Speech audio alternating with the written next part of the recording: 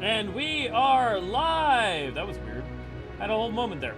Hey everybody, how's everyone doing? Ray, good to see, glad to have you. V, good to see, glad to have you. Bean, good to see, glad to have you. Sarah, good to see, glad to have you. Reminder, no spoilers, but spoilers mean from Endwalker and any major reveal from any expansion. Although we can talk mostly about what we've gotten up to this point.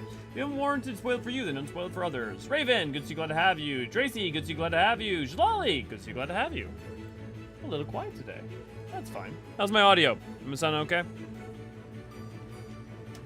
How's everybody doing? Kathra, good to see, glad to have you. I mean, it's to be expected, right? We had a very exciting day yesterday with the climax of Shadowbringers. Today we're gonna be doing Eden though, so that'll be a good time because there's a lot of really juicy lore stuff in Eden on a number of levels. But what I'm gonna focus on for now is I'm gonna wave at all you guys. Thank you for being here early. And if you'd like to join us for Eden, come over to the Crystarium tree on Crystal Curl. That's where we're going to be meeting up. But in the short term, I am going to be going over to do the Dark Knight capstone quest. Should be... what, Kurthus? Probably? Can everybody hear me? Audio check just to make sure the chat's updating.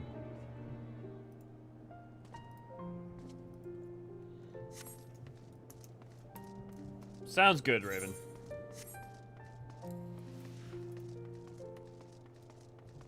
Yep, audio's good. Cool.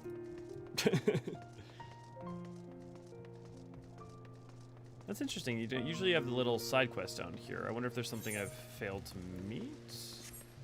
Our closure. Nope, we have access to it. Oh, I guess it's not a blue quest. It's technically an optional thing. The capstone's technically optional. It's not required in any way. It doesn't unlock anything. Ergo, it's technically a yellow quest, not a blue quest. Oh, my friend. My friend, you are still here. Must have true love for Sidergu. Black Flame, good to see, glad to have you. Light, good to see to have you. Night in the Broom, yeah. Deathberry, good to see, glad to have you. I'm having a good enough day. I've been getting work done, which is always nice. What about you? You have work currently?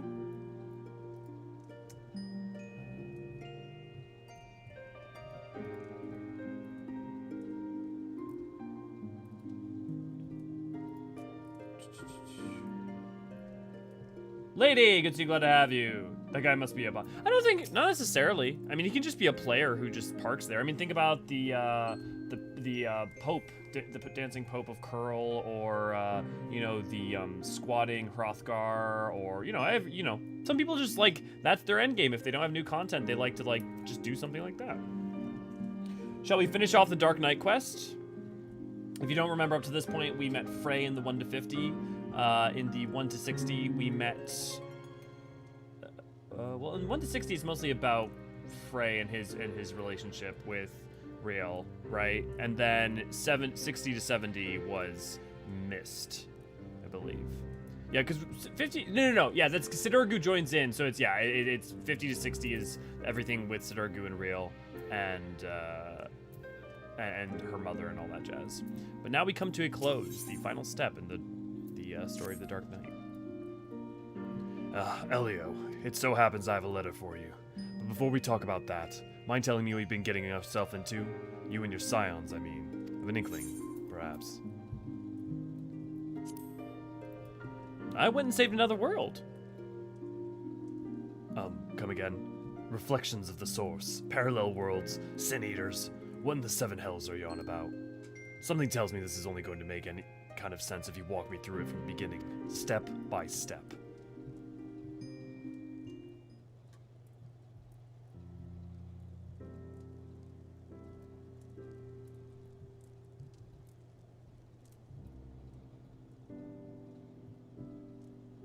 Right then. So to sum it up, you were swept up into yet another realm-shaking conflict, were you? Well, of course you were. You have an insatiable hunger for it, don't you? And even when you bite off more than you can chew, you refuse to let go. What? As if you didn't know? Hell, from the moment I've laid eyes on you, I suspected you were a particular blend of impulsive and stubborn. Takes a special kind of bastard to become a Dark Knight, much less a warrior of light, don't you think? You've traveled onto doomed worlds and pledged your sword to a feudal cause. You fought and you fought and you fought, and in the end, you won the day. Though I know it wasn't without loss, without sacrifice. Victories like that are always bought with blood. But you and your comrades paid the price all the same. That faraway land and her people live on because you all were willing to fight to the bitter end, because you were too stubborn to die. And because of love, I'm sure.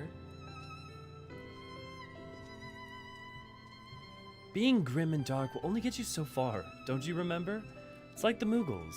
Like Sir Omphanes himself said, the flame in the abyss, the love you bear for the ones you hold most dear. That is the source of true strength. Elio could have never made it this far if his heart wasn't filled to the brim with love.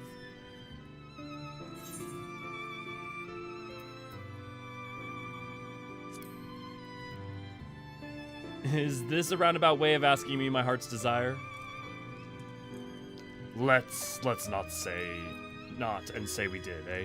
I'm sure that Thancred fellow you mentioned would provide a far more meaningful and interesting response. Having to look after the reincarnation of his surrogate daughter is certainly... though I suppose on some level I can relate. What? I've not once thought of you as my father. Well, no, I mean, we're not even the same race, so of course no one would ever look at us and assume. What? If you want to put a label on it, then what would you prefer? Master and disciple? Manservant and noblewoman? Sid? How about Chocobo's arse, and whatever damn well I like? God, you can be daft sometimes. Hey! What did I tell you about calling me that? Children, am I right? Best we give her a moment to cool her head. For now, let's talk about the letter I mentioned earlier.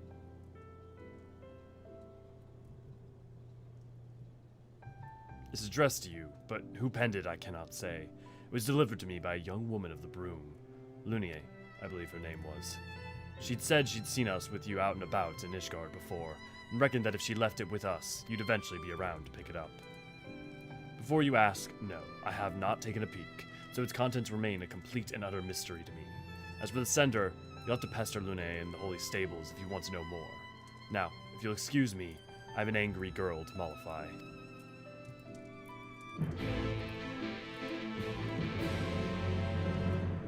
Tracy, good to see you, glad to have you. Decoy, good to see you, glad to have you. Bling, good to see you, glad to have you.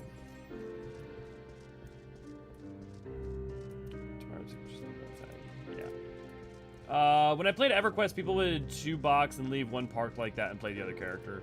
Yeah. I mean, I assume some people do it here, but I can't imagine a ton.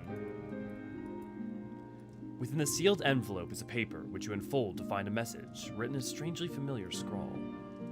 Elio Forgeron, you'll forgive me for the sudden correspondence and the secrecy.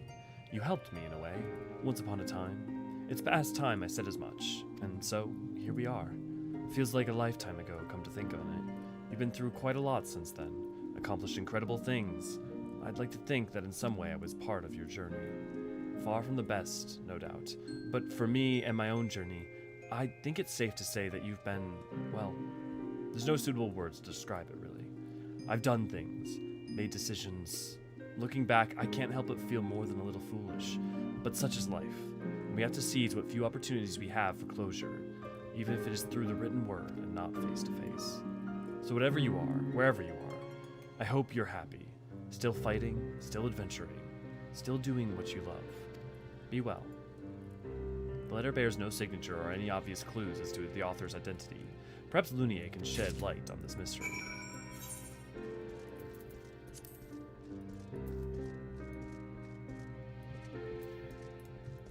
The cryptic letter speaks for itself. Perhaps Lunia, the woman who delivered it to Sidurgu, might be able to shed the light on this mystery, or at least help you go through the motions and put one foot in front of the other, over and over again. Off you trot.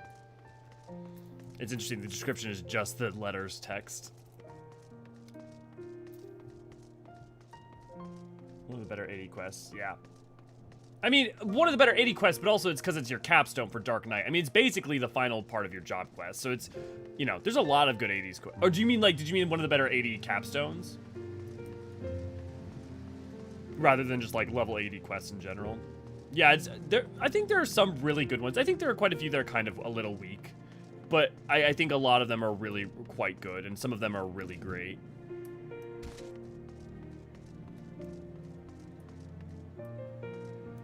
Seems like everyone's having a bit of a day today. Since this is YouTube, we're contractually obligated to say like and share. And on behalf of the Bean, I will have to tell you to not lick the like button. Does he know his on-screen chat is from yesterday? Is it? I just have to refresh it. I do not. Remember, I don't see a lot of that stuff. So. Oh, why do I look so low in frame? It's weird. There we go. That's a little better. Oblivion! Good to see you, glad to have you. Rachel, good to see you, glad to have you. I hope you have a good nap, Rachel. In before being bling licks the like. Yeah, I feel that, Rachel. I think a lot of people are feeling that at the moment. I hope you take care of yourself. It's you. It's really you, Eorzean, my hero. Honestly, I never thought I'd get to see you again, much less speak with you. Oh, I'm sorry. You probably don't remember me at all, do you? I'm not surprised. All in a day's work, I suppose, saving silly little fools like me. It was so long ago when you rescued me from those temple knights who were trying to take me away from my grandmother. I still remember it like it was yesterday, though you swinging that great big sword of yours, bellowing all kinds of terrible threats and sending them running. I'm sure some might say you overdid it, but thanks to you, my grandmother and I never heard from that lot again. And ever since Sir Amaric and his allies came into power, we've had a lot less of that trouble all over. But let me guess, you didn't come all this way just to see me, did you? The letter, huh? I thought so. It wasn't me who wrote it, I can tell you that much. I got it from a knight I befriended after tending to his chocobo a couple times. Sir Patronade.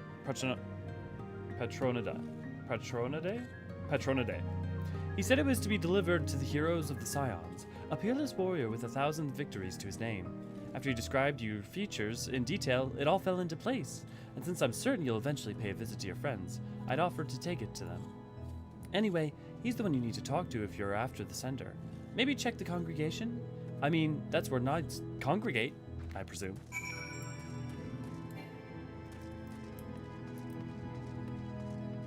Got to it too quick. Good job, Bling.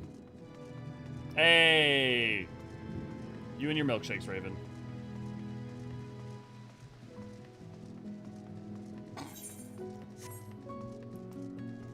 Yeah, the idea of like a tiny little female Ra just like screaming into battle and shouting swears at everyone. Kathra.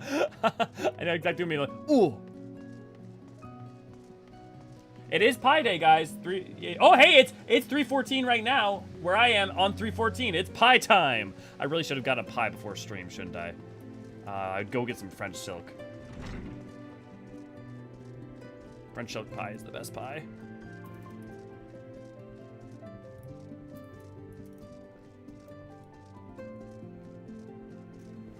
In 5 minutes before 20.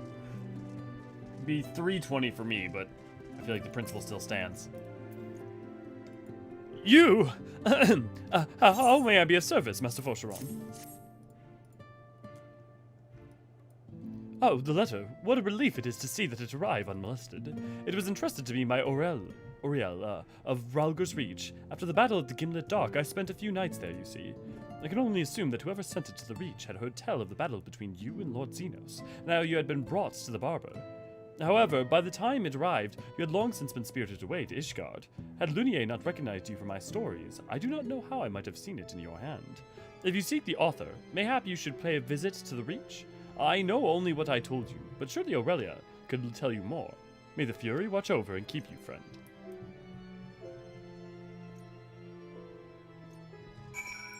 Yeah, favorite pies, go. French silk pie. I mean, like, savory pie versus dessert pie are two completely different things. But as we all know, I'm a heathen and hate fruit pies. Because I don't like fruit in my baked goods. That's just like a universal thing for me. I don't want bread and fruit. Sarah, good to see you. Glad to have you.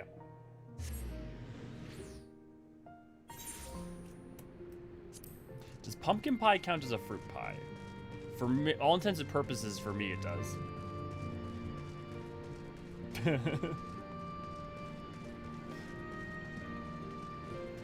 I don't know why, but V and Ray Ray, both of your answers are very up the alley of you guys. Good pecan pie and key lime pie because of your background, and then cherry pie for Ray Ray. And a good coffee. Mixed berry pie? Well, now you're just trying to create my hell.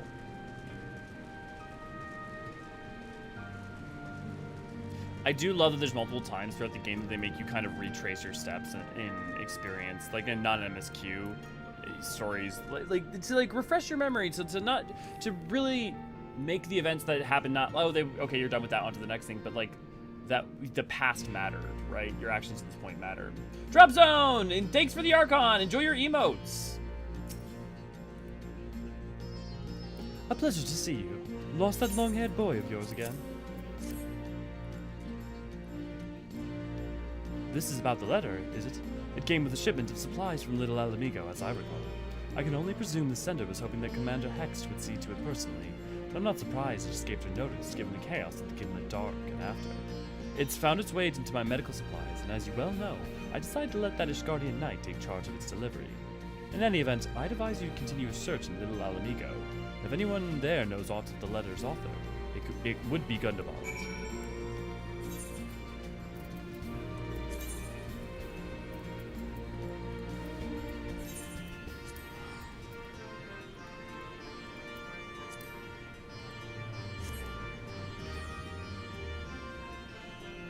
You can relate, but one of my favorite memories is my mom making apple strawberry rhubarb pie. Okay, so you at least don't think I'm a heathen.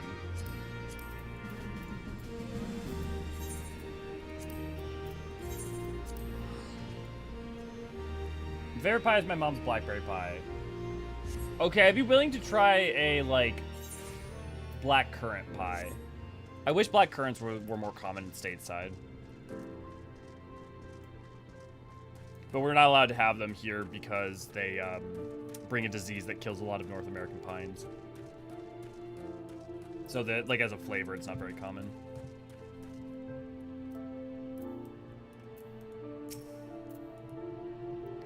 Well met, Elio. I was not expecting a visit. What brings you to Southern Thanalan this day?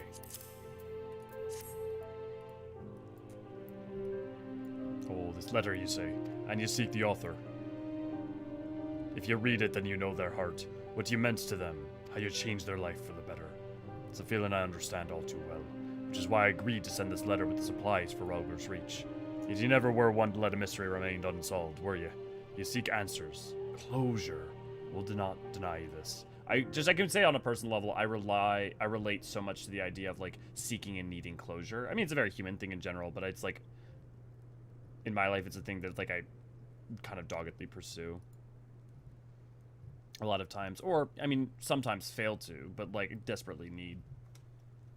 At the Red Rooster Stead in Lower Lenosia, you'll find a man named Godhard. Speak with him. Perhaps then you'll find a measure of peace. So like the fact that this is all about trying to get our closure. I mean, that's why the quest's called Our Closure.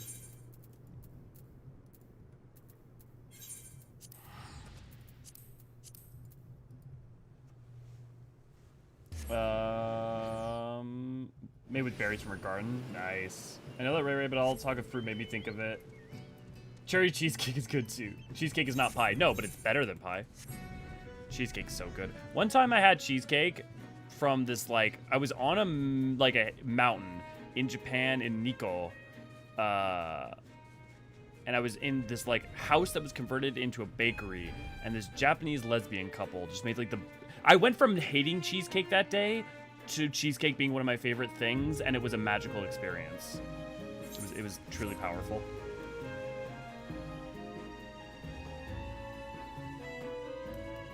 Ugh, muffins. I just hate muffins in general.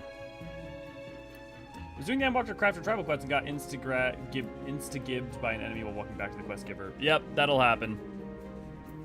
That's why you should turn on the hidden mode, the stealth mode for most crafters, because it'll make it so you don't get grabbed.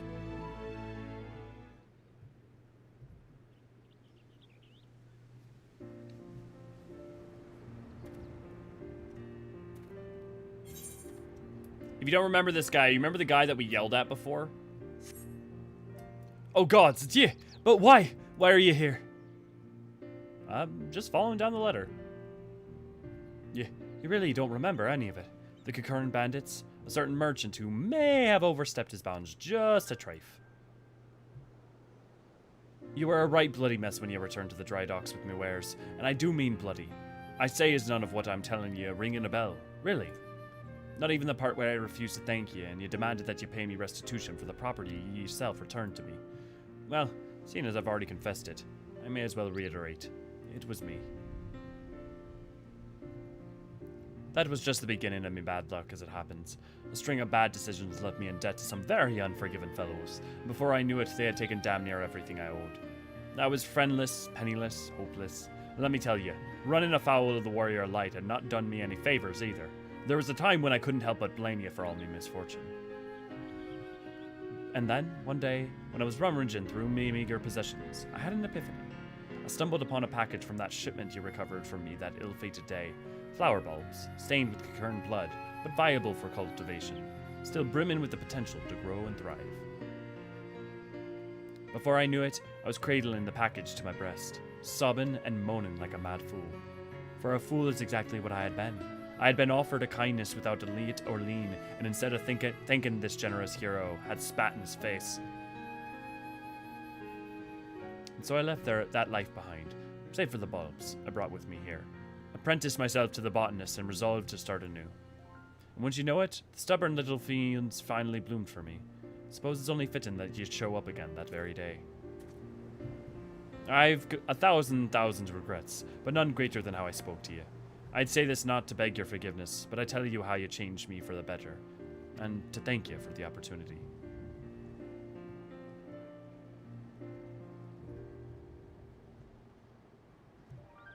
I do have one request, if you're amenable to it. I pray you accept a flower, one of the precious few that has bloomed. A token of my heartfelt appreciation for my personal savior. Admittedly, this particular breed is perhaps best suited for funerals and farewells, but if you'd rather not keep it for yourself, perhaps there's someone else who might welcome it.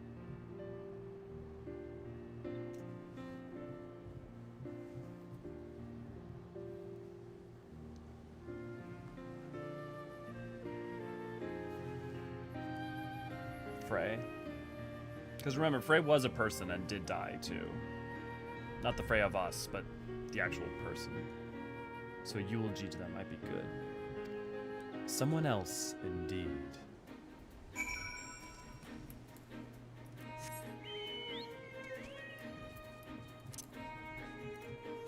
Maybe it is only the gatherers? Well, here, let's check.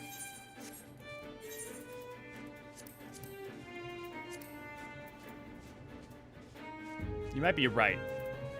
Yeah, no, I think you're right. Only gatherers do. I just been so long since I've ever had to like worry about it. Yep. I don't see any of the stealth skill.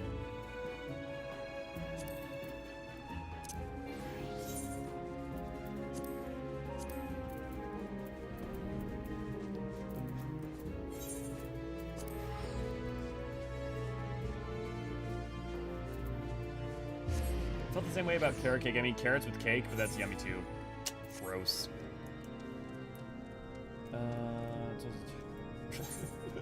Let's just become a food fucking text chat.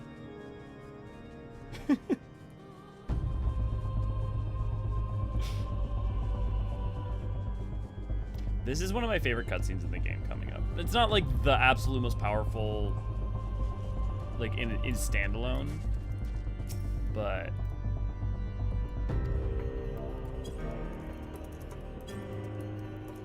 Frey, there can be no answer. There's no answer. Yet there can be no answer but this, can there? So let us wait for a time, you and I, in the cold and in the snow and in the dark.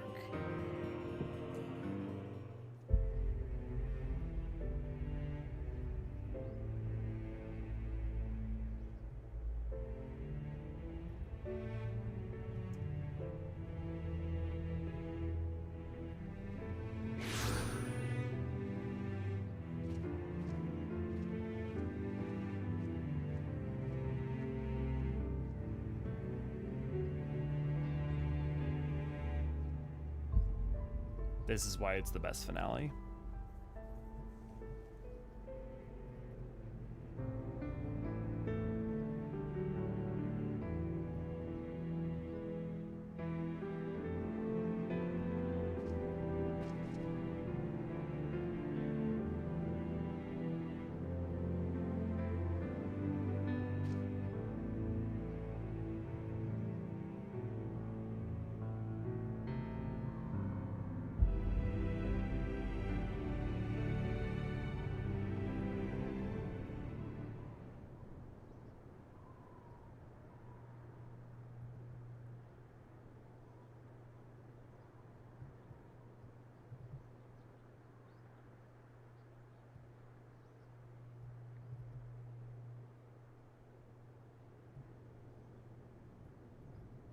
Clever, clever, clever.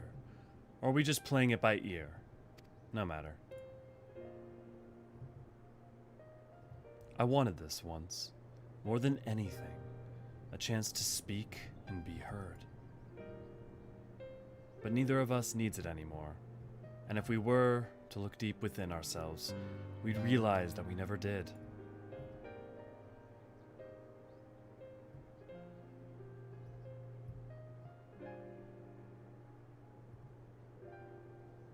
We are the stories we tell ourselves, the brave heroes, the tortured soul, the altruist, the pragmatist. They will tell you who they see, but you and you alone know who you are. For I speak only for myself. If you find comfort in my words, they are yours for the taking. That is your choice, now and ever after, as it has always been. Now comes your part, to cloak yourself in the fiction, to breathe life into the dead, to give a voice to the voiceless. As we did together that day, when you gave us our answer.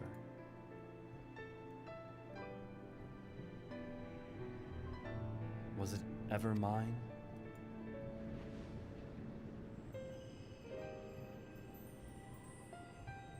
It was always yours.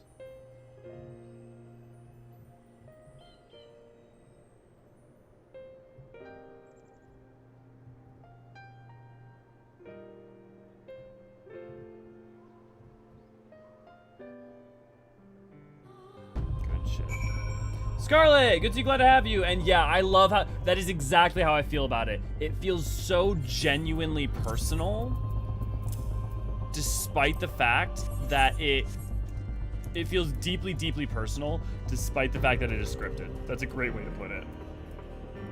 I love how this scene wraps up Dark so well. Yeah, I mean, the thing is that's the thing that I feel like that Dark does almost better than anything.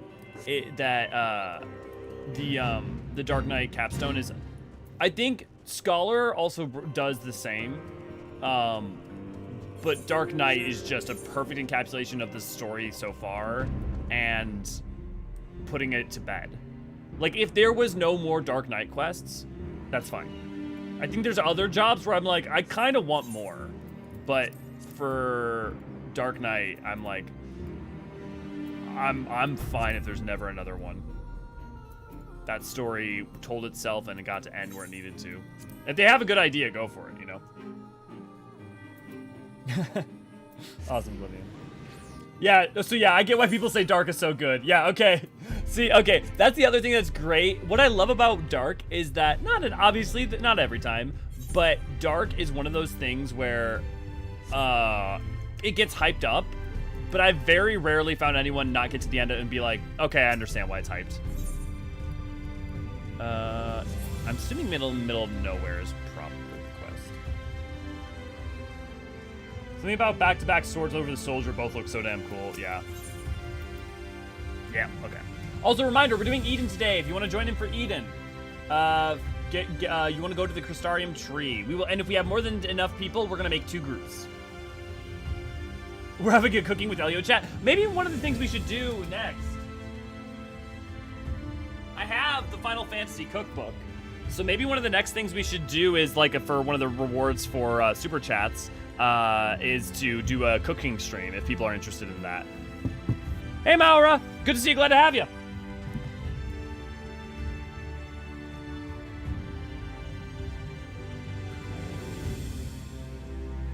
But in order to do that, we have to first finish funding it. So you'll have to do super chats in order to do that. Shameless plug. Ah, Elio, have you seen Reen? She's been looking for you. Wait here, I'll go and get her. Oh, people seem excited for that. Okay, we could do that. Willow, good to see, glad to have you. How you doing? Have you got your softcast yet?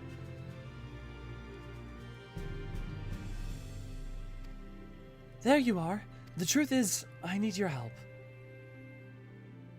Now, hold on. I haven't even told you what it is yet. After you defeated Emetselk, I sensed a strange concentration of light somewhere far to the south, in the empty, the lands that were once swallowed by the flood.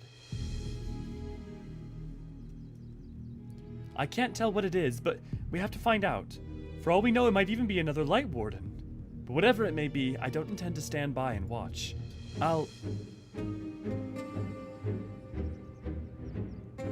Sorry, I'm getting ahead of myself. Thancred, Eorzean, and I have a few theories that we plan to test once we find another whatever's causing this.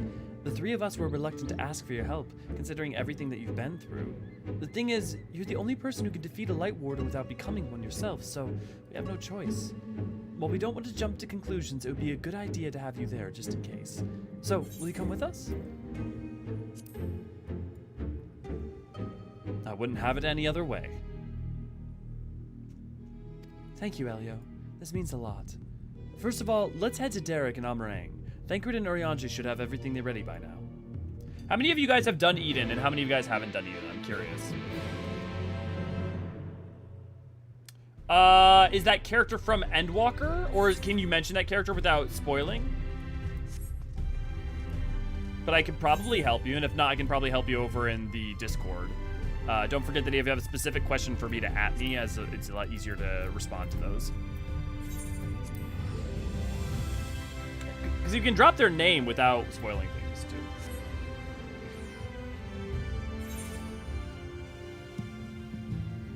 He was introduced in Shadowbringers? Well, if he's introduced in Shadowbringers, then you can definitely mention him.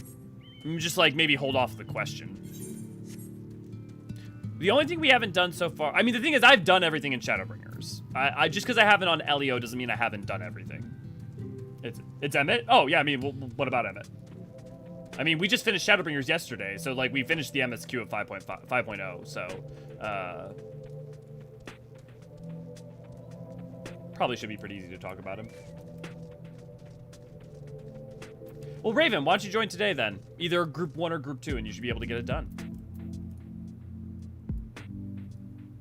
Well, Deathberry, oh, you're at work. Oh, well, Deathberry, don't forget to try checking out the Discord, hopping on the Discord using looking for group, and we can try and get you through the rest of Eden too, or just watch it today, whichever works for you.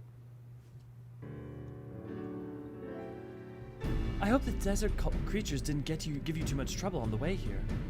I doubt they posed any sort of challenge to him. Would that I could say the same for our confidence about whatever fiend might be waiting for us out there. Even if the light that Reen sends turns out to be nothing of consequence, the empty is hardly the most welcoming of places. Anything that could survive out there is not to be trifled with. Moreover, it should be reiterated, the light-blasted wasteland poses as severe a threat as any foe we might face. In any event, we are in agreement that this phenomenon doth warrant investigation, though for lack of more precise means of navigation, we must needs rely on Reen's innate ability to guide us. I have formed several hypotheses regarding the nature of the light, but speculation is poor substitute for first-hand observation. There'll be plenty of time for us to talk about it on the way. Is the Sky Slipper ready, Thancred? Ready to take us wherever we need to go, aye. Back again, too, maybe, if we ask it nicely. This thing is straight out of Dragon Ball Z. Though the light have been expunged from Norvrent, the ambient aether of the empty is still corrupted. Dangerously so, in fact. The flood of light devastated everything in its wake. The soil, the air, the water, all rendered incapable of supporting life. 'Tis due to this imbalance that the empty remaineth utterly inhabitable, even a century thereafter. That is why we're taking every possible precaution. Between the aetherometers I've packed and Reen's unique abilities, we should be able to detect any and measure any fluctuations in our alignments. According to the Crystarium scouts, a few days out there won't affect us to an unnoticeable degree, but much longer than that and we risk becoming symptoms. Since we still don't know how Chocobos and Omro will fare in the empty, we opted for a more mechanical mode of transportation. This comes courtesy of the researchers at the Main. We found it in the Crystal Tower and restored it to working order. It's quite safe, I promise. The person in charge said he'll have parts delivered from Crystarium should anything break. He seemed quite eager to see what we'd bring back from the empty, even though I told him we're not hunting for treasure. I'll introduce you if we have a chance to stop by Mord Soak at some point. Anyway, I think that covers everything. When you're ready, just say the word. Real quick, let me pull up.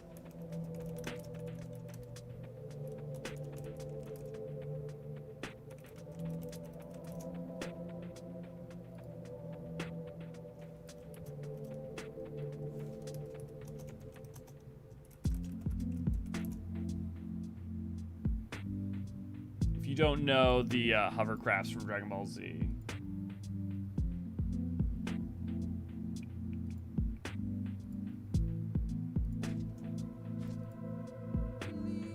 This isn't even a good example, but there's like quite a few hovercrafts in Dragon Ball Z, and all of them look very, very similar.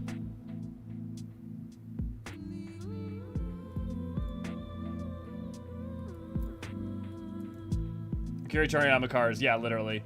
Warning, I'll die often, probably. No, that's all good. Oh, okay, well, since we beat him, his soul will finally go back to the Star Life stream of the forest, yes. When his soul gets reincarnated, will his soul be unsundered? We don't know. We don't know what the long-term effects of a soul. It depends, because a soul. So the important thing to understand about reincarnation in 14 is it's not every single soul gets reincarnated. It is one possible outcome. So it's just as possible that his soul will become part of, like, just break down into aether that then just becomes part of the life stream itself. Not necessarily a new life will be reincarnated with the same soul. So it's possible. But we don't know, because we don't know what exactly happens when an unsundered, long-term, when an unsundered soul would be introduced in the live stream. Maybe we'll finish this weekend if we don't get too busy. Maybe I'll have myself gamer's thumb, so I had to take a break from games on projects. Oh, that sucks, Deathberry. It does look like a Toriyama car, yeah.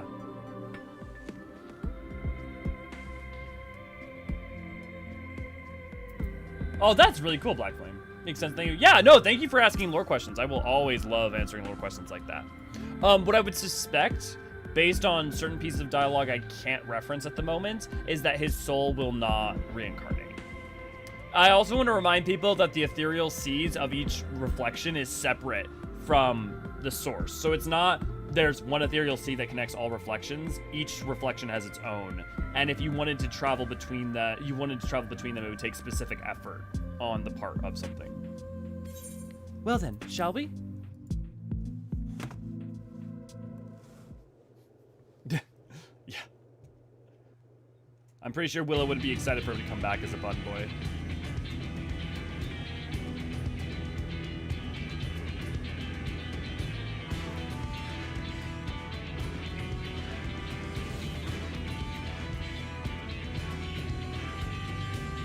I also think that he wouldn't want to reincarnate for certain character reasons.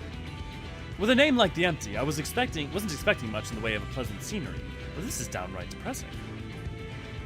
To look on these lands swallowed by the flood with mine own eyes, 'tis a chilling sight indeed. Approximately 9/10 of this world are as this, a slate all but white clean. Were it not for the warriors of darkness in Infilia. Reen, are you sure we're heading the right direction? Yes, I'm certain. There's no telling how far away it is, though. Nothing for it but to keep going, then. You two back there may as well take a nap. I have a feeling we have a good few moms ahead of us.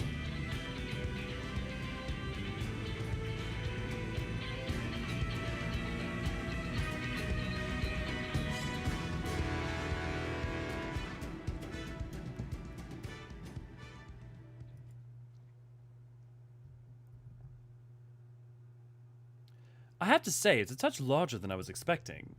And is it sleeping?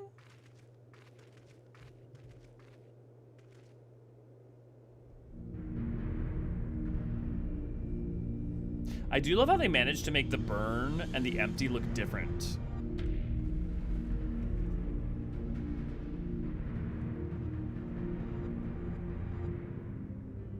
No, it's waking up. I don't like the sound of that. Is it a light warden? No, I don't think so. Instead of being filled with light, it is light. The first Sin Eater.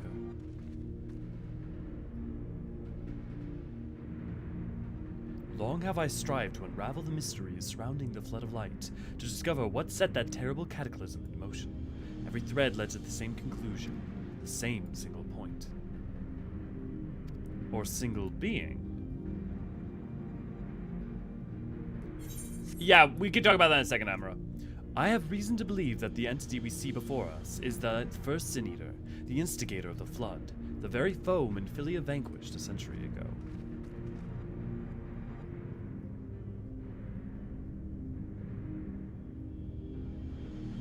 She gave everything she had, and won. But this abomination could undo her work.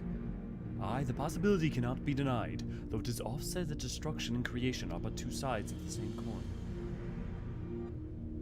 Reen, knowest thou of what I speak? The power to shape reality, to bend the laws of nature, for what was once shattered may be forged anew. That's all well and good, but I don't think we should give it. But don't you think we should give it a name first? Eden. Utopia and Fae, a most auspicious title.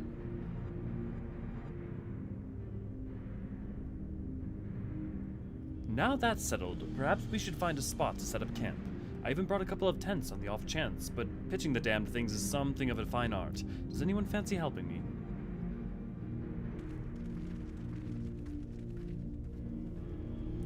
What do you mean the truth of what happened at the burn? The burn had its aether was siphoned off in a different direction. I remember hearing the Garleans claim they created it in response to an icon summoning it. No. So the Garleans story is that Solus Zosgalvis, which is Emmett Selk, Solus Zosgalvis flew over the burn when they went to go attack Othard, and when he bore witness to the burn, that is when he claimed to forevermore be dedicated to slaying the primal threat because of the utter destruction they were responsible for. That's what the Garlean story is. And so that's what was believed. But he knew better because one, Solus Galvus was Emmett Selk. Emmett Selk was part of Allag. What happened was Allag siphoned the aether from it off of that area, of that landmass, of that air region, and prevented aether from being fueled into it, which over time caused it to be an aetherless waste. That's part of why when we go to the House of the Crooked Coin in 4.x, we're releasing the aether that's being prevented from returning into the burn.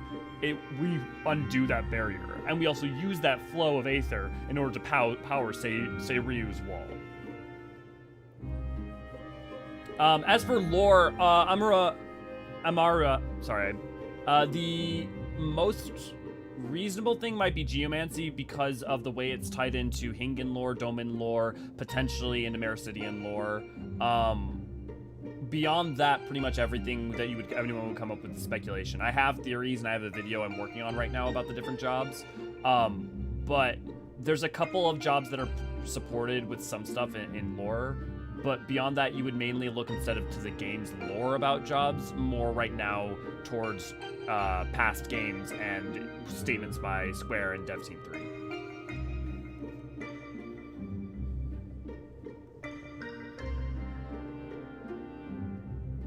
If anyone wants to join First in Eden, we have 1 to 2 slots left to meet at the Tea Tree and Crystarium. Thank you, V.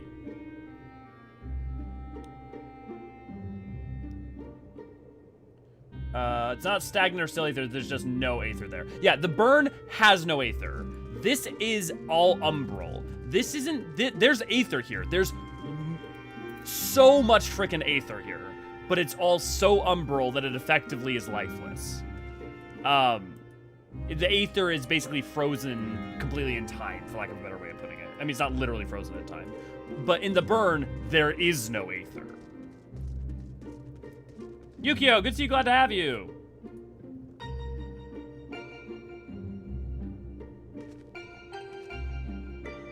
I can now. We are on Crystal Curl. Always Crystal Curl. NSK, thank you. Good to see you, glad to have you. Yeah, there will. Don't worry, guys. We have a video coming out tomorrow on Little Ladies Day. I know it's late. It's late. Little Ladies Day is gonna end tomorrow, but I just didn't have time to work. You know, it was a longer video for at least a holiday event. But no, I've got videos. I've got multiple videos in the pipeline right now. We've got short stories that we've got ready actually to come out, but we just, you know, we'll only put out one video a week. But yeah, we've got stuff for you. We've even got. We're right now working on the short story for the at Crystal Exarch in the alternate timeline, the story of Tales from the Shadow story. So we have quite a bit of stuff coming out. I never realized that putting tents up could be such a bother. I'm still glad that we got there in the end. Thancred should be back from the scouting area soon. Once he's here, we can plan our next move. Yeah, and any and all are welcome. If you, we're gonna have 2 parties, so you're gonna be able to play no matter what.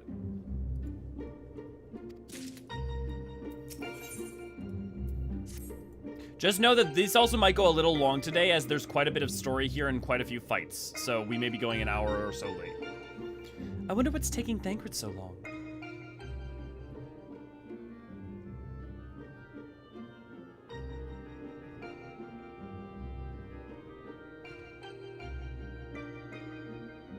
Ah, there he is.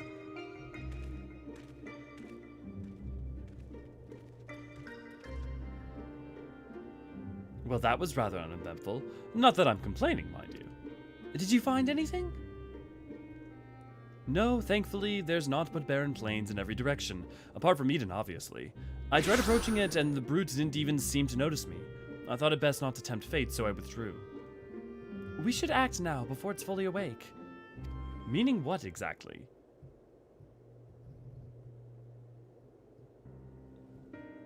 When I think about the flood of light, I get the feeling that rather than destroying everything in its path, what it actually did was stop the flow of Aether.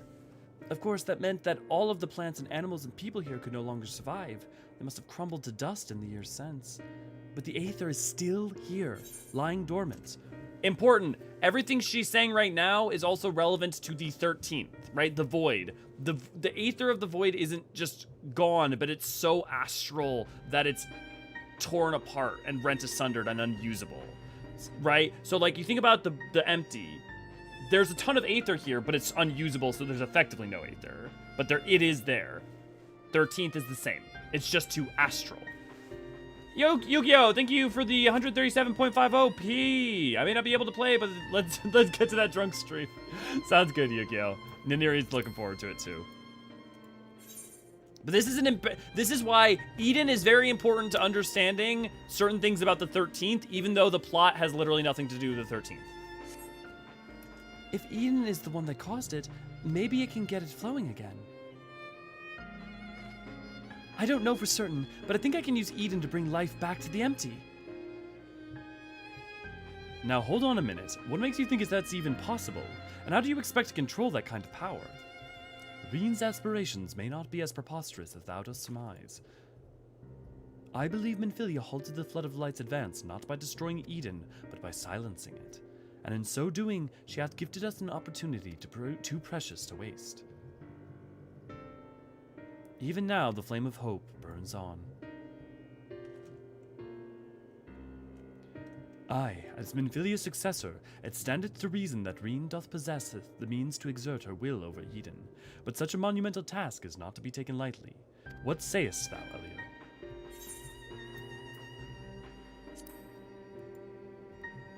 I imagine this is easier said than done. Yes, you're probably right, but I have to try. Very well, Reen. You've made up your mind. So how should we go about this?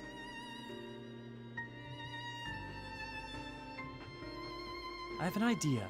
I've been studying it carefully ever since we arrived, and it seems to me that the light is more concentrated at a certain point. I suppose you could call it the core. That giant Talos had a core too, like a beating heart. It controlled the flow of aether. If Eden's core is the same, perhaps we could use it to restore the etheric balance?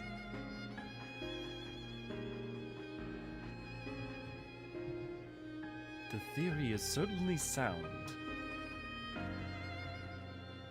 By employing Aethernet shards as beacons, mayhap we could trace the ethereal flow to Eden's core, and in so doing secure the means to teleport to the very heart of the beast. Thankfully, the Settlement Council has kindly furnished us with a plethora of apparatus by which to perform such feat. However, we must needs first have Reen study the entity's interior and chart us a suitable course. Once we have reached our destination, I shall fabricate a means by which you may directly communicate with Eden, and mayhap exert a measure of control over it. You can really do that, Eorzean? All credit is due to a dear friend, a gentle soul long since departed who imparted to me a wealth of knowledge concerning aetherology. Although I'm certain she would be all too quick to chastise my methodology. Because remember, this is a lot of the exact same science that Moonbrita came in and helped us with. Excuse me for interrupting this trip down memory lane, but I don't imagine that Eden will be too happy about us rummaging around its innards, for want of a better term. In all seriousness, though, I wouldn't be surprised if there was some sort of welcoming party arranged for intruders. Perhaps you had best lead the way, Elio? It's true that he's the only one who can defeat a Light Warden, but I'd rather not rely on him any more than we have to. Yes, I haven't forgotten what happened when we absorbed too much light, but as Alice said, making promises you have no way of keeping is not a kindness. Now, I wish I could put down wardens myself, but the simple fact is I can't, and there's no point pretending I can. That's why I'm asking Elio. Then perhaps I could. You already have a job to do, remember?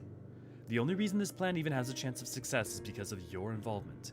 We need you to concentrate on the task at hand and guide us to the core.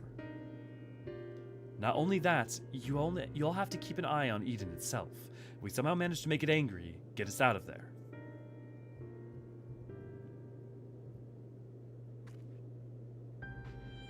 Are you sure you want to go through with this?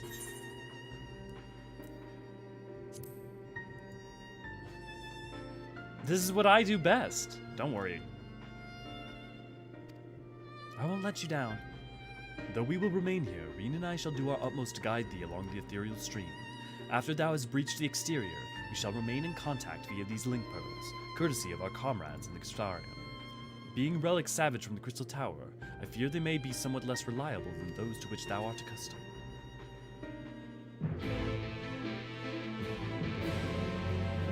It's like, yeah. Every Moonbreeder reference is gonna hit in the feels, especially later on. What exactly is white Eorzean? Like, how is it made? All I know is the bad ones. Okay, so when you hear the term Eorzean, think of it like crystal, right? Eorzean is a general term for a specific thing. Eorzean means basically a crystal that is, instead of having elementals' energies within it, can hold on to, thank you, V, can hold on to energy within it. In the form of white Eorzean, it has no charge whatsoever and is reinforced and created so that it can hold an Ascian soul within it. That's the point of white Eorzean. A normal piece of Eorzean, like those that hold the Lucavi in them, are basically just the Eorzean is the crystal and the Lucavi is an entity then within that Eorzean. Right?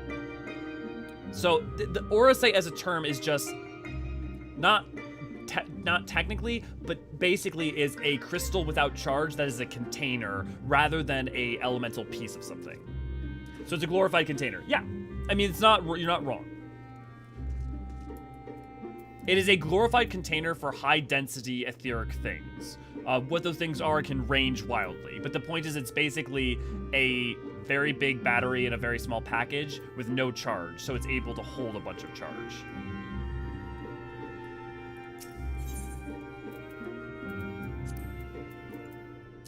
Okay, I'm gonna do a ready check. And I do not believe there are any tank swaps in this fight, so we should be good.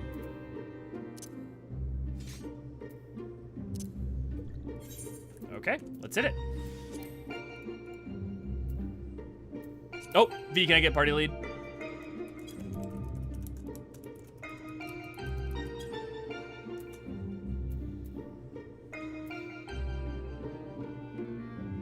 Orsite equal ethereal bucket. You're not wrong. But I hope that clarifies it. That's why it can be kind of confusing because it's like white Orsite. Well, is there black Orsite? Is there, and there, well, they're different thing, but there can be. You're in voice? Okay. I will hop into that for the future.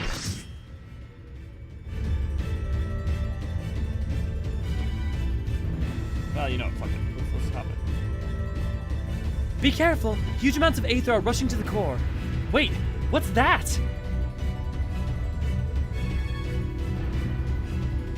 Of course, I see. Okay, there we go. Keeper of Knowledge, Eden Prime. Hello? Hello. Hello.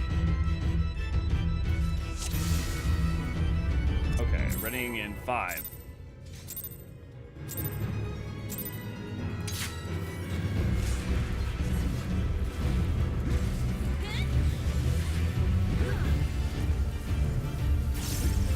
Spears of Paradise.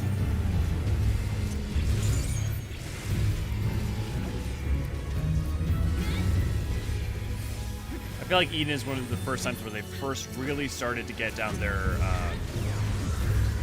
I mean, really, the design for Eden and the design for Asphodelos, or I guess Pandemonium in general, is where like Stormblood they started to do just pure bosses only, but they also still had, there were a lot of like gimmicks and weird shit.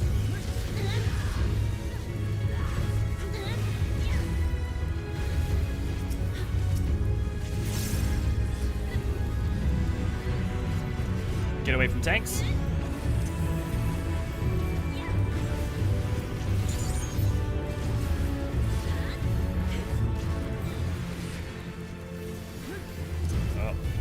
Tank buster coming in.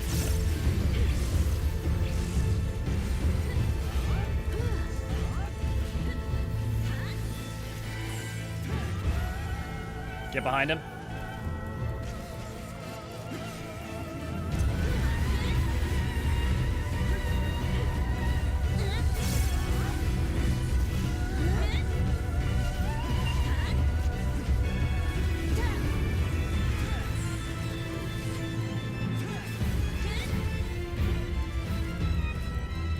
Spread to corners.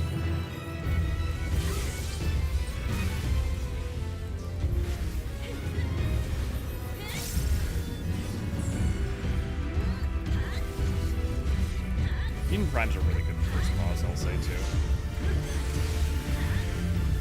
Both in its normal and savage.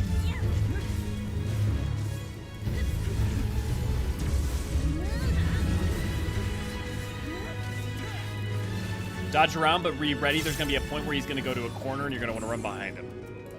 Okay, get behind him.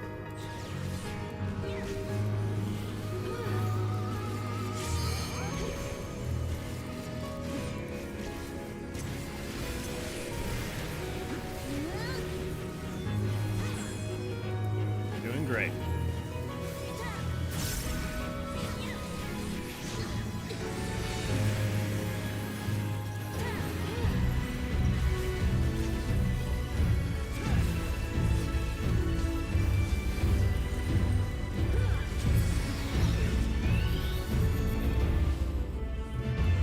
Okay, get ready. I believe cool animation time. Everyone get to the center. Okay, north.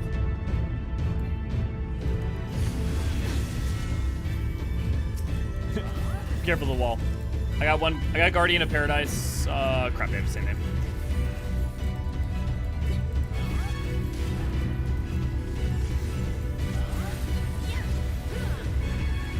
Move the other one away. I guess if we don't have to worry about that. They can be tanked together, yeah. Yeah, I forgot in this version they can.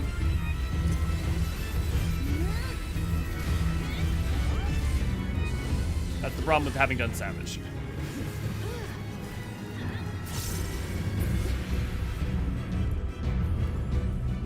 Okay, now center together.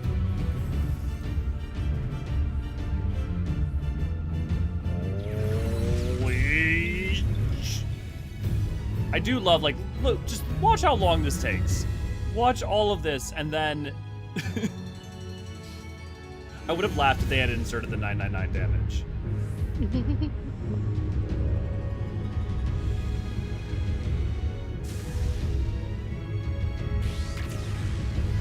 Very pretty. It's very pretty. Did we just get cannoned into a galaxy? It's not over. That's called being dramatic. My favorite is when you unsync that and take no damage. Light, good to see, glad to have you. Get away from tanks.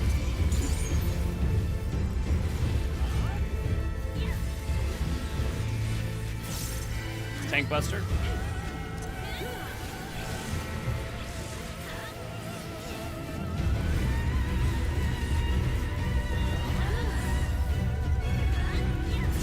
And Raven, when I say so, behind the boss. When I say so, you're on limit break duty. Yes, so. All the order now, dude. Around.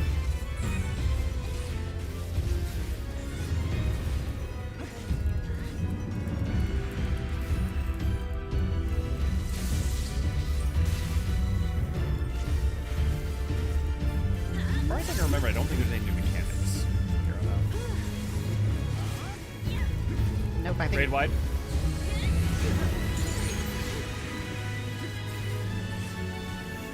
Yep.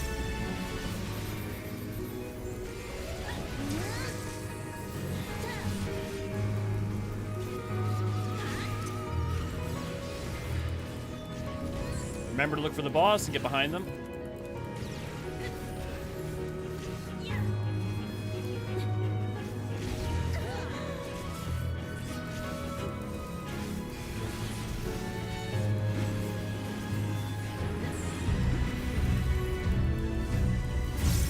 Grade wide. Go ahead and limit break.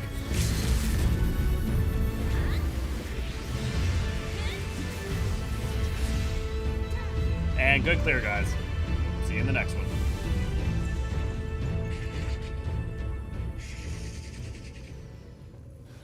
Yeah, exactly, Daniel. Daniel, good to see, glad to have you. Well, Daniel, I think that Alexander's a really good synthesis between like binding coils, which does it even has like literally one of its coils is literally just a jumping puzzle and nothing else.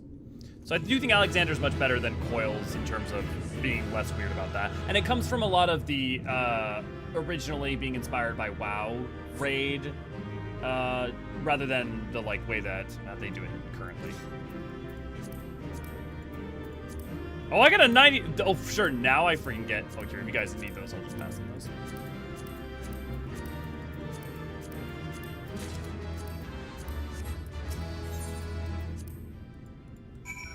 I swear I only did it like 1 to 2 months ago. I still somehow got no recollection of this fight. Hey, sometimes that happens that way. I think that's like the 4th time I've done that fight in normal. It seems that Thancred's predictions about there being some sort of guardian was right. Thankfully, it was nothing that you couldn't handle. I'm glad to say that you haven't absorbed any light either. So far, so good. Now that the way is clear, the Aethernet shards can send us to the core, back wherever we need. Why don't we give them a try?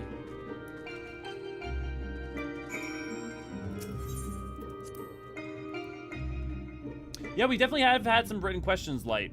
We definitely have some written questions for, we're going to be interviewing Susan Calloway in a couple, a little over a week here? So if you guys have any questions for her, definitely don't forget to put them in the thread over in the Discord so we can put them together.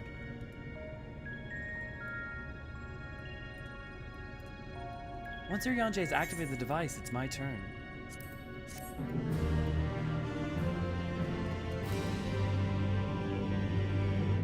Really? It's your favorite raid story? Interesting, Daniel.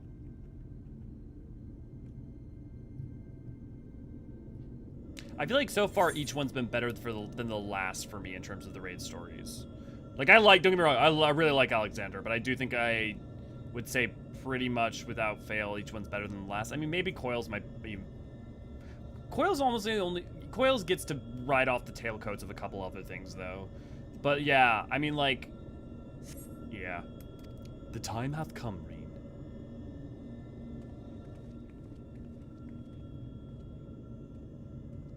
But honestly, I would say they're all pretty comparable, which is really a credit to them rather than a negative. Watch over me, Minfilia. Also, I have the thing of where I care a lot about lore and other things of information, not just the emotions, so that's part of it. I'll also say, like, I like Mide, but... Is this supposed to happen? Eden is offering considerable resistance. Not now. Not when I'm so close.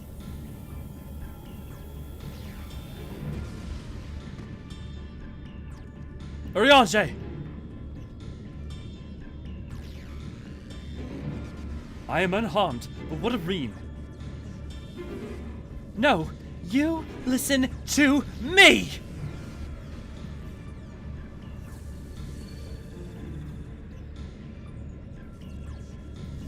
Reen, be careful!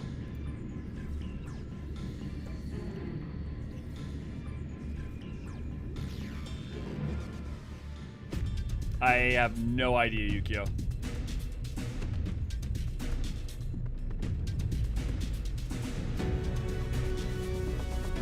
I mean, do they mention Nomura because of Gaia? Because Eden is a Final Fantasy VIII reference, not a Kingdom Hearts reference.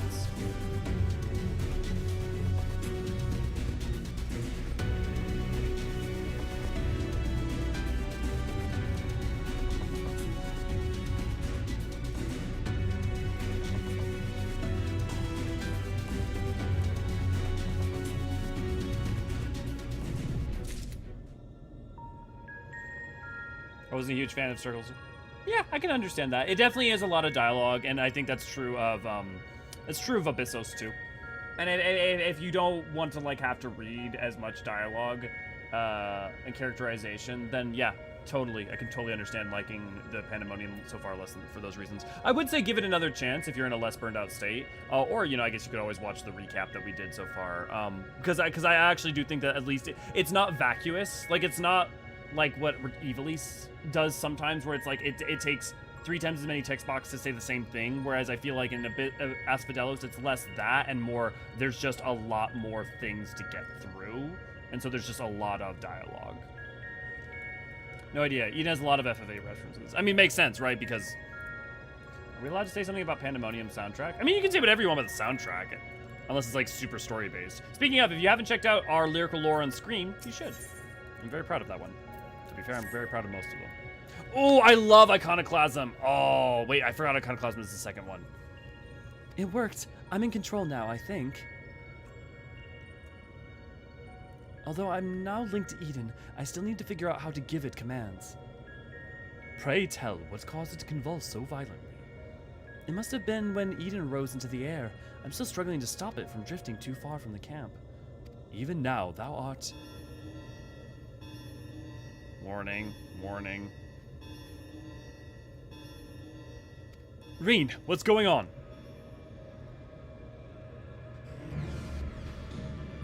Above us. Something's coming this way.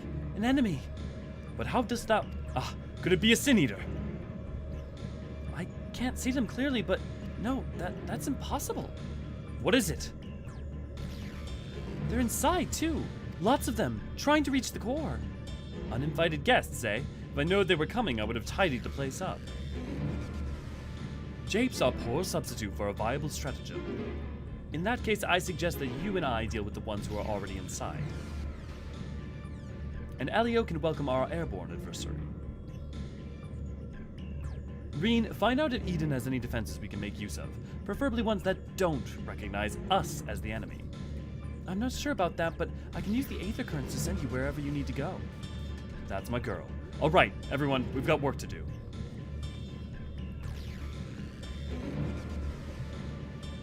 From what I can tell, Eden is able to form simple structures by redirecting Aether, so I'll try to give you something to stand on when you're ready.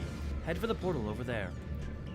Circle 4 uses a lot of similar instrumentation to the version of Scream you hear in Circle 5, Yukio, which is probably, and then Circle 5 also, so that's probably, it's probably more the instrumentation than anything else. Oh, sorry, it's not Iconoclasm, Descent is the next one. My bad. Which one's Iconoclasm? Dad crit is best tank crit, yeah. I mean, I did quite enjoy a lot of the plot of Abysso, so perhaps it's just me being burned out from doing the entire MSQ in about 8 months when I started. Yeah, that could be it. I mean, hey, you know, or maybe there's just Abyssos has a lot that really juicy that happens, whereas Asphodelos is a little bit more setting the stage. So, you know, maybe a replay wouldn't change that much, but I would say definitely worth trying to give it a check. And with New Game Plus, you can easily replay the first part of it. Okay. I will be getting into voice chat in a second here, so get ready. I'm just gonna check the chat real quick. That's just all Shadowbringers. The only thing KH has to do with this is the whole light versus darkness thing. That's just all Shadowbringers, and really, I mean, most of 14. Gaia's got Gaia's a good design from Nomura. The thing is look, whatever you want to say about Tetsuya Nomura as a director or a writer, the man is one of the, it's an amazing, amazing artist. Uh-oh, did we lose Umino?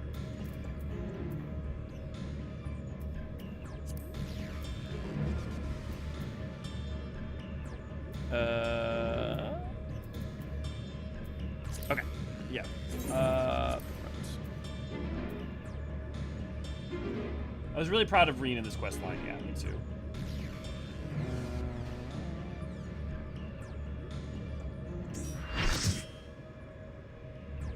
Oh, Black Flame wanted to join them. Cool. Never experienced a wild raid. I've never experienced a wild raid, so I'll have to take your word for it. Yeah. Also, sorry, I didn't mention that earlier, Daniel, too. But the WoW raids there's a lot more chaff, a lot more of other things. Like, they're not, like, there's a meaningful way in which you can say starting with especially Eden. I mean, it's true of Omega too, but it's really 12 raids, right? Or 12 trials in a meaningful sense. But if you look at, like, how Binding Coils was designed versus, like, a lot of WoW raids, you can clearly see what happened, and then you can also see why it starts to change and change and change and change over time with 14. Now, whether you like or dislike that is up to you. I personally, there are senses of scope and scale that I think Coils did that they never did again in raids that I miss.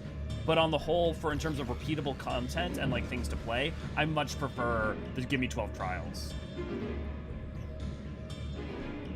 I think he can be amazing when he's got someone to tell him to pull it back a bit, or when he's doing monster designs. I think the thing is that when Nomura's an artist, he's amazing. I think when Nomura's working with other people, especially, like, writing teams, he makes great games. Whenever he goes solo, it never turns out well. Okay, hopping in chat. Okay. Should be ready. On to Descent. Thanks for being patient, everyone.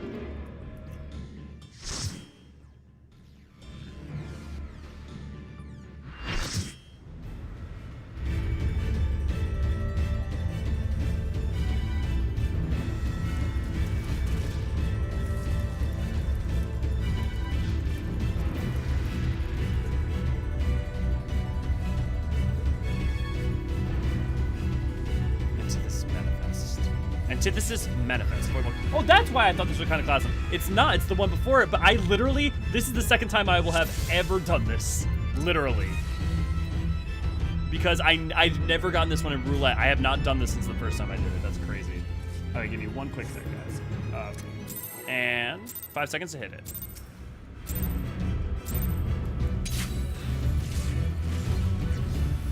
Servants of the accursed light, the world is not yours to claim. By my hand, the veil between our worlds is torn open. Ooh. Oh, hey, it's just like a certain, well, I can't mention it here, but floor 30 boss of your Gorthos. Gaze into the abyss and despair.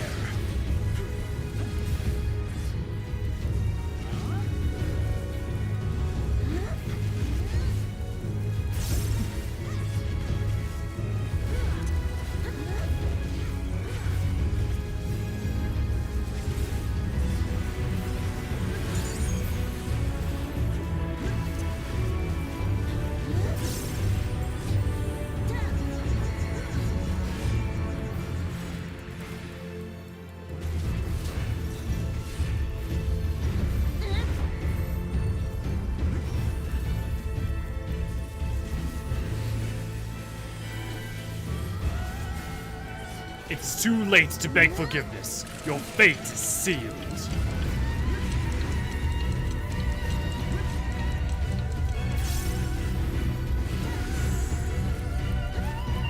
Clock means it's gonna go off in a second. Yep, stay in your same position. Perfect.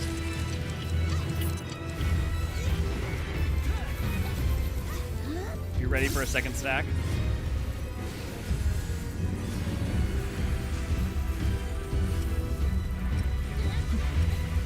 No, stay here. Wait, Come wait, back, stay come stack, back. stay stack, stay. There you go. You have a timer, it's saying it's gonna go down, it's gonna be the same mechanic again. So remember, once you stay there even after it goes off.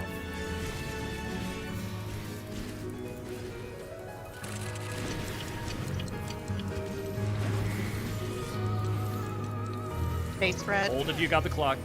Yep. And if you have the stack marker, stay where you are.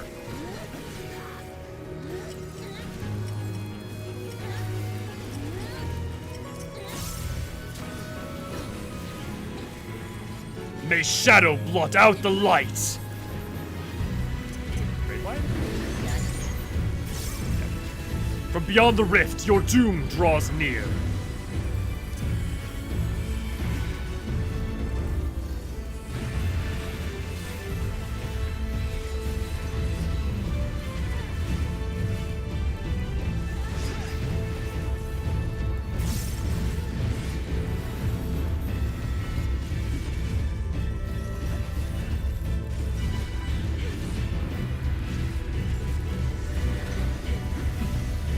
Get in.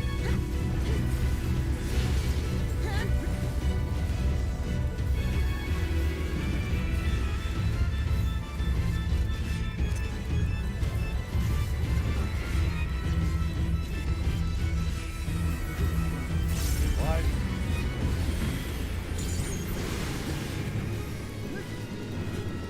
Your evil will not go unpunished.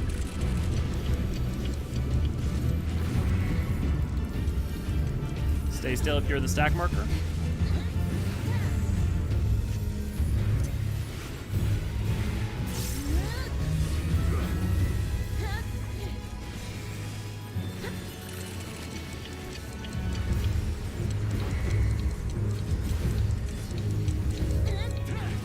Wait, hold on the stack marker first. Now spread. Spread if you got a spread marker. Good job. You ready for push?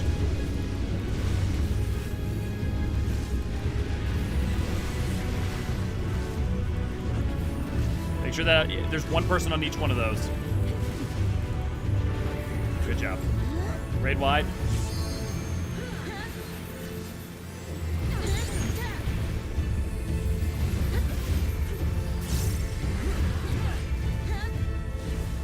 Look away from the eye.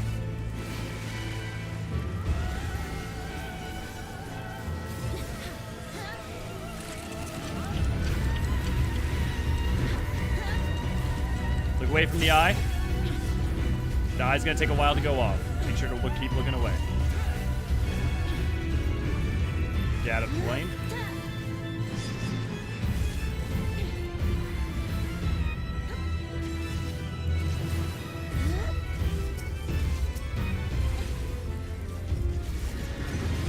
Eyes going off in 3. Look away, look away, look away. And you're clear.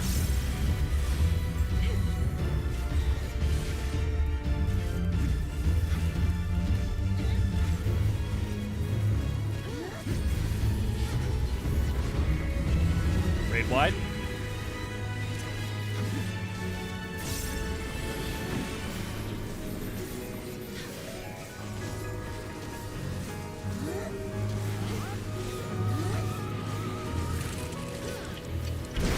Edge. Make sure there's one for one of these. Stack marker, you have a second. We need one more covered. Wait. Get on stack marker.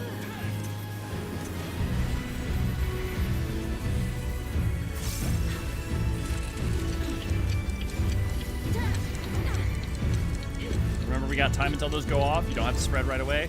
Stay on the stack marker. Now spread.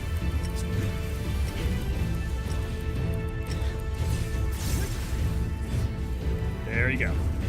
Limit break.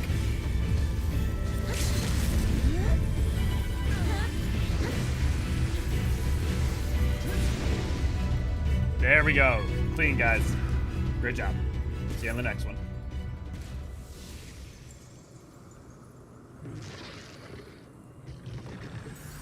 Have a good one, Kathra.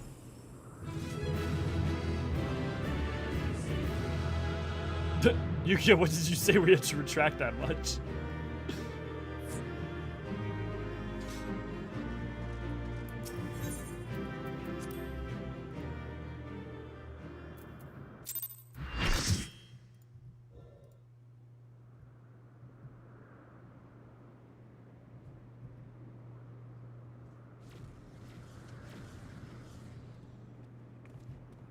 Elio, thank goodness you're unharmed. We came as soon as we took care of our unwelcome guest. They were a stubborn bunch, and quite unlike anything I'd ever seen in the first. No! I won't let you! Damn the light! Damn you all!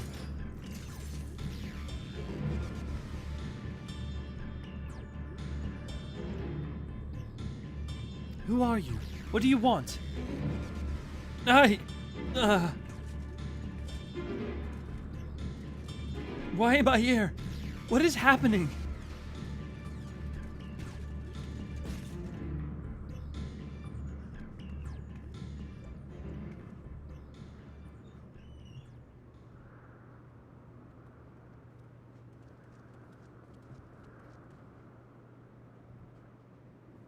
She's alive, but there's something strange about her aether.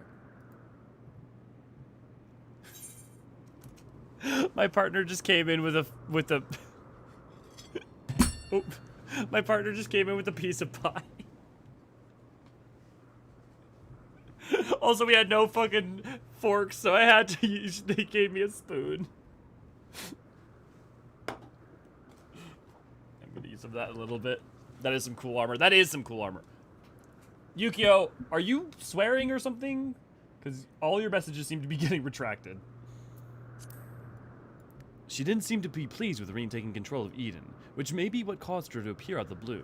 Beyond that, it's anyone's guess. Oh, want some pie, Jimbo? Ah, okay. 'Tis plain she is not a sin eater, not even in part as Vothri was. Yet this knowledge does little to assuage my fears, for she is nonetheless possessed of power most terrible.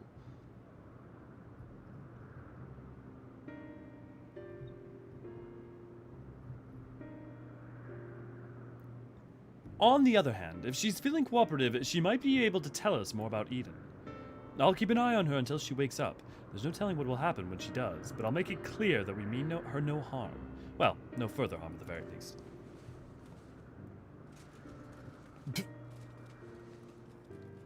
You go into the Shadow Realm, Jimbo. We're sending you to the Void, Jimbo. Obviously, it's not a good idea to bring her inside Eden. It's likely that reaching the core was her aim from the outset, so I'll take her to the camp.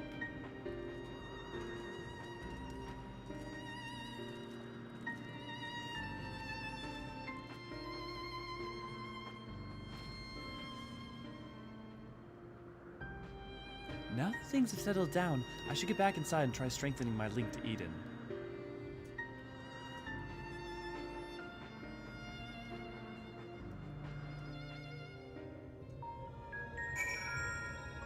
There was someone named Landriel, and I swear there was like a person that was like Eliot, or like something like there was some person in Ishgard that was close to Elio in name too. Although I had my hands full trying to control Eden, I got a glimpse of your battle. That power, I've never seen anything like it. What thou witnessed was the tearing of the very fabric of reality, the creation of a rift through which void scent may enter. But pray tell, Reen, didst thou make any other observations? Bean, V, or Ray Ray, if one of you guys are here, note, void portals beyond Roll Quest, also in Eden.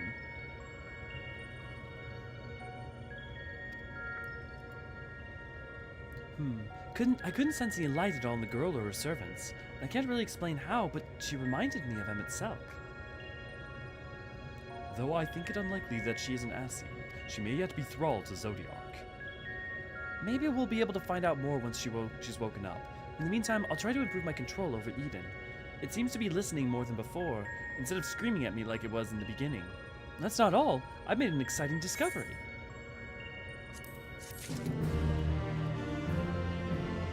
No, we can see you, Yu-Gi-Oh! I mean, dude, Thancred's tough, so that ain't surprising, right, lady? I also love this region. I wish we could I wish you could. I guess like the thing is, as long as you do unsync, you can come out hang in here anyways. But refulgence or not refulgence? No. What is it? What is this one? I feel a lot more confident in my ability to control Eden now. Of course, this is only the beginning. The inside of Eden gives me big Allegan vibes. You know, it's interesting. I don't get Allegan vibes because there's like the projection stuff, sure. So like technological in that way, but like in like yeah, I know there's like lines running through it, but the lines are all very parallel. In Allegan tech, it's either circle, dome, or line or straight rectangle. So it feels different to me. It actually feels more like something out of 8 or 10 in some ways, but with the added like little bits of technology. Invite Umino when I get a chance. Can do. And we shall accompany thee wheresoever the path may lead. But pray tell me what manner of discovery hast thou made? I understand how Eden's power works, and therefore the true nature of the flood of light. Yes, it affects the balance of all of the aether and the empty, shifting it so far towards the umbral that it stopped flowing altogether. The power to tip the scales. And to tip them back again. And that's what Eden does. It controls the balance of aether over a wide area, forcing it from one alignment to the other. Left alone, it still poses a threat, but if I can harness its power, I think I could use it to breathe life back into the empty. The trouble is, I haven't the foggiest idea where to start. And if I go about this the wrong way, I'll do more harm than good. Thou needst not bear this burden alone, Reem, nor should thou. 'Tis no simple matter of awakening that which lieth dormant. All things in nature are inextricably linked. The elements maintain a fragile harmony, without which life cannot prosper. So what should we do? A solution hath begun to take shape in my mind, and though it will require further discussion, for the time being, let us return to the camp. 'Twould be remiss of us not to involve Thancred.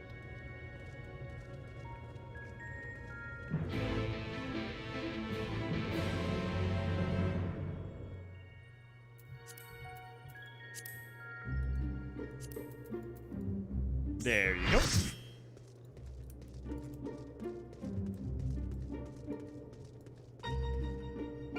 I have a bite of cake because the problem is that there's no voice acting in this, so I'm not gonna have a point to be able to.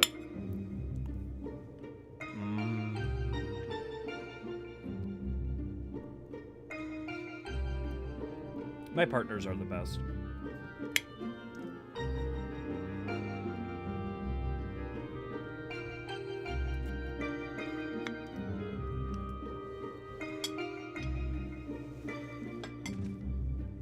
It is the pie is French silk. It's the best kind of pie there is. The background looks inspired by the visual effects from the original FF8 Eden's Eternal Breath attack. I think you're right, NSK. Well, the interiors look to take a lot of lead from FFX's temples, particularly the Bahamut one. Yep, the one in Bavel. Totally agree, NSK. Totally agree. There's a lot of the like when you input the spheres and the like of visual effects of that's overlaid. Totally. Never French silk, never had it. If you've ever been to a Perkins, they have those. It's very, very good. It's excellent. Cake or pie? It's a pie. It's definitely a pie. It's very sweet, very delicious. It's like whipped cream, like a very, like, airy chocolate mousse, and then like dessert cake, pie crust. Also, why you hate for spoon for pie? It's good for getting all the insides. I mean, I guess maybe it's because I only eat French silk, and like for French silk, it's not super helpful, particularly more than a fork.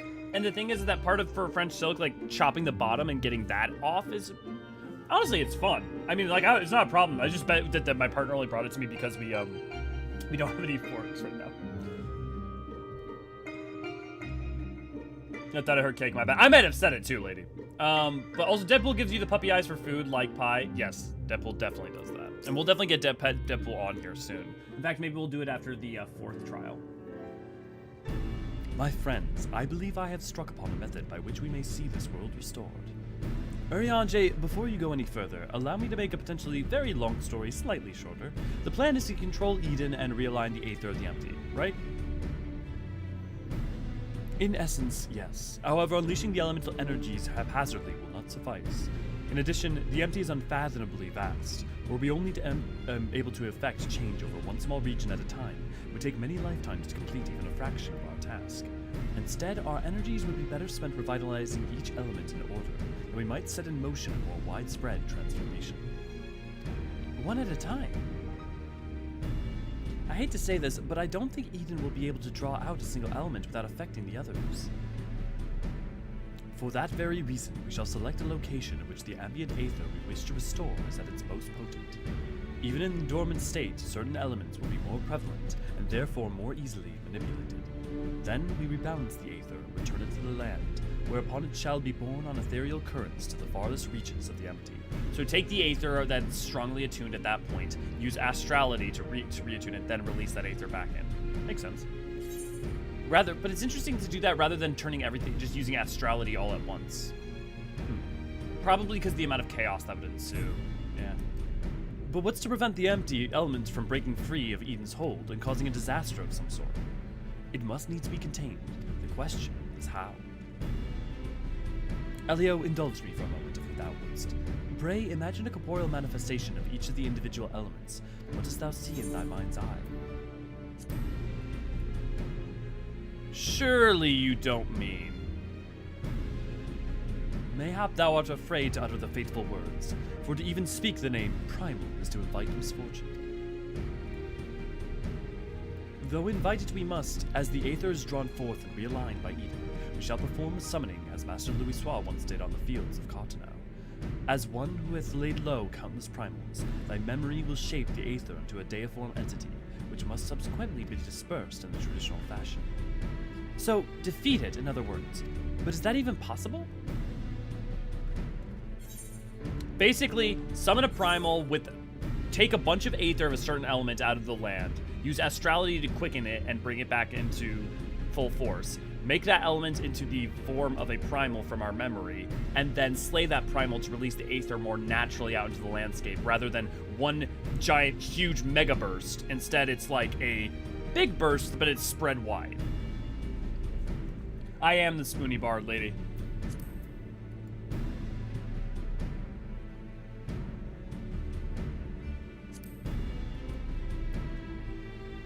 I eat primals for breakfast. Lest thou not forget, 'twill be no more than an approximation of a foe thou hast previously bested. I have every confidence in thine abilities, Elio. As do I, though it might help to have some idea of what you will be up against. Have you decided which element to tackle first? I propose water, the source of all life. As for the location, an area to the west of Norvrant was once home to the world's deepest ocean. Alas, the flood of light reduced it to a yawning chasm. The Indigo Deep. Water. Yes, that seems like a good choice. I'll see if Eden can take us where we need to go. And I shall prepare for the summoning. Thancred, wouldst thou keep watch over our enigmatic antagonist? She may have a vital information to impart. In the event that she becometh agitated, thou mayest have need to restrain her. Someone's got to do it, I suppose. I'll be praying for your success while I wait here, twiddling my thumbs.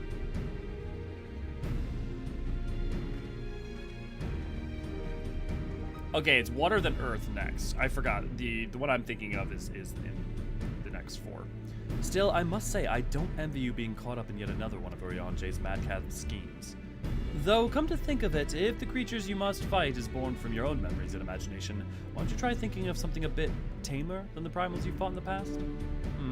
Perhaps that's not how it works. Anyways, best of luck. Lady.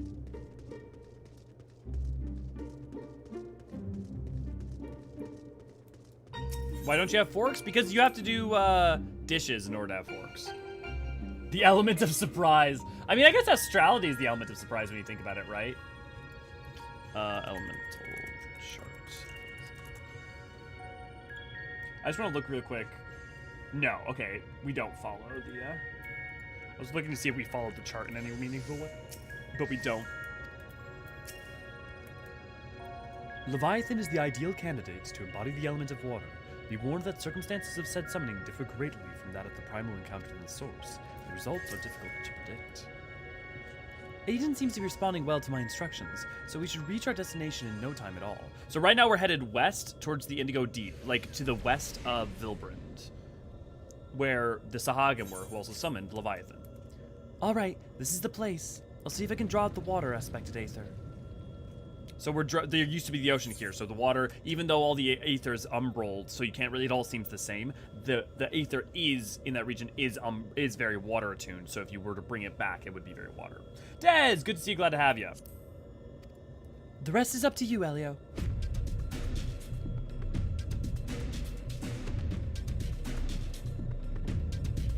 Memories of Leviathan come flooding back.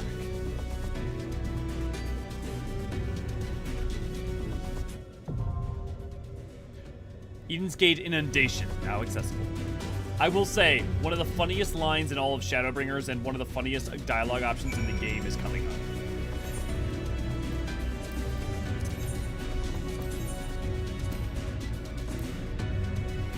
up. Just so people know that there's going to be a lot of pushing and pulling on this one, and there's going to be a lot of needing to move. Make sure you're like ready to move. Okay, coming into chat in 3, 2, 1. Black Flame, please be ready to press confirm. Is he not back yet? Is he not there? He went off to do something real quick. Okay. Well, we're gonna have to kick in a second here then. If you, I could step in if you need. But, yeah. Also, I was gonna give it 30 seconds. A quick. Sorry, what's up? I was just gonna do a quick FYI to people listening in chat that YouTube has been having a weird issue with its filter. So if you just kind of avoid somewhat sweary words, it's easier on us mods to get messages through. That's all. And that's just for today. It's yeah. a temporary thing. YouTube seems to be having a problem. Okay. I'm gonna kick Black Flame in 1 second. More Black Flame. We're gonna check one more.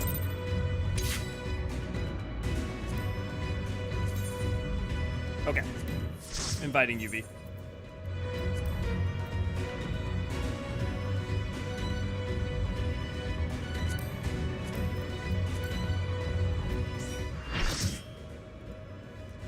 Okay, do we have everyone on correct jobs? Yep. I think so, are we? We have the correct number of everything. Yep. Cool.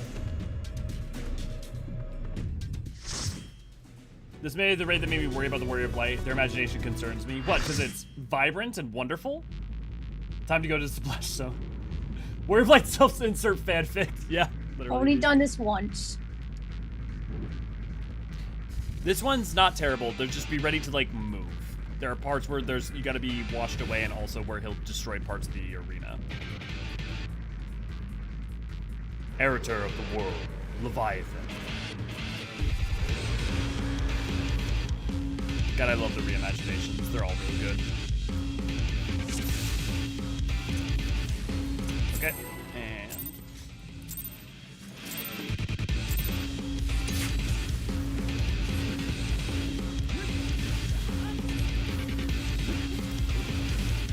Rise, oceans! Swallow this forsaken land!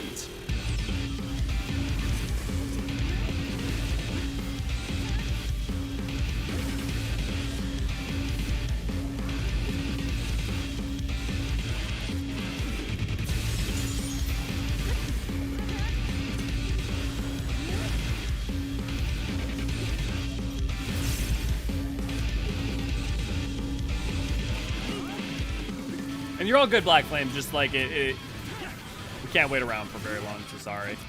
We'll get you in the next one.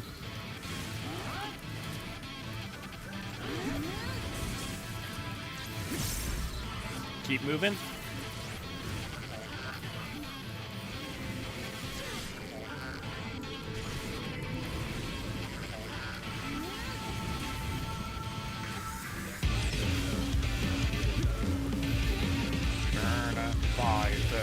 5, 10.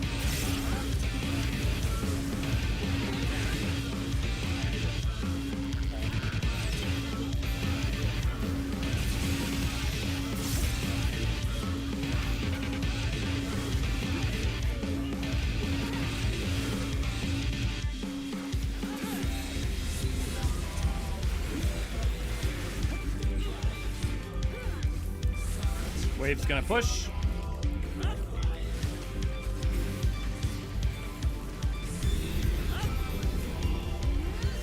Get in the middle.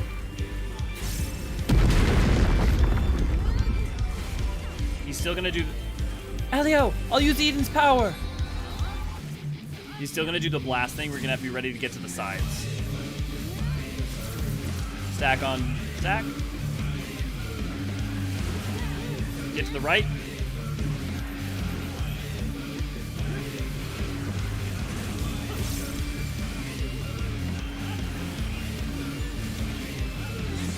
And move.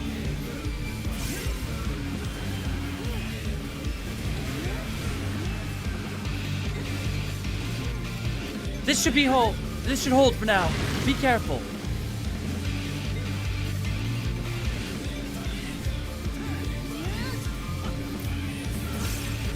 Surging tidal wave.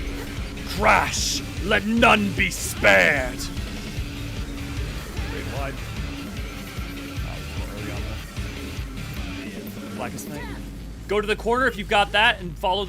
If you've got the push, you need to go to the corner. You need to go to the. Okay. I guess it's not a big problem here. Stack on the stack. But if you have that, pick one of the corners and go there so that people can be pushed away from you in the proper direction.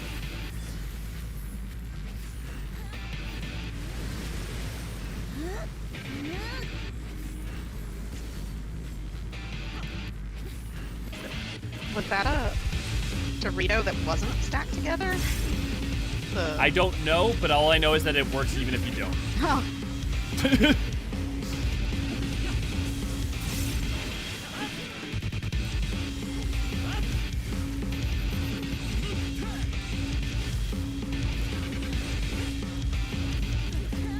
Your core shall feed the vortex. Careful of those.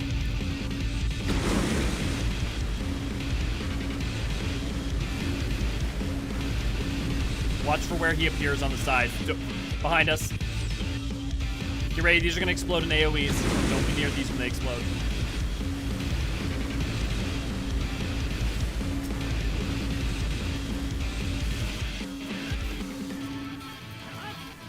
Raid wide.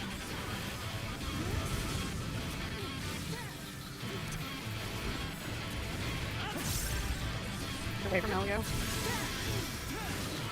My bad. Should have grabbed all that.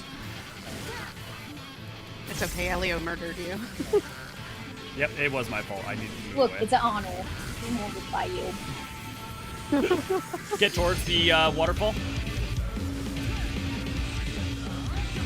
If you're melee, you can get close to the boss. Just make sure you're on the far left side when it goes off. Get out of the middle.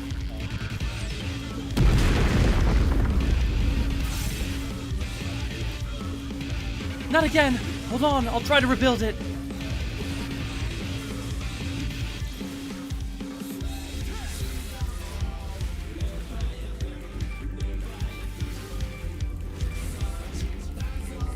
Let's get to a save point.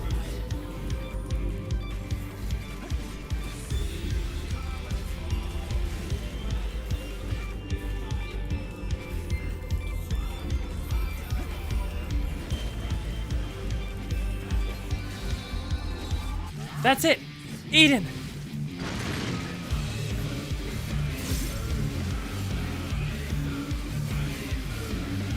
Very wide.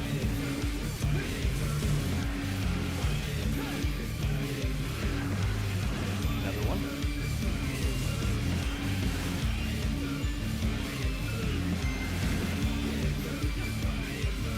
Away from me. Limit break.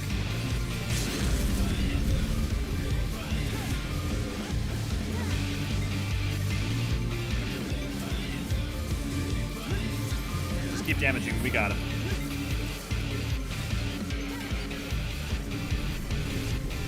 In the middle. And good job, guys. Gemini, good to see you, glad to have you. Well, if you missed the game, you can always come back to it. That's the great part about 14. You can pick it up and put it down, and it's not a problem.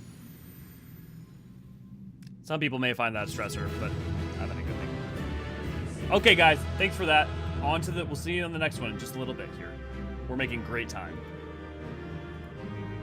I seem to remember the fight borrows a lot from the extreme version of regular Leviathan. Yeah, all of them are, like, they try to take inspiration from the prior fights. Having Leviathan EX PTSD.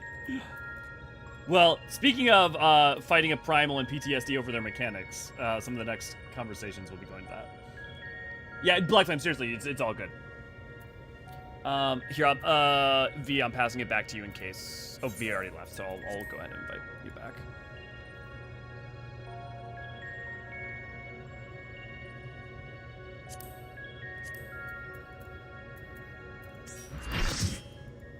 I swear there's a line where Eden is supposedly interpreting altering the memory. Maybe, we'll see. We'll pay attention. Extreme version of the right. Yep, definitely Oblivion. The middle seems like a bad place to be for that attack. Yeah. Decepticon time. Yes. Well, not quite. Well, oh, okay. No, I guess what you're saying. Yes. Close. That was incredible. Is that what a primal looks like? Right, because she has no idea. Oh, Gemini, that sucks, man. I'm sorry. Yeah, my empathy. I've definitely had to spot a couple friends, you know, for their subs in the past, so I feel you. Well, I'm glad you could join us. Oh, not quite the same then. But why is that? The Leviathan of the Source was summoned by the Sahagin, to whom he was no less than a god. Without their faith, the deiform entity that we brought into existence differed on a fundamental level, though it was no less formidable. The manifestation relied upon Elio's experience of Leviathan, and may have been influenced by recollections of other water-aspected beings, leading to further discrepancies. Memories brought to life? But I still can't tell if our plan actually worked. We'll just have to wait and see, I guess.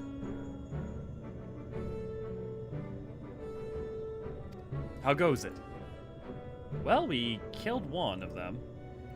If you finish slaying your primal, or whatever it is, I suggest you get back here on the double. There's something you want to see.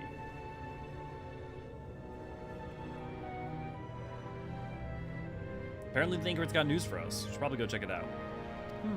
What could that be? Evidently, our only recourse is to return to our base of operations forthwith. Oh yeah, well, in Oblivion, even to an extent, learned about the primals before. Like, that's the thing I think a lot of people misunderstand, is that, like, a lot of information and lore is explained ahead of time. You just have to be looking for it. Definitely.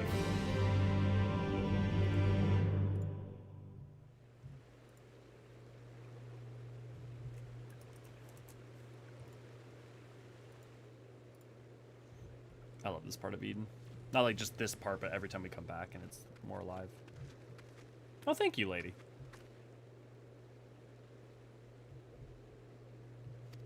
Elio, look!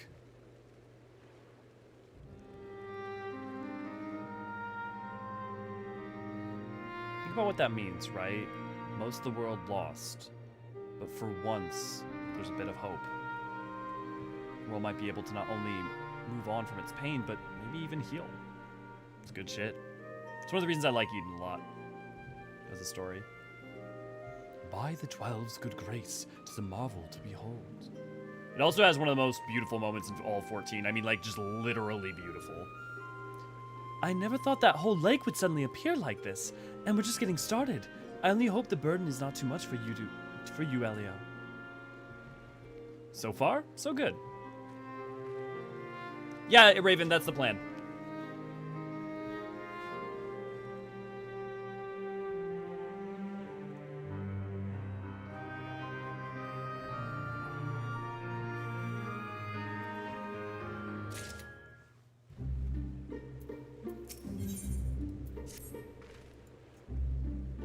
I think this proves that the water-aspected Aether is no longer lying dormant, so which element should we realign next, Eorzean? I propose Earth. Should we succeed in returning the soil's life-giving energy, the empty shall become capable of supporting the growth of flora. Imagine that! Forests in the empty! But before we begin, I'd like to know how that girl is doing. Still sound asleep. She didn't so much as stir even when I took her helmet off. I thought it might be getting a bit stuffy in there. I was curious to know what sort of person we're dealing with. She seems surprisingly normal. Not at all like your usual void scent. I'd say she's around the same age as you, Reen. Perhaps a little older. Well, whoever she is, we should let her rest while we concentrate on the task at hand.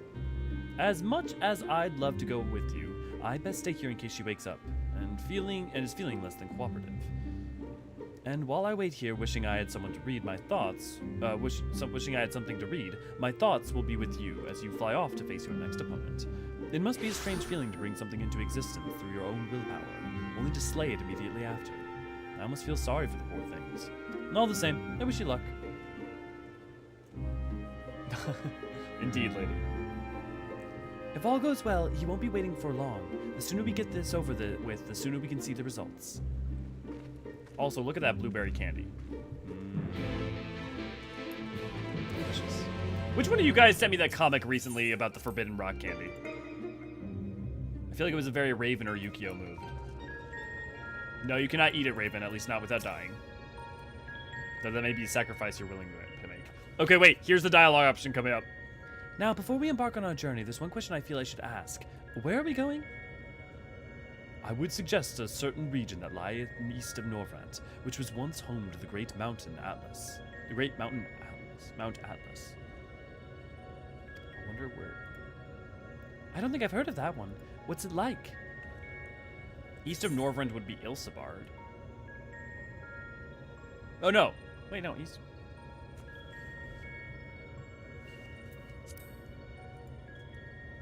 The landslides.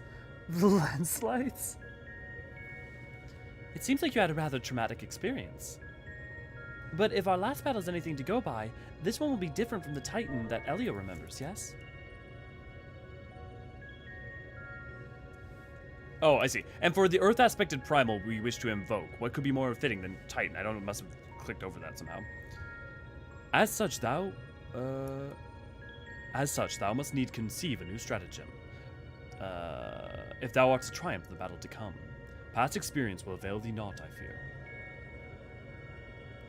All right, Elio. Once you're ready, we'll be on our way.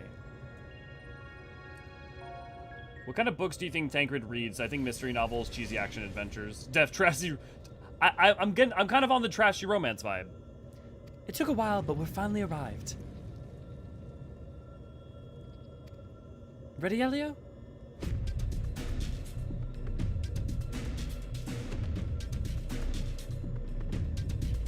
Memories of Titan come tumbling back. Memories of landslides falling to your death.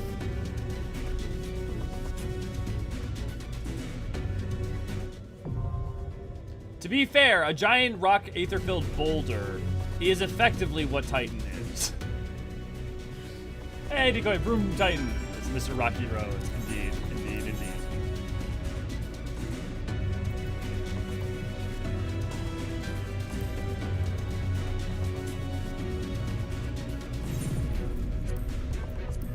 Okay, heading into voice in 1 second.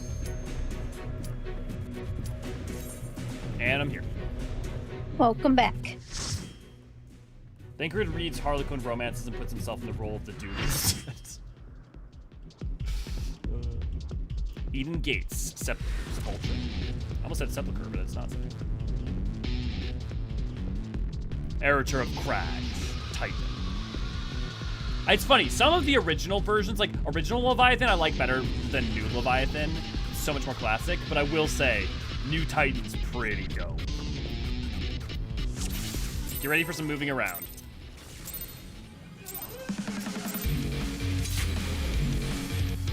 From the heart of the mountain I'd rise.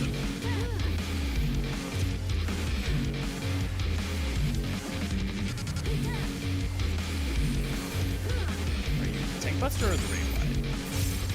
Raid Fighter.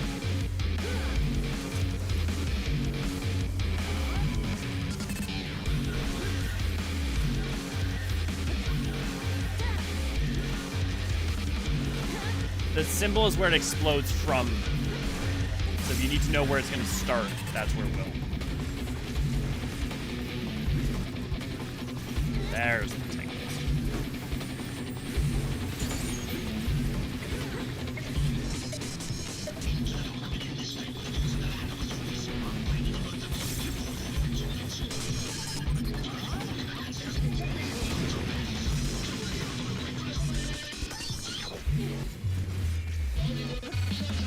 glowy one.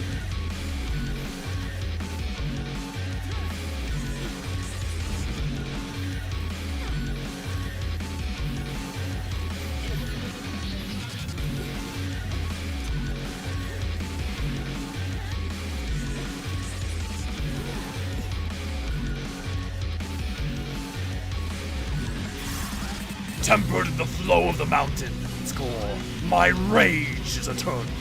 There is no salvation for the sons of man. Oh, whoop. I forgot about that one.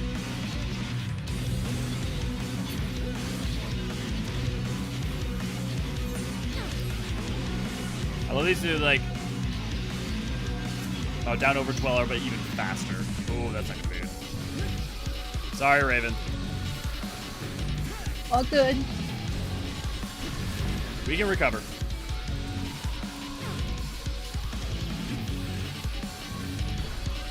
Look, if I'm dead, I have no responsibilities. Focus on res and healers first. And the red mages. Ah, right. Bigger one. That's what it's on. Fine. Raid wide.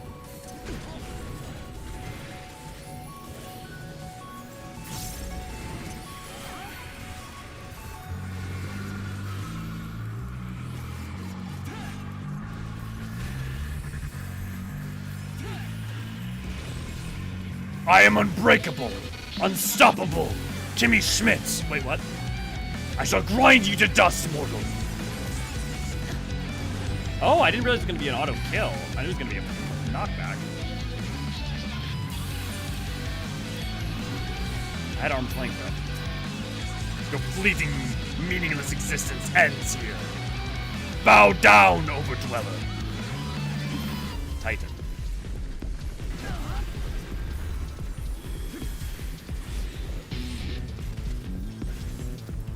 You can tell it's been a long time since I've had to do this. Oh boy, I don't have any other tools. Get ready for some heavy hitting without mitigation. Thank you.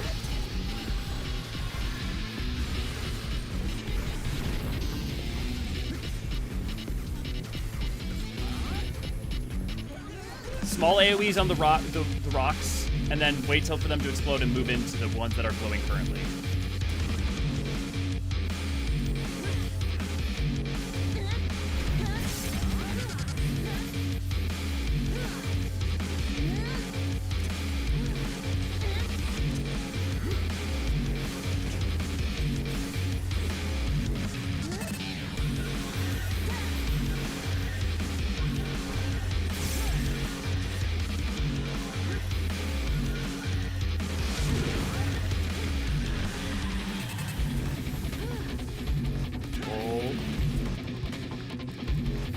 Get behind the non-glowy one.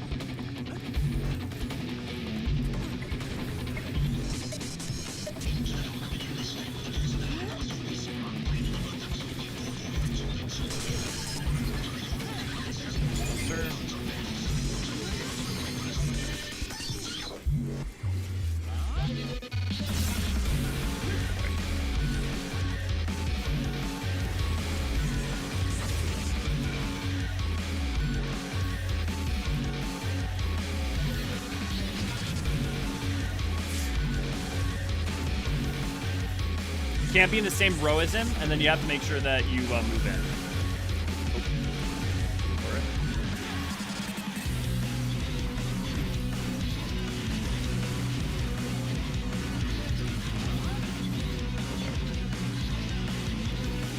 We got this.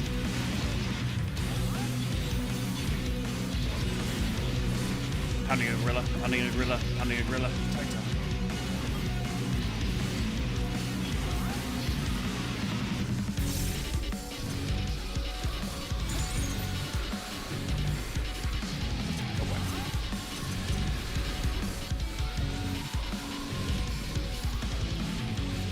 Bomb boulders again. Remember, they explode in small AoEs. There will be one big one. Just wait to see what order they glow in. Okay.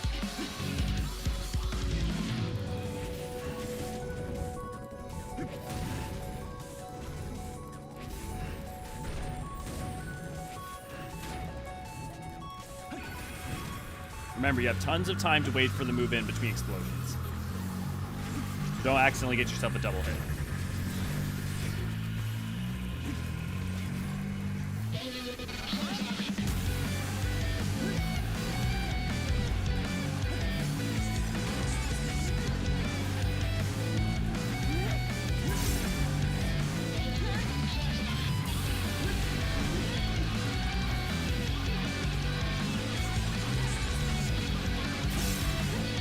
Tank Buster.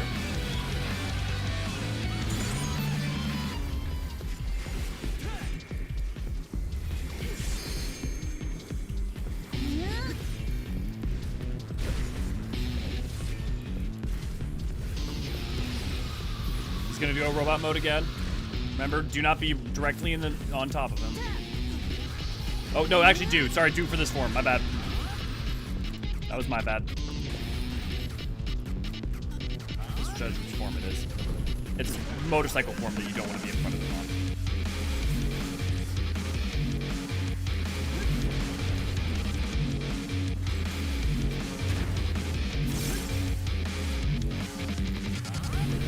Speaking of night PTSD and landslides.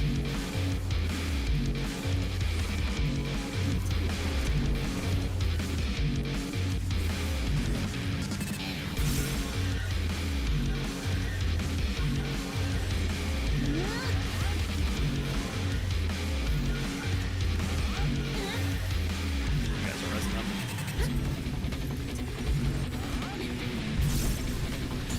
Go ahead and use Limit Break at will, Raven, when you're up. I'm almost up. I'm up. And will means safe, does not just mean right away. So you should have an opening right now. You want me to do it now or wait? Yep, now.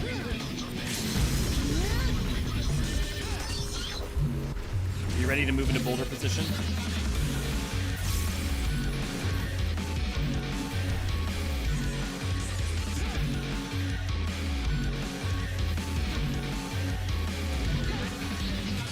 Move in.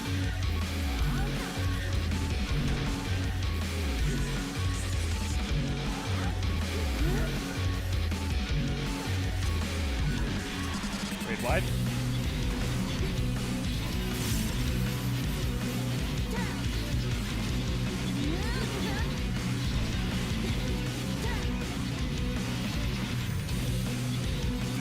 Wait for evil earth. Wait for it to pop. Wait. Move.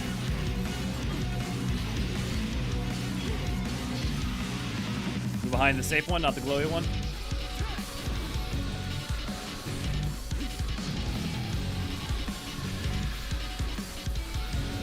Tank Buster.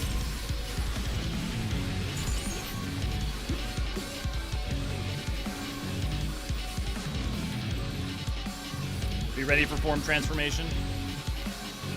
Motorcycle, don't be in front of him. Don't be in front of him. Do not be in his lane. But be close to him because you're gonna get pushed back. Move in, wait for the blue to go off. Move. Get out of his lane, but be near him. Same as before. And one more time.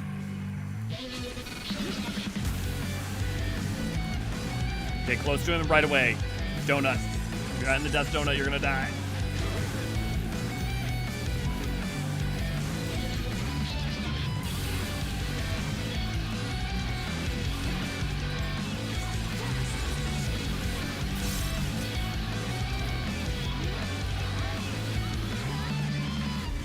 Tank Buster.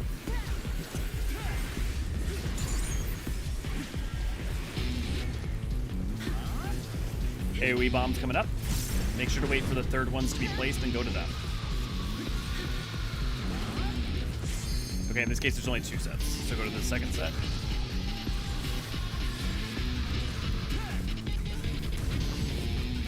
Move in. Okay.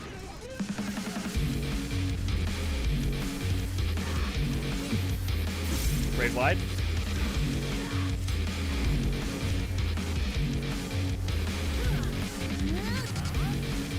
Limit break, Raven. Oh, I thought you made the limit break oil. Too late. Hold. In.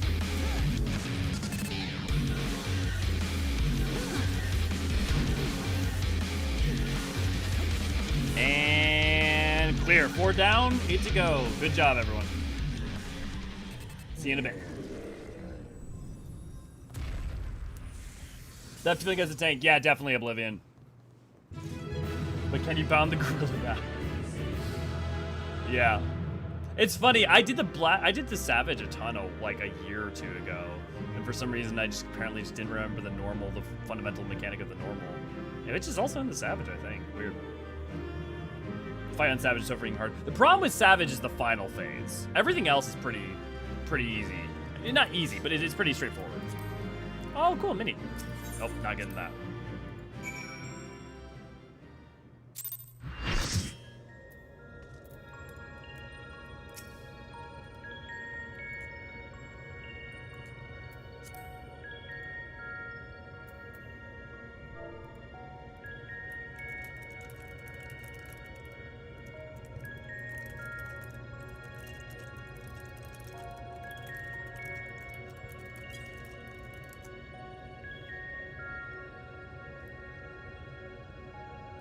Welcome back. You must be exhausted.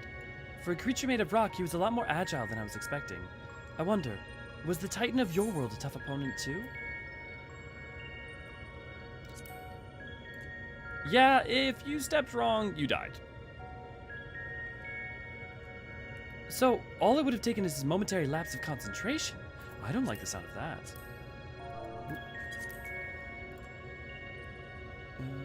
But more importantly, you defeated another elemental being, which means you were one step closer to reclaiming the empty. I can't wait to see how much of a difference we made this time. Have a good one, Dez. No, limit break. No, Raven, you limit broke with the limit break 3 correctly, but we had enough limit break to do another limit break because the fight went on long enough. So I was saying limit break again. Did we really do all this?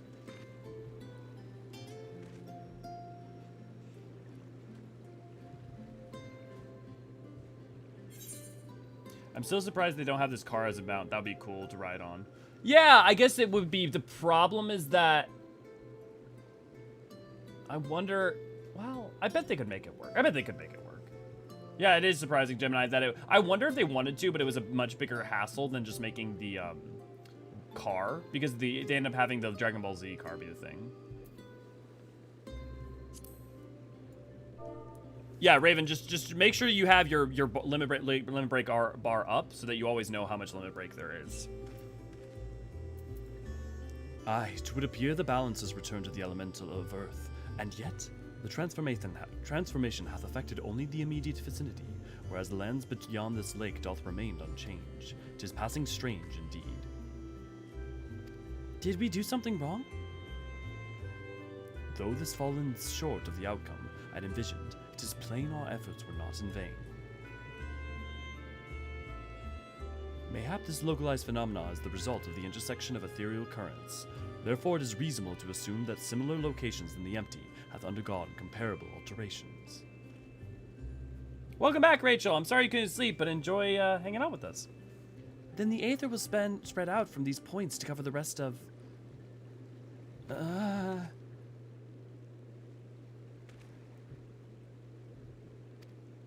Reen.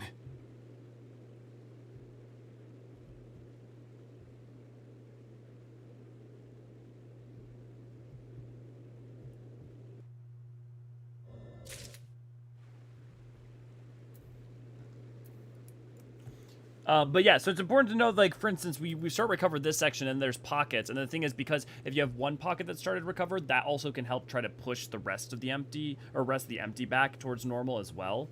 So you know, the world can heal itself so long as aether can flow, you know?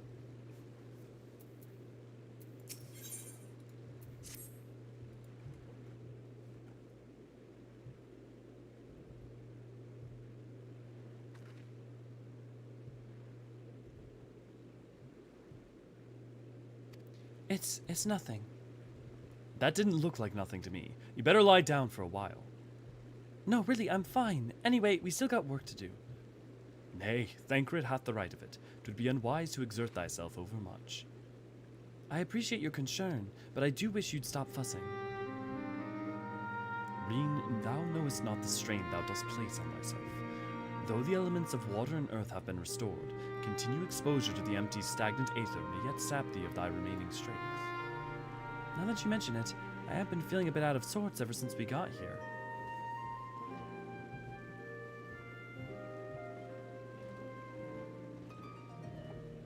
I should probably get away from the empty and rest for a while. Pray do not do so. Meanwhile, as shall reign here, the restoration of the first two elements hath produced an unexpected result, and require time to analyze our findings. However, I must ask thee to refrain from discussing our work in the empty, even with our closest comrades. How do we justify that we're not going to have people talk about the empty during the main plot? Damn, good to see, glad to have you. Why? I thought they'd welcome the news, and indeed they shall, once we have more to show for our efforts. Nevertheless, this mission is one of surpassing danger. I am loath to place our dearest friends at risk unless absolutely necessary. You have the best interests at heart, I'm sure, but to be perfectly honest, I prefer not to keep secrets from the people that I trust with my life. I don't want to make a habit of this, but I'll do as you ask.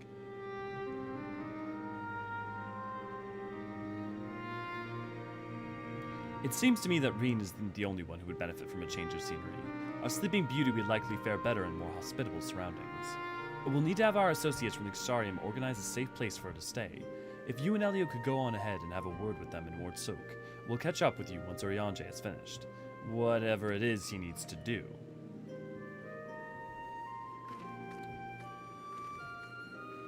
Yeah, I'm the same at MSK. I have mine set up in the same way.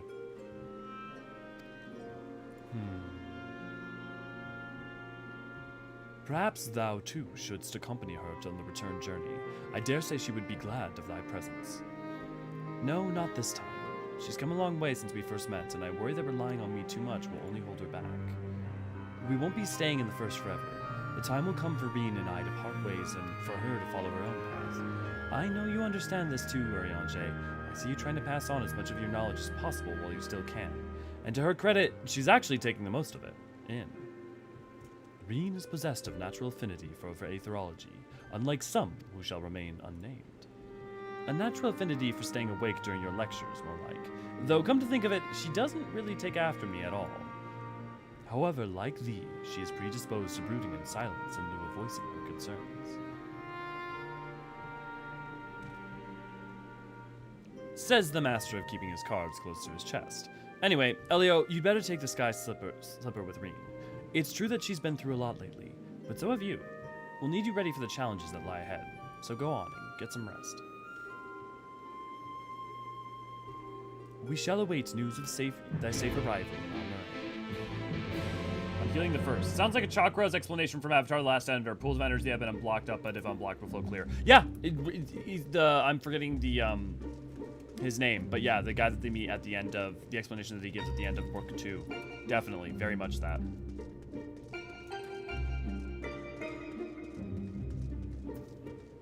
Less of that banana, or whatever the drink is that Aang has to drink. It seemed like you were having quite a serious discussion. I hope I haven't given you any cause for concern. Well, if you say so, I probably shouldn't stay in the empty any longer than necessary, though. So do you want to take the first shift piloting, or shall I? Oh god, does Reen have her license?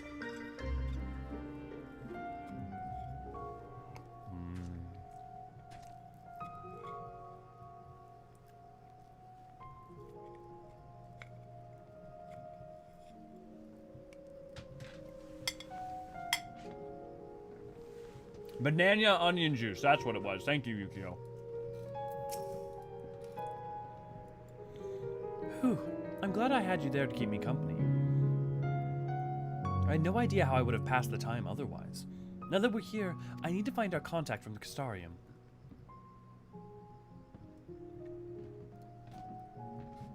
But before that, I was hoping I could have a word with you. Something's been on my mind. This might not be the best place for it, though. Those creatures out there look a bit hungry.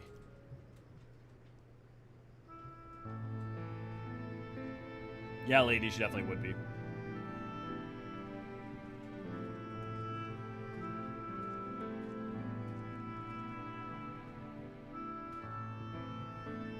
When I first spoke to Thancred and Eorzean about what I'd sensed in the empty, part of me wished we could have just left it alone. I guess I was scared of what we'd find.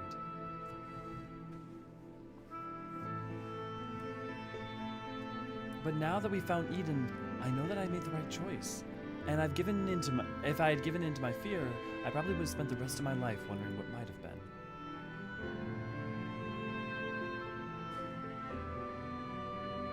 From now on, whenever I hear the voice inside telling me to run away, to hide, I won't listen. It's not who I am anymore. Even so, all the courage in the world is not going to help me decide what we should do with that girl when she wakes up. Do you remember what she said right before she passed out? Why am I here? What is happening? What if she's being controlled or forced to act against her will? Whatever the case, it's clear that she's not a monster. She's a person like you or me. Obviously, she knows something about Eden, and we need all the information we can get. But more than that, I just want to talk to her, to find out who she is and if there's anything we can do to help her. On the other hand, we mustn't forget that she's already attacked us once. What's to say she won't try it again when she wakes up? If she keeps us from reclaiming the empty, it'll be all my fault. It's no good. I can't make up my mind. What do you think we should do, Elio?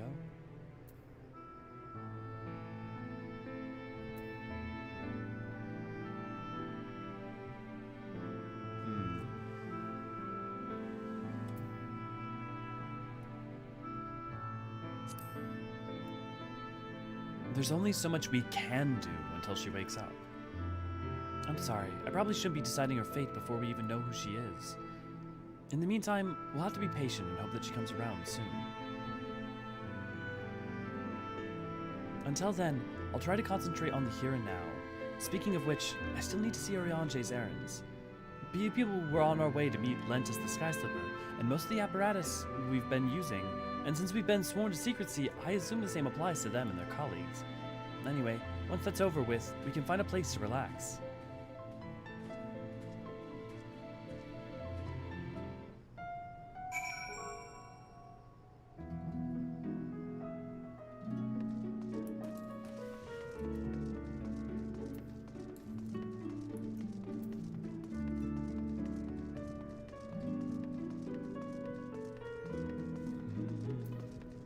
God, I love the Mord.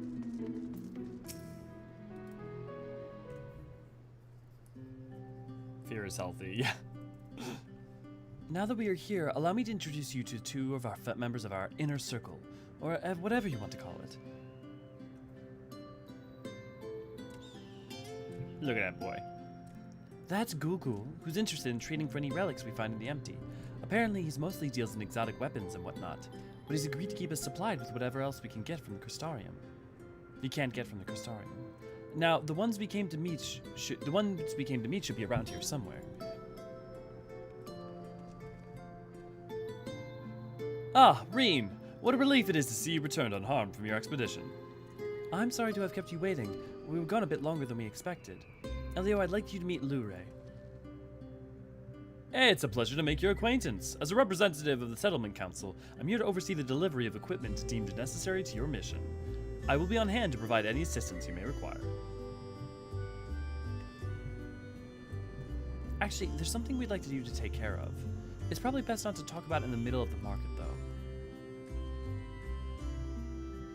I'll take it from here, Elio. You should get some rest. But before you go, I'd like you to thank you for everything you've done. We still have a long road ahead of us, but if we give it our all, there's nothing we can't handle.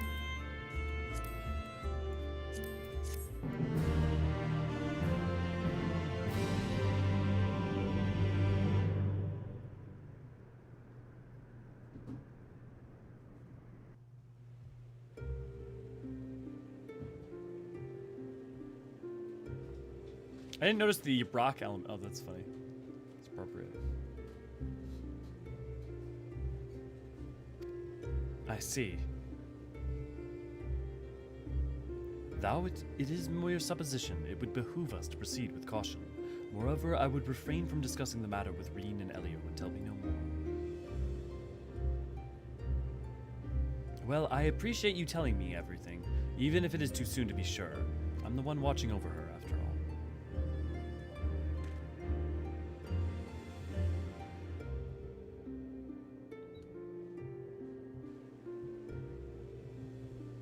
The Oracle of Darkness.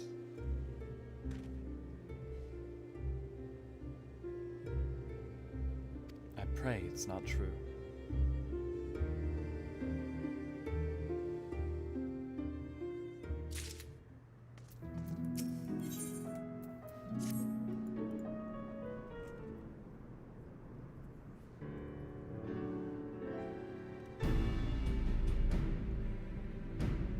Ah, there you are. I am part of the team helping with the, a highly classified and very, very secret thing.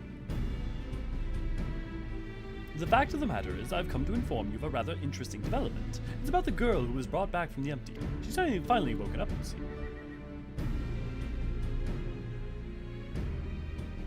Yelfort, and Elio, too. We heard the news from Thancred. Is it true? Why, yes, it is most certainly true.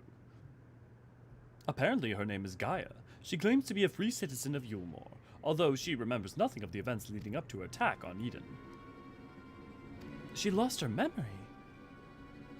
Parts of it, yes, at the very least. We also cannot be sure whether she's telling the truth, or if it's merely a ruse. She's yet to display any hostility, which is encouraging, I suppose. And Thancred is with her now, is he? Yes, he's taken her to Yulmore, mainly to verify what she's told us so far. Quiz the locals, that sort of thing. After that, the plan is to come back here, though they are taking rather longer than I anticipated. I do hope nothing is amiss.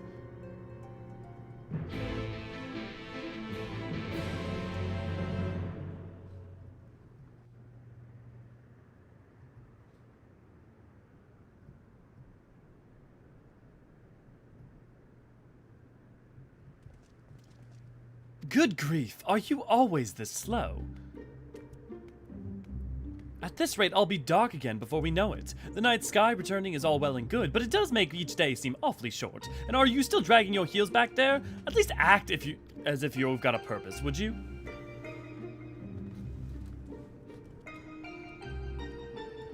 Now look here, I'm not one of your servants. Why don't you try carrying your own luggage for a change? Thancred, you're back.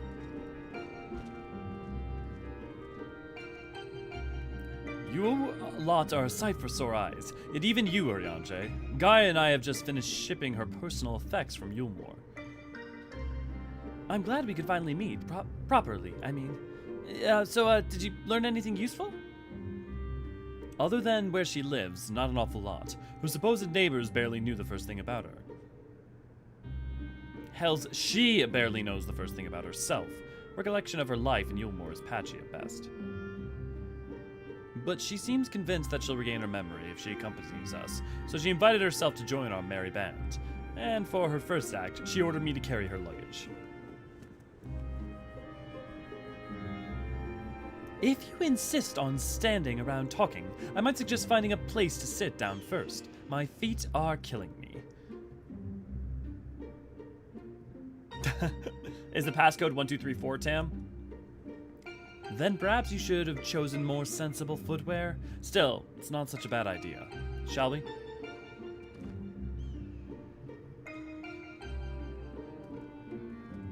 You could kill a man with those heels.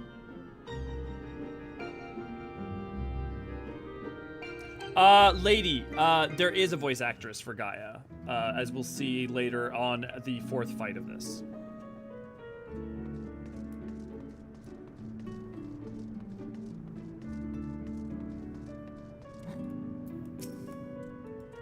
Hey, that's the code for my luggage.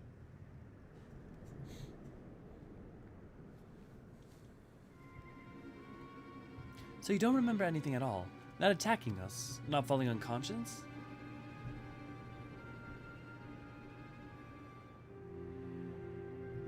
Such selective amnesia would rightly raise suspicion within those of a cautious mind. Yet if she doth speak the truth, it would lend credence to my current hypothesis, though admittedly, some further... Not now, Eorzean. She's only just woken up. We don't want to bore her back to sleep. In any case, I would prefer to follow my instincts, and they're telling me that Gaia means us no harm. After much deliberation, I thought it only right to let her know about our work in the empty as a sign of goodwill. After all, trust works both ways. Though I would ask Elio not to let your guard down just yet.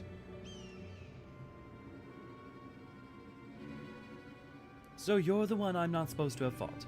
I'm supposed to have fought. Come to think of it, I recognize you from somewhere.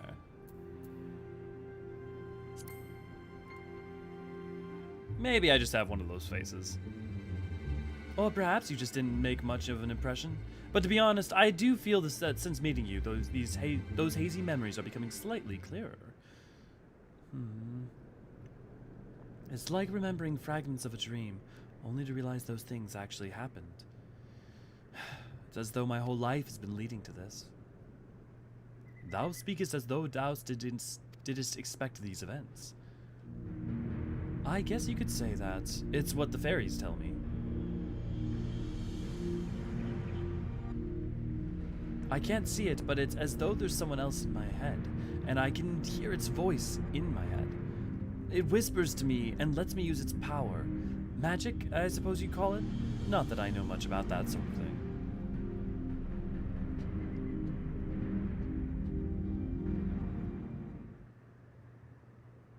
And this power alloweth thee to tear open the fabric betwixt realities, that thou mayest call forth the aether-starved denizens of what remaineth of the 13th. What? Well, was that supposed to mean something, or are you just spouting random words at me?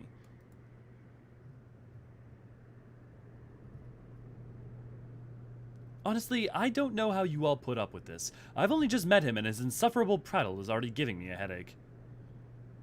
God, I still can't believe I'm having this conversation. And to think that I was flying about in a suit of armor, waving a sword. Doesn't sound like me at all. Someone else inside you? Like Minfilia was inside me.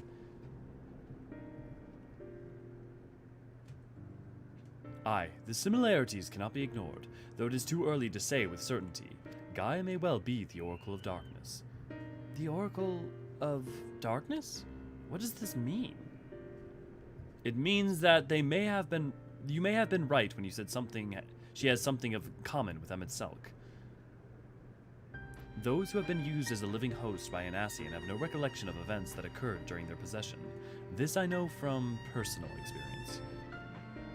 But Gaia seems to have some memories still, even if they're a little hazy. Moreover, she has remained in control of herself even when she heard the voice within, much like you and Minfilia. And though Reen was very much in her own person, Minfilia's presence did exert a change upon her outward appearance, granting her hair and eyes a hue akin to that of our dearest departed friend. It is therefore not unthinkable that Gaia's raven locks may be a manifestation of the darkness which hath come to reside within her. But I was born like this, and my parents, they both had black hair too.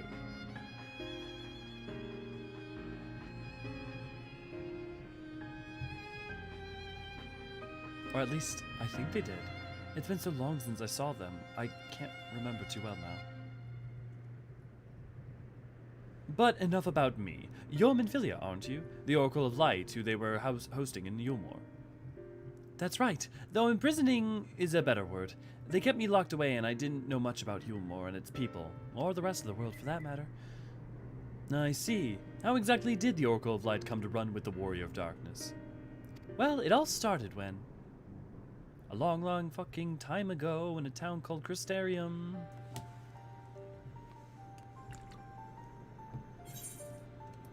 Yeah, Tam, I've seen that movie a bunch too. Yeah, Oblivion, we're referring to Spaceballs. I didn't know, I assumed none of the voice was active. Yeah, we'll get to it in a bit, lady. You'll see. It's plausible to think that style theory confirming, though it still seems Leto and Chunky Hill Chews can kill. Yeah.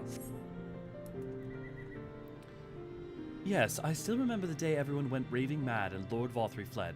Everything after that is still a blur, though. From what Gaia's told me, she wasn't part of the mob that attacked us, but how was she able to resist Valthree's control? Mayhap 'twas the intervention of this fairy, of whom she speaketh. As curious as that may be, we still don't know why she appeared out of nowhere as soon as Eden took flight.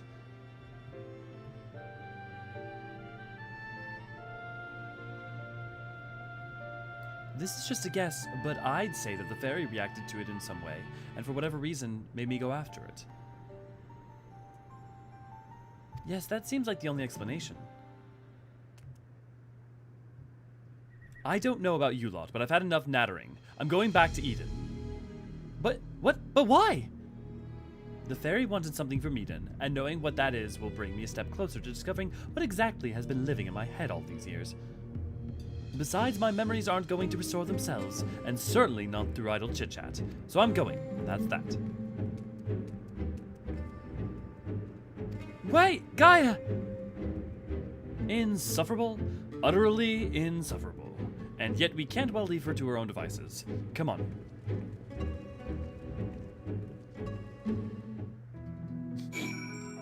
Yeah, I mean, like, I feel like if you've seen Soylent Green, you immediately are, like, pick up on, like, okay, yep, meal's no good. This is not good. Then we learn the meals later, and it's quite thankful for that, yeah. Because of the media that Meal is kind of referencing, I just, like, immediately was like, yeah, that's no good. That's no bueno. Yes, if you don't know the story already, then you can probably still guess what who the fairy is or what the fairy is. But if you do know the story, then you will... What could call from within? I'll leave it at that. Ray, I know your love for Gaia. Pretty sure your Gaia is your aesthetic goals.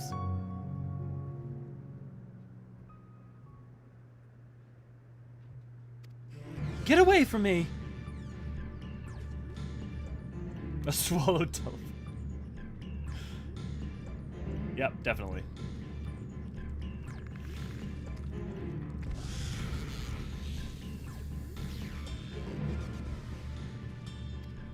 Gaia! It's always an meringue. It seems I have no choice.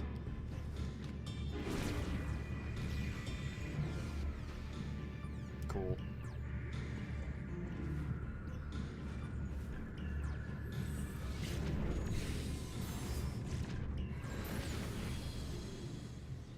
Also cool.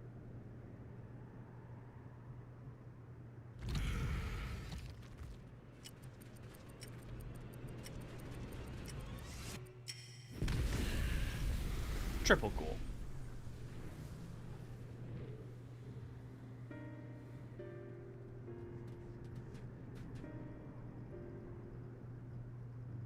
Oh, no. Yeah, don't think pixie or fairy, lady. Think, very, very different. What am I? Or, oh, well, I guess Titania stuff. Well, okay, no. Actually, lady, I take it back. I actually see now where you're pointing at, and then, yeah.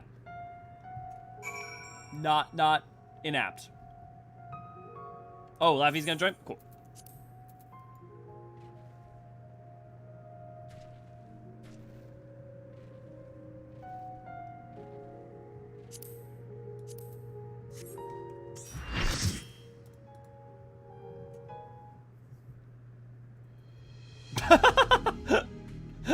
Oblivion. Her lips are so pouty and so red. What are all you gawping at? I don't mean to stare, but it's not every day I see magic like that. So this is the power of the fairy you spoke of? Ever since I was a child, it has whispered to me, telling me what to do. That's how I came to use its power. But these are things I can't even explain. Holes ripped in thin air, terrifying creatures crawling out, ghastly-looking blades and armor appearing out of nowhere. But worst of all is the dark energy that comes from inside. This power, it feels as though it's only flowing through me, never truly mine.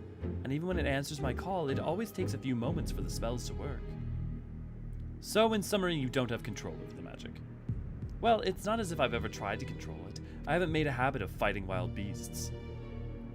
Unfortunately, it's part and parcel of traveling through Amarang, and while I understand that you want answers, you're not going to find them unprepared as you are. But if your heart is set on this, then we'll help you. Reen, think about what you're saying. You seriously consider taking Gaia to see Eden. There's no telling what might happen if she loses control again, so the safest option is for her to stay away until our work is done. Somewhere we can keep an eye on her. You must realize it's for her own good.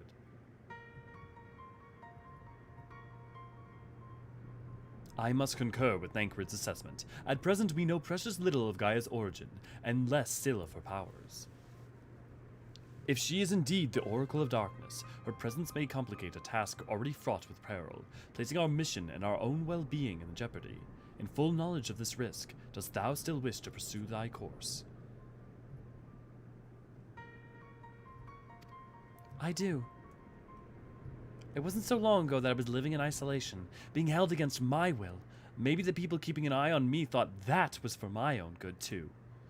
But if we shut Gaia away from for our own convenience, we're no better than Vothri and Ranjit. I've learned that when someone is in need, we must reach out a helping hand, not push them away. Now it's my turn to do for Gaia what you've all done for me. Even knowing the danger that lies ahead, I won't choose the easy way out. This is the path I've chosen. Is that good enough for you? Well, can't say it fairer than that. How about you, Eorzean? The light of thy spirit doth burn bright.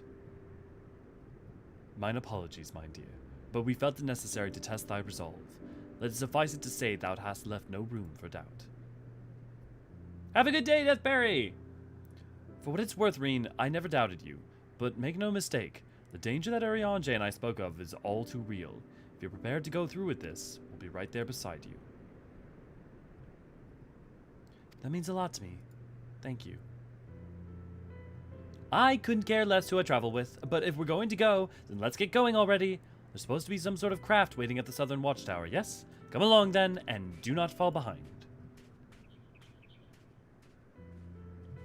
Gaia looks like Anne Hathaway.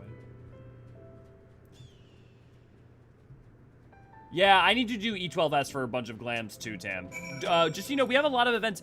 Bean and V have been running a lot of events with all you guys lately, and we have now PvP events, map events, weekly Euphrosyne events, but also V is trying to run mount farming events as well, and maybe we could potentially try to some weeks do glam or the mount farms from the Savages. Her face is kind of modeled a little weird in general, not sure why. I don't know that it's weird. Or, I mean, like, it's different. It's definitely, like, her lips are very, very plump and very, very red. I feel like she's modeled in some ways after, like a Japanese conception of, like, certain, like, Western movie star ideals rather than... I don't know. It's its whole thing. Titania's opposite in the Harry Dresden books. Not sure when she shows up before that.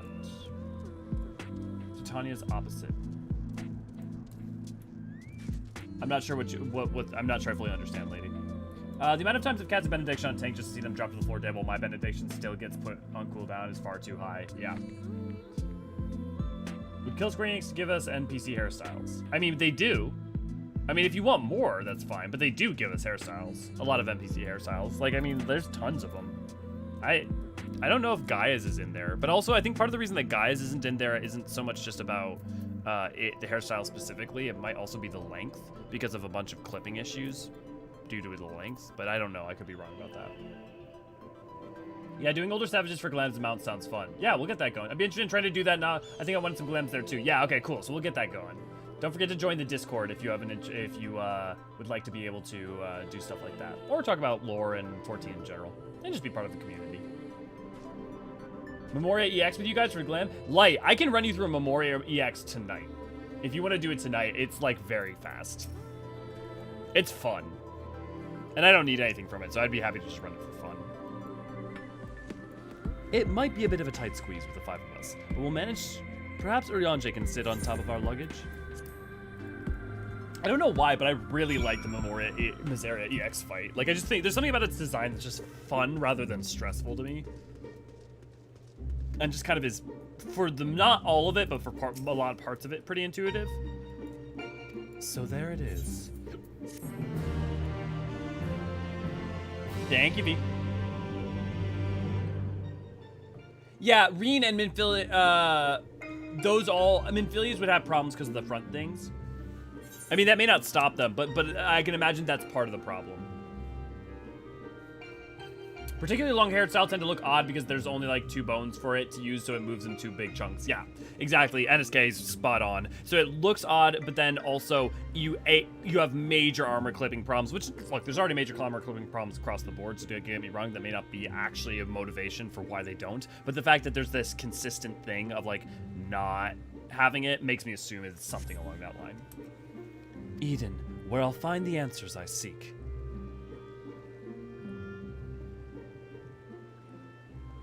bringer of the flood, the first Sin Eater. Would it lead me to my past or my future? What awaited on the path ahead, I couldn't say, but I had no choice but to take the first step.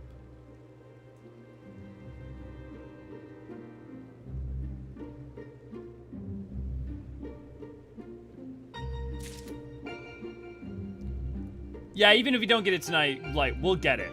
It definitely will get it. Memoria is fun. Oh, yes! Final Fantasy X reference time!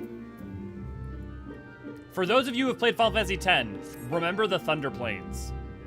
Like after Macalania and, or in Guadosalam. I guess technically before Macalania? Yeah, because after Macalania, yeah. I know what it's like. It was the same for me. But I was lucky because Thancred freed me from Yulmore and I had a chance to see the world. More importantly, though, I met all kinds of people, and they taught me not to live in another shadow, but to be myself. Maybe one day you'll have the chance too? Said your piece, have you? One day? What's that supposed to mean?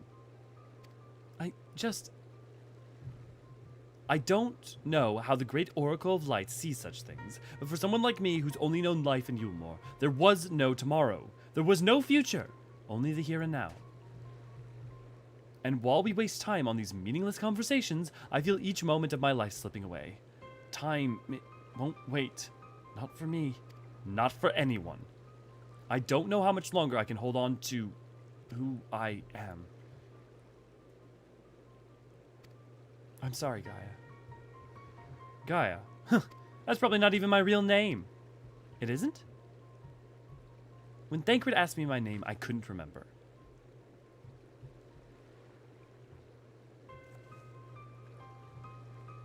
Sorry, just 1 second.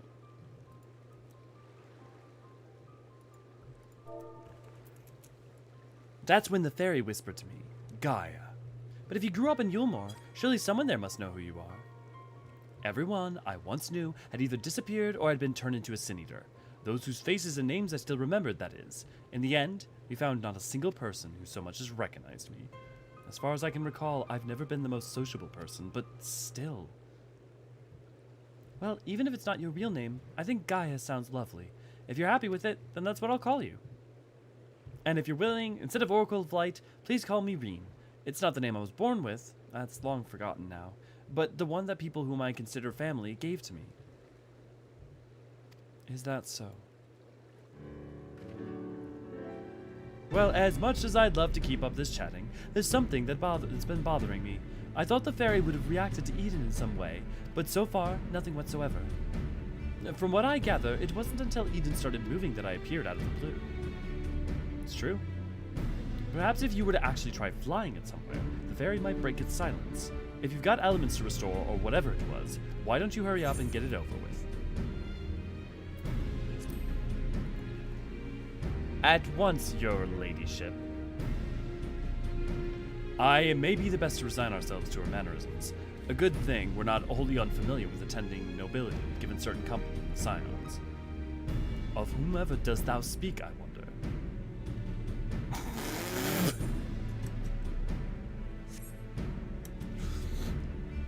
I love these guys. You chuckle fucks. Alright, everyone, I think we've talked long enough. If you're ready, let's make our way to Eden. Hi, good to see you, glad to have you. All that thunder dodging, turn the lights off, it'll help. Yeah, I literally had to get that down to a science, and I learned about input delay the day that I started working on the Lulu relic weapon. Thunder planes were awesome. Yeah, Gemini, I love them. I mean, Lulu weapon is bullshit. The problem is if the Lulu's relic weapon was do 200 dodges total, it would be great. The problem is that it's do 200 consecutively, and that's bullshit.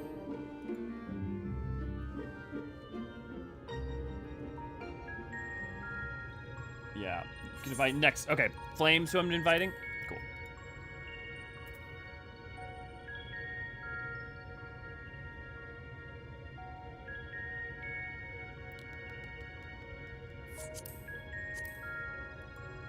Oh, lost Sarah. think we have one other spot too. So let me know, V, if I'm inviting you back. That bow Elio did. Yeah, exactly right. Have a good stream and you get some work done. Thanks, man. Have a good day. No, wait, Ali's able to... Yeah, you can invite me. Okay.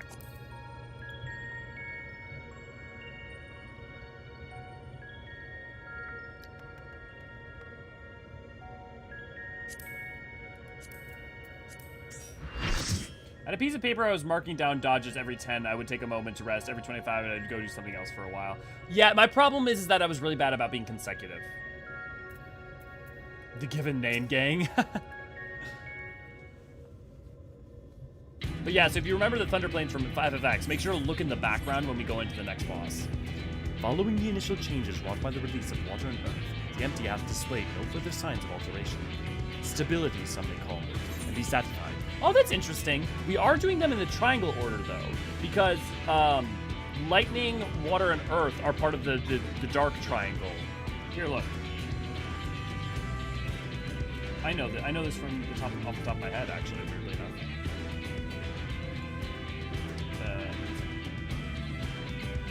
See? Look.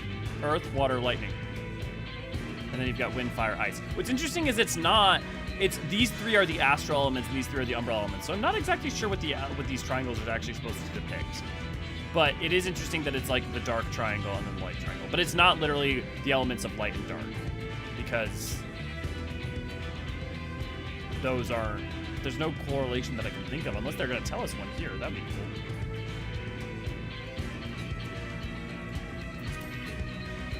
Stability, some may call it. Wait. Actually, wait, is this it?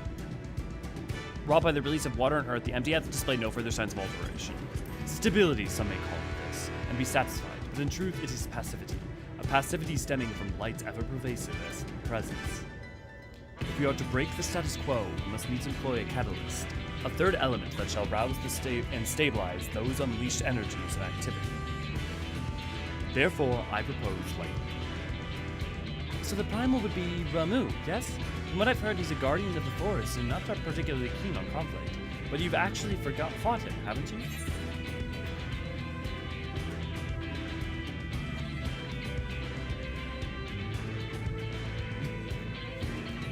So good option.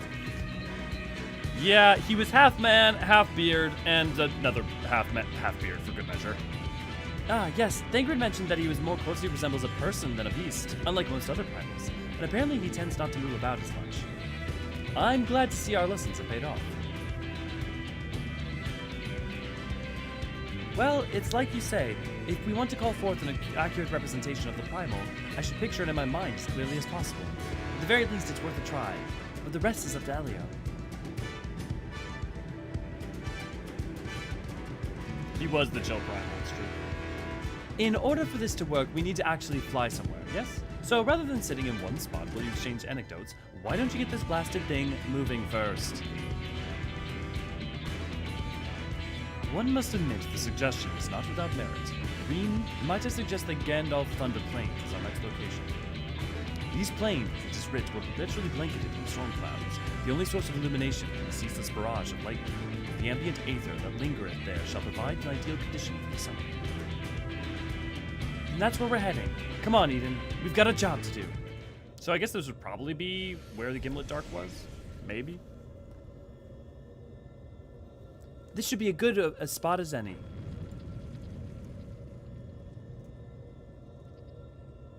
All right, Elio. Whenever you're ready. Yeah, well, the pitched idea, Tam, is that we don't perfectly focus. And so, like, any memory of any other creature gets mixed up in it, too. Memories of our movie flash through your mind.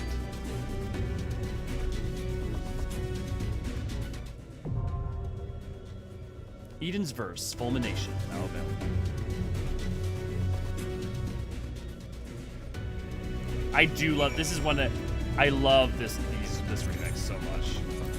I liked the prior one with Titan, but, like, this next one I really like quite a lot. Don't forget to eat food if you need it. Lefe, can you confirm, please? Thank you.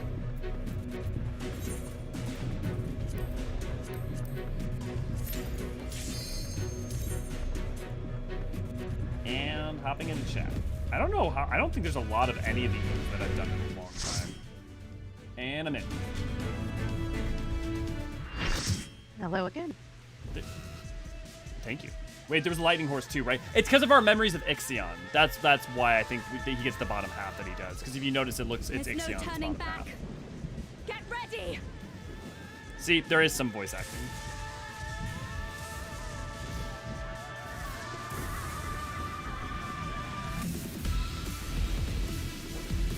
So we got his giant beard confused with an Eorzean. So Eorzean has been the lightning This is summon removed. primal. See, that was Gaia there for a second. And so I think like Final Fantasy X, for instance, there's no Ramu, it's Eorzean instead, and so I think it's just they combined like the famous like lightning summons Aeon's primals into one thing. I His know, I beard was- into his tail. I was just mostly commenting on the loss of the glorious beard. Yep, it's Yeah, it's now. Yeah, you're right. Now it's the tail. Correct. Thou wouldst forge the world anew. I, Ramu, shall test your words.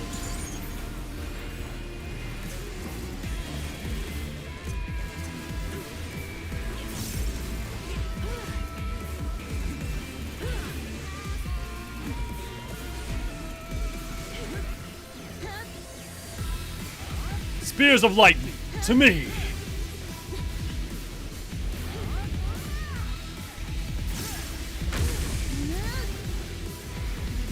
May Levin Bolt strike thee down.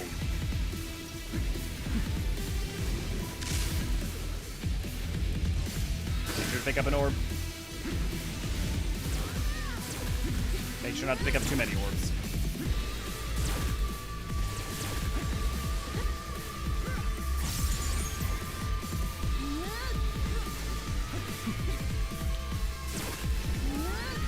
From the storm of my judgment, thou shalt not escape.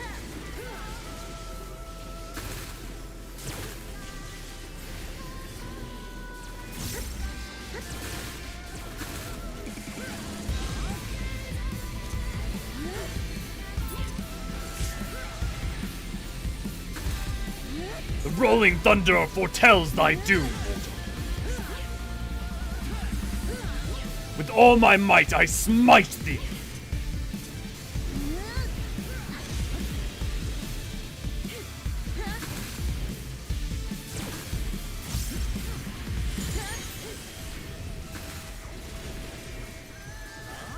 Swift as thou art, I am swifter still.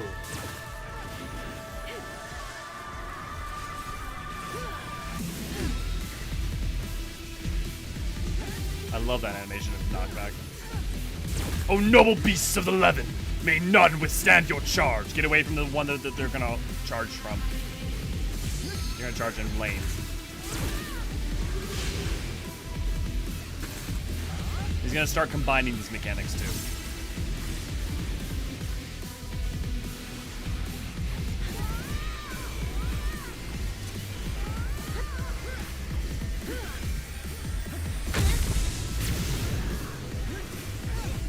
Get to the short one.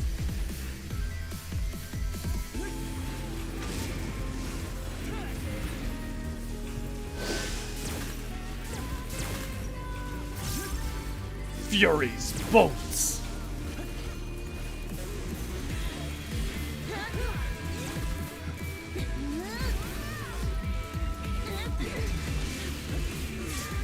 You gotta make sure that you pick up orbs. Neath rolling cloud of unrelenting lightning doth strike.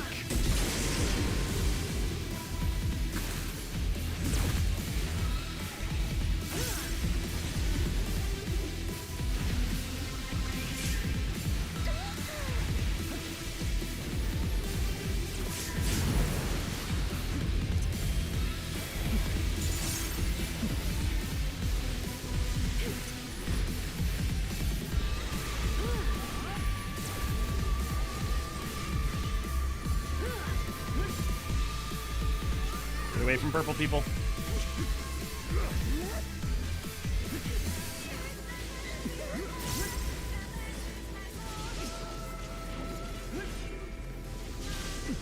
Be close to the center, but not on the center. Oh.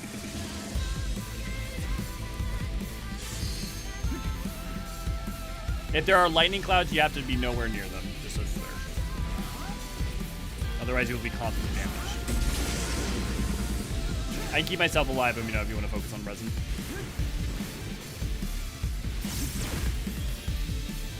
Look out for the Eorzean. Don't be in the same lane as them.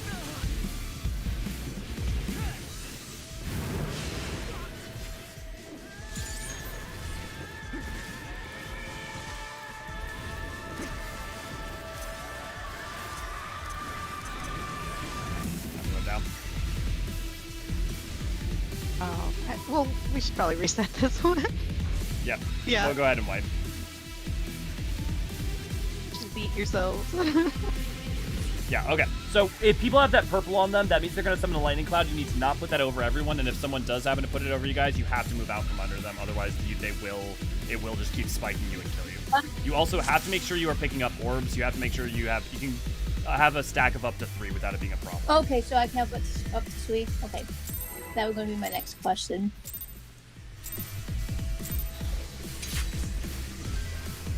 Thou wouldst forge the world anew. I, Ramu, shall test your worth.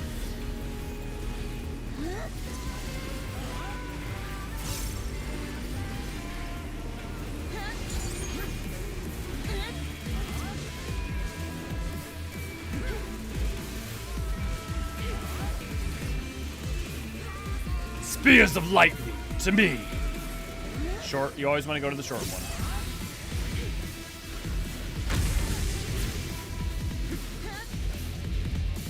May 11 bolts strike thee down.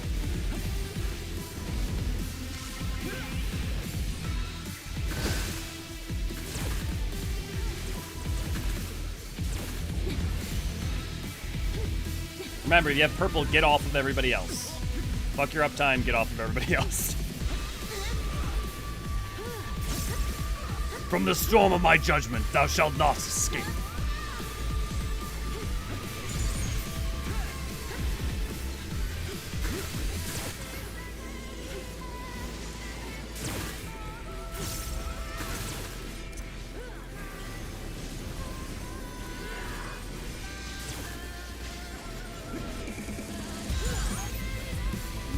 The rolling thunder foretells thy doom, mortal.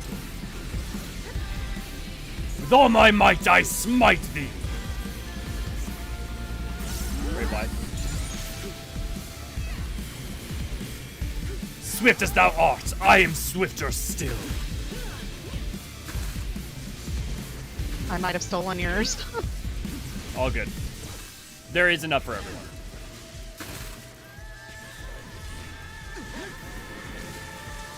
O noble beasts of Levin, may none withstand your charge. Just don't be in line with any of the Eorzean. You just gotta look where they are and do not. The lines on the map will tell you what the rows are.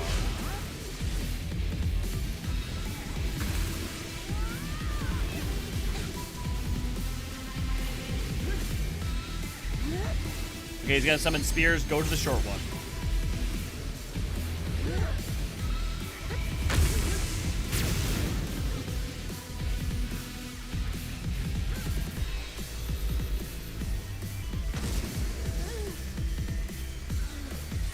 You gotta be in the full corner.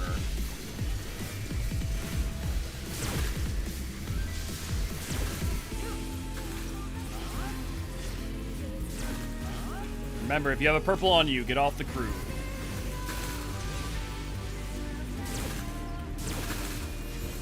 Neath rolling cloud, unrelenting lightning doth strike.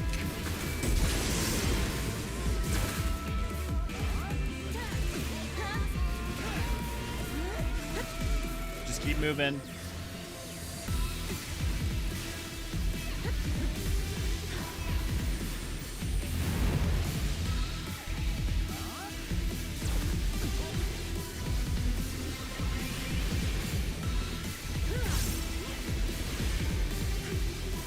Storm clouds are coming. If you have purple, move off of the group.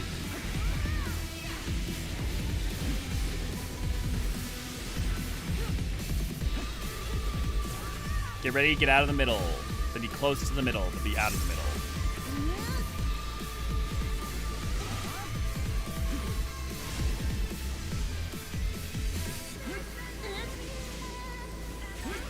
Remember to stay away from the clouds, though. Yeah, I was trying to get that orb. I don't think I'm gonna get one. Yeah, I'm out too. That's why it's important not to take too many. You only need to really have one stack. Be wary of Ixians. You can have up to 3, does not mean you need 3.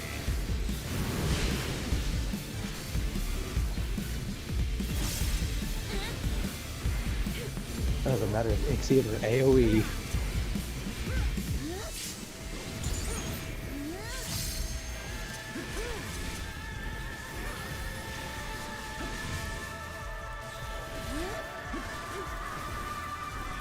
Look for the shortest.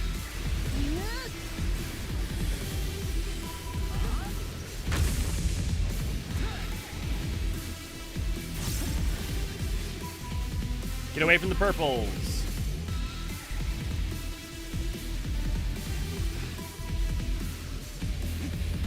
Oh, do not make the... Oh, well, that's going to be... Oops, I did not realize that was a thing. Yeah, you can't put the purples together. Sorry, I didn't think to explain that because usually people don't bother stacking if they have that. You're gonna have some spicy healing to do while like, okay, it's done. Okay, be in the middle, but do not be in an Ixian lane. No, don't, okay. Everyone get out of the middle, and you need to not be in an Ixian lane.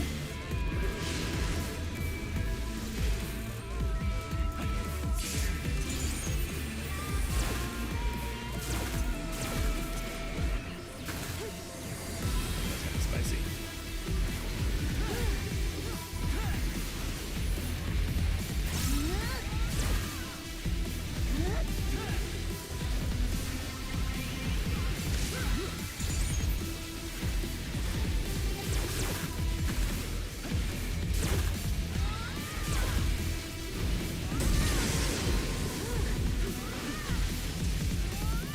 Ixian's coming up. Make sure you're not in the same lane as one of them.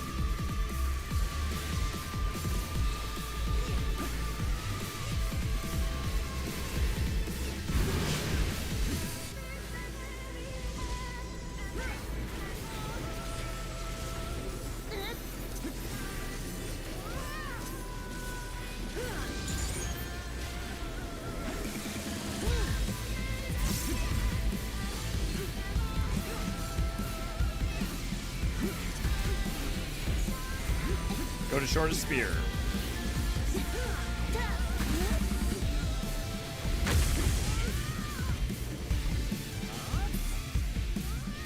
And we're clear. Okay, guys, we'll see you in the next one in just a little bit here.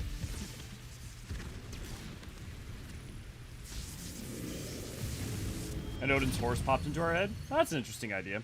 I imagine it's probably, I see it more as like the Ixian fate, but that makes sense. Kicking in for me, Eden Burst was my first Savage raid tier. People were fighting over Circle and Triangle strategy for Lightning Pass and PF, yeah. Yeah, I remember running that shit. Circle and Triangle are both wrong, Conga strat's the best.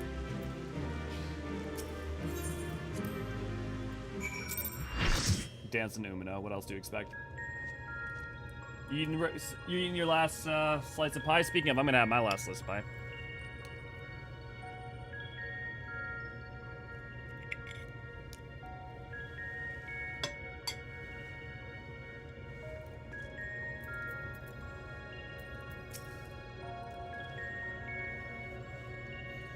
I thought I was prepared to expect anything, but I didn't expect Ramuh to turn out quite like that.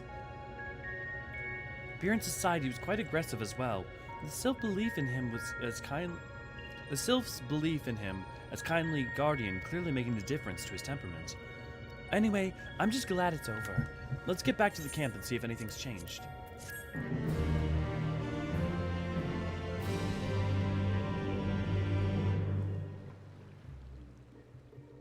I mean, I don't know if I'd call it nonsense lyrics. I mean, with the like ancient language with Nier, it's a little bit, but it's the inflection and intentionality is what matters, right?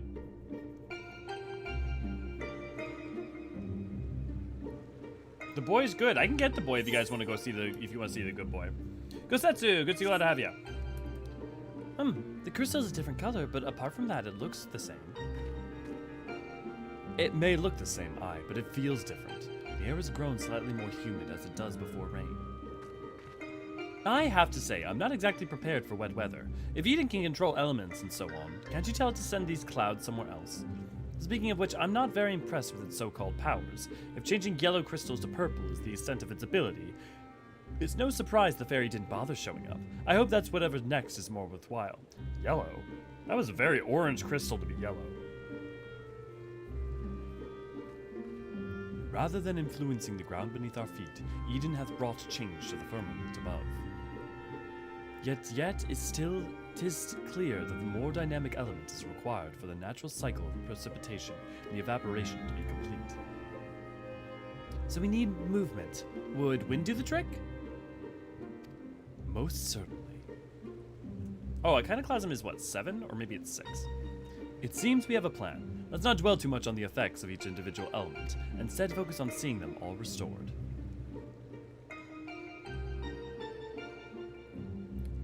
The power of an oracle, not to be sniffed at, it seems.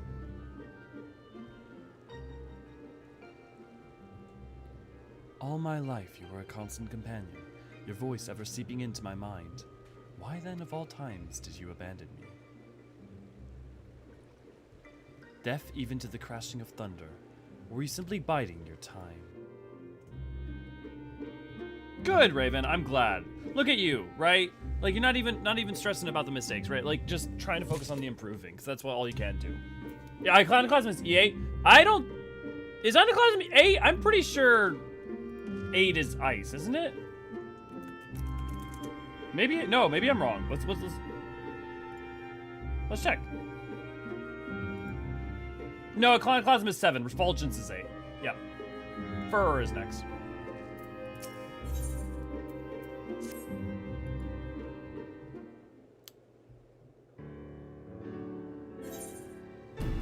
Something bothering me. Eden needs to see controller, so who controlled it before? Lady, have you beaten Eden? Because if not, I would recommend... hold off. You'll have your answer. See, part of me wishes I did Eden for the first time in a group like this. Doing it with me and a friend when we both had no idea what was happening was chaotic. Yeah, that's the case a lot of times for a lot of people, Oblivion. Okay, something that's been bothering me. Oh no, it is 7. You're right. Yeah, all good though. Because I was certain that 8 was ice. That was the one thing I was sure of. Yeah, you know what? Let's get here. I'll get the boy.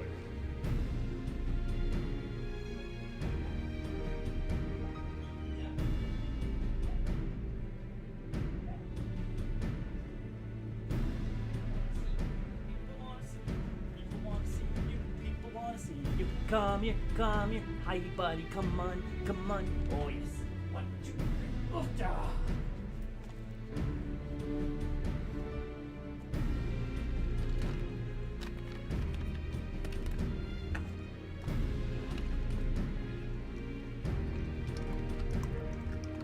Crouch.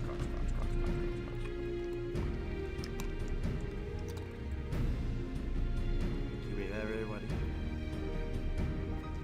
Here, you know what? I'll give you a 3rd one today.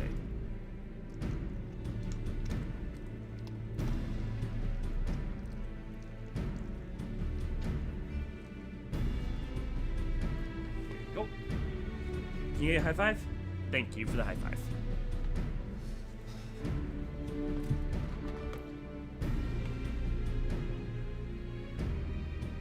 Come on. There you go. And all he wants is treats. He loves cuddling. He's usually very loving, but like, I mean, I've trained him now that when like you guys are calling for him, he's gonna get a treat. So he's like, when he comes down, he's like, treats.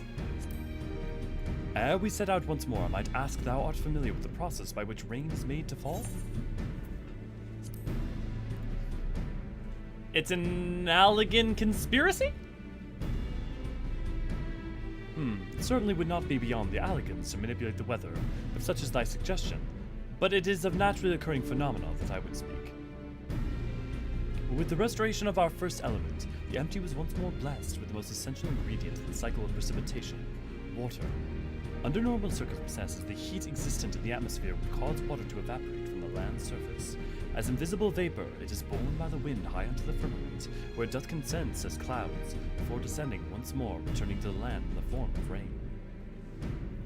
It seems we need wind-aspected aether to create more clouds.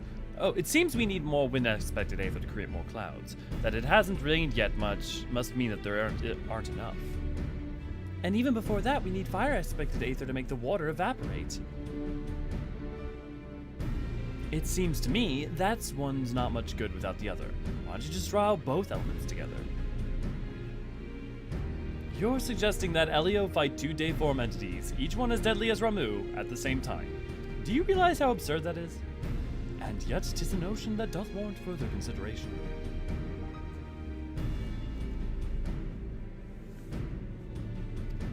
Oh, you can't be serious. Cast your minds, if you will, to the elemental wheel I did show you in the bookman's shelves.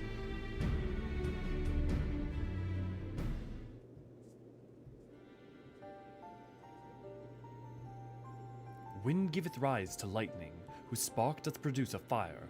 By restoring both wind and fire in tandem, we may yet maintain the balance between these dynamic forces.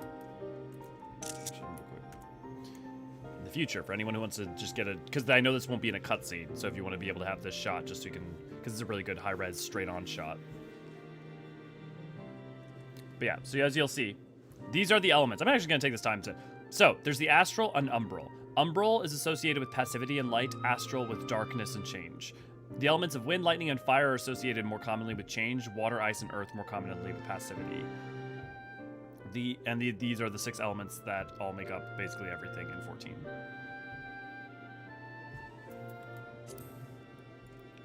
Also, astral and umbral are not... This is not darkness, this is not light. Light and darkness just happen to also be... Light has the trait of being umbral. Astral has the trait of dark has the trait of being astral. But something can be astral without being dark, and something can be umbral without being light. So it's important that, like, just because something's like umbral ice doesn't mean it's light ice. Just because it's astral lightning doesn't mean it's dark lightning. It can, it could be, but it doesn't have to. Thought shadow was umbral and light was astral. My bad. Yeah, so this is explained during 5.0 that there's a misconception of cause and effect between the two. And that astrality is, in actuality, that's why umbrality, the empty is umbral, right? Because light, it was so suffused with light, and light is inherently umbral as well, that it made the wastes are so umbral and they do not change. Whereas astrality is associated with darkness. And because a flood of darkness was released on the 13th, the entire 13th became highly astral. If you want a refresher on any of this, V, could you link my aetherology video that I did like a year back or so? Wind giveth rise to lightning, whose sparks does produce fire. Ooh.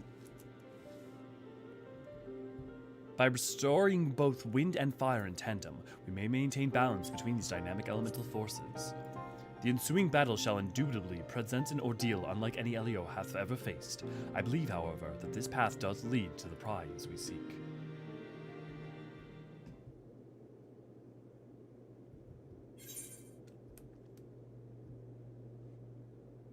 Maybe, Tam. I would have to look at it again. But I never thought about that, but it's possible. Oh, so perhaps it's not so absurd after all, eh, Thancred?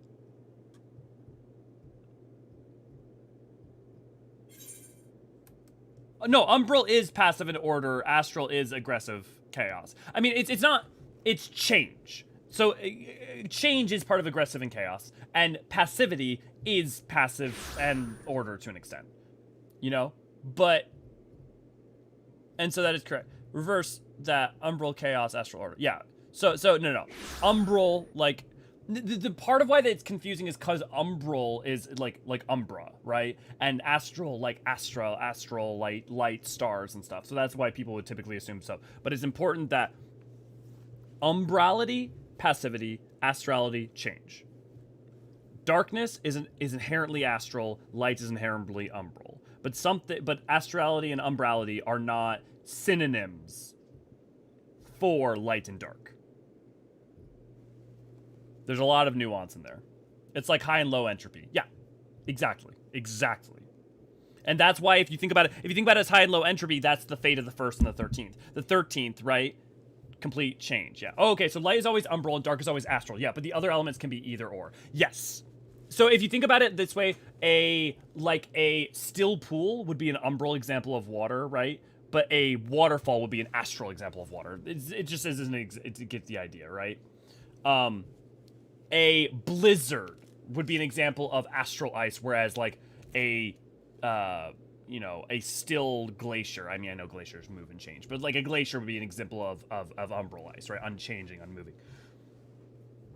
And that's going to be really key. It's really key in 5.0. It's really key in 6.0. It's really key. It's going to be really key in 6.x. It's been key. So understanding that aetherology is really helpful.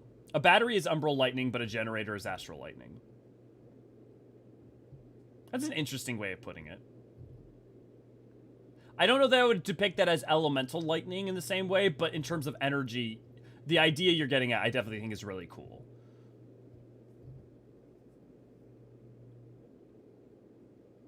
Basically stored charge would be umbral lightning. Active use, like lightning, static electricity, an expression of active lightning would be astral lightning. But so like, for instance, you can have, for example, the problem with the crystals that are all around Eorzea that are all orange and like that Dalamud, the calamity that Dalamud created was the calamity of astrality, and / darkness. So like that's why all the crystals left were all highly astral. They're all effectively like radioactive because they are a normal elemental crystal that then is made more astral, and so it's effectively like radioactive. It's not literally radioactive, but it's effectively made like that's why if you remember those quests during ARR that you do with them, you'll notice they'll talk about those orange crystals and they'll all look the same, but they'll talk about how some of them still have an elemental charge, and because they were a fire crystal or what have you, made more astral. If you wanted to represent astral and umbral with a cake, what cake would you use? I mean, you'd just be like the most vanilla basic ass cake, like if it was umbral, and then astral, an inside out, upside down cake. I like your words, funny man. Yeah. Umbral cake is a normal cake. Astral cake is one with a stripper about to jump out of it. That is correct.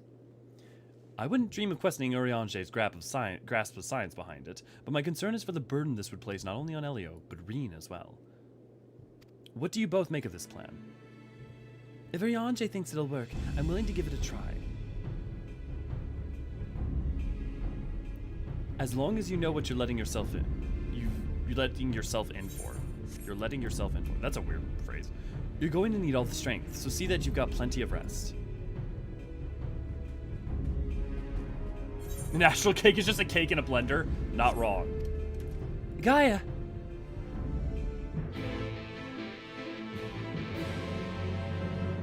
You aren't wrong. Also, Kevin! I don't know if I said good to see you, glad to have you earlier, but good to see you.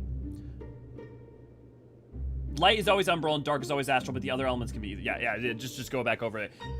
Just to really be very clear, it's not that astral and umbral are synonyms for light and dark, but because light is inherently umbral and dark is inherently astral, if you make something very light or you make something very dark, you're going to make it go towards those things inherently. So the flood of light was a flood of umbrality because light is umbral. You know, it's light, umbrality and astrality are poles, if that makes sense. And so anything can be charged towards those poles. Just like how a element, like an element, right? Like an atom can have a positive or negative charge, but that doesn't affect what the element. Well, I guess it does. But you can have an isotope of something which affects it, but it's still the thing that it's still the protons and the protons and neutrons are still the same, right? Even if like the electrons are, well, you get what I'm trying to fucking say. Astral is the New Orleans god. The nth good time of the nth. The seventh good time and the seventh bad time. You're not. That's not a bad way to put it. The sixth and seventh astral eras.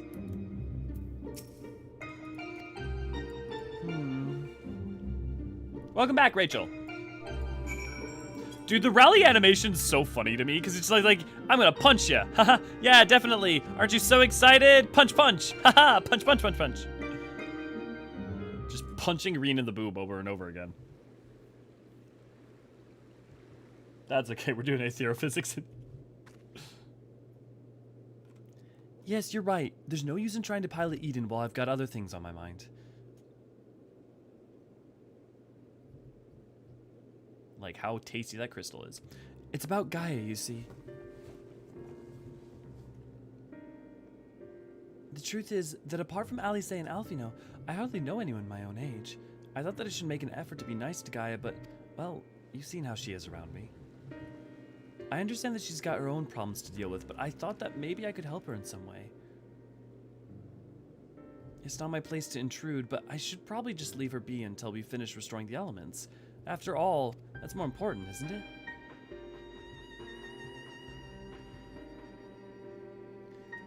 Let me talk to Gaia while you concentrate on the task at hand. Is what I would have said once upon a time.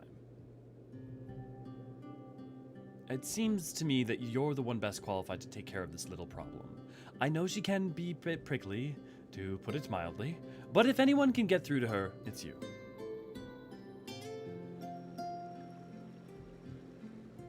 Although we've only known her for a short while, we're all she's got, and I think she realizes that. Just let her know she's not alone. She'll come around eventually.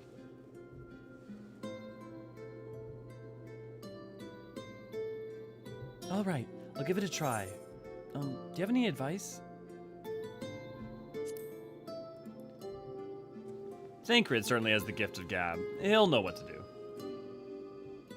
I'm afraid that since arriving in the first, I've had little time to mingle with any of the locals, and I haven't a clue what young women like Gaia would be interested in. That's given me an idea. I'll start with some small talk and go from there. Actually, since before she even woke up, I've been asking Lena about what's popular in the Crystarium. I thought it might be nice to show Gaia around the place one day. You see, so that's what you're doing. I suppose it makes for a nice change of pace from all that studying. And I must commend thee on thy choice of confidant. The captain's powers of observation maketh her a veritable font of wisdom concerning the behavior of the Crystarium citizenry. Yes, and now it's time to put that knowledge to good use.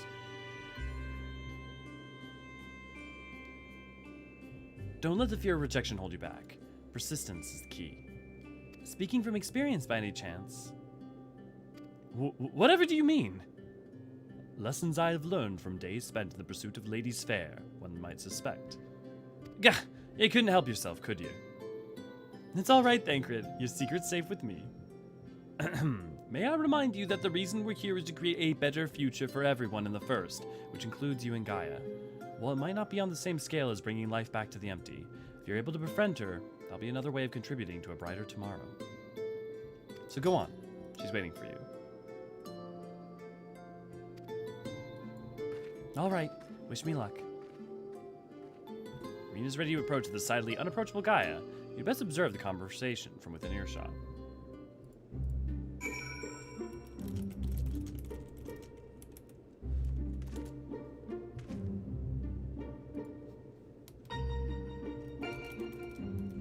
When you say you're not alone, all I'm thinking of is you will be found from Dear Evan Hansen.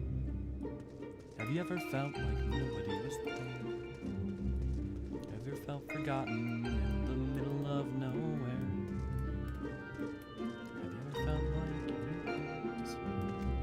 like you could fall and no one would hear? Well,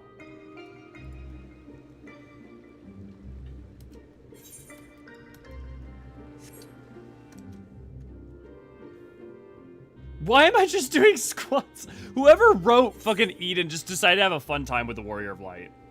Signs of the Seventh Good Time. That sounds like a good band name.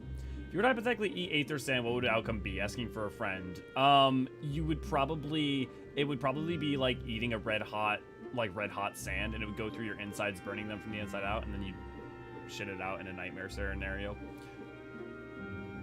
We just saw that implies that certain elements tend to lean more towards heavily towards Umbra Astral than the others. Yeah, that is correct. It's confusing type out, but I like the idea of Umbra. Yes, so wind, lightning, and fire all lean towards astrality, if you think about them as like elements of change, and ice, earth, and water all lean towards umbrality and elements of like stasis and stability. Yep, Kevin, definitely. Part of me is just imagining our friend giving these Mont Blanc, these lectures on Aether with a cake demonstration.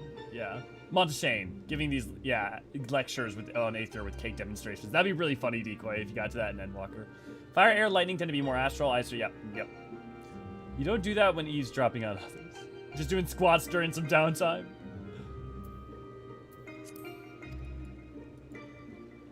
Yeah, pretty much Oblivion. What do you want? Oh, nothing really. It can wait till later. Yeah, no. Montaigne, like, I don't think that's necessarily inherently a spoiler, but definitely know what you mean. For all we know, there might not even be a later. If you've got something to say, hurry up and spit it out. Is everything all right? Not feeling strange from being around Eden or anything? Is that what you came here to talk about? Actually, I wanted to ask you.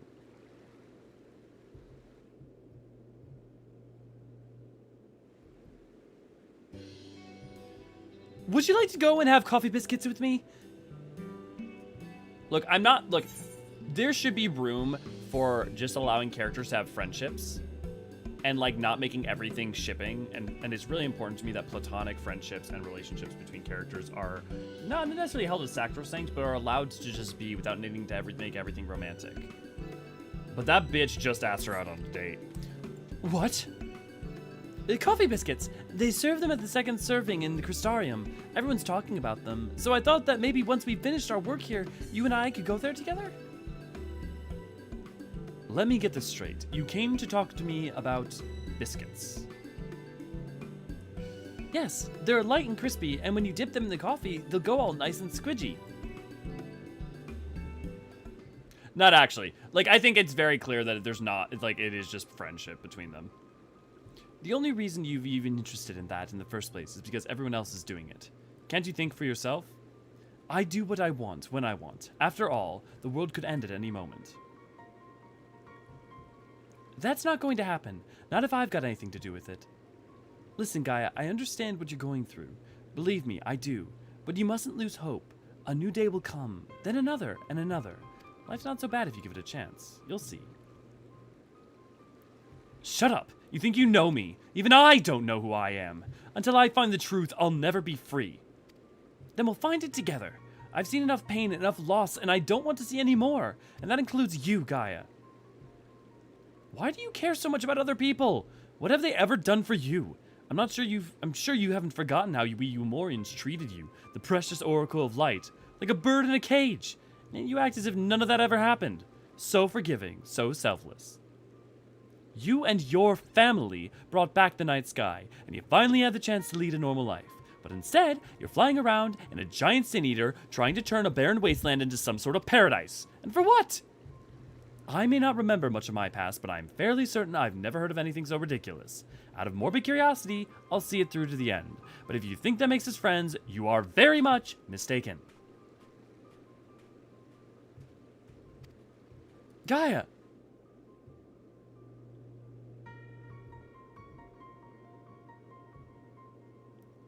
I surmise that to keep Gaia waiting over long would only agitate her further. Yeah, that's why they show up in their fan art, because they ask about going out for coffee biscuits. It's a running thing.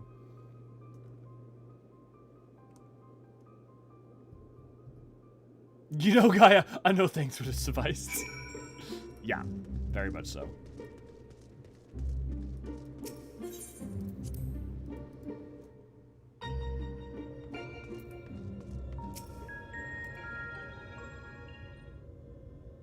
Gaia just verbally kicked the button. To defeat the dayform manifestation of both wind and fire shall require every last mote of thy strength. That thou hast triumphed over such a being in previous encounters should be at the forefront of thy mind as we commence the summit. Where are we going this time, Eorzean? A place called Ashfall to satisfy our requirements, I believe. The fables speak of our travelers sweltering beneath the blazing heat of the midday sun, while night after nightfall, slicing winds did tear at their cloaks. I see. Hopefully it won't be quite as that bad when I draw out the elements. Reem, my dear, may I remind thee that the focus is not the same as to deny others' thoughts. Whatsoever it is that troubleth thee, thou wouldst be better for acknowledging it. Yes, you're right, of course. It's Gaia that I'm worried about. That is well. May thy concern for her lend thee yet more strength. Social tank buster. It's time. I'll begin drawing out wind and fire in equal measure. Elio, we'll only get one chance at this, so let's make it count.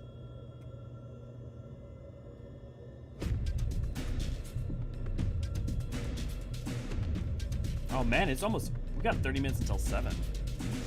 Memories of Garuda and Ifrit rage through your mind. I know we were gonna go late, but man, we may be going late. Eden's fur, now it's easy. On the bright side, because of daylight savings time, I feel really good about going late because I'm like, it feels like an hour earlier.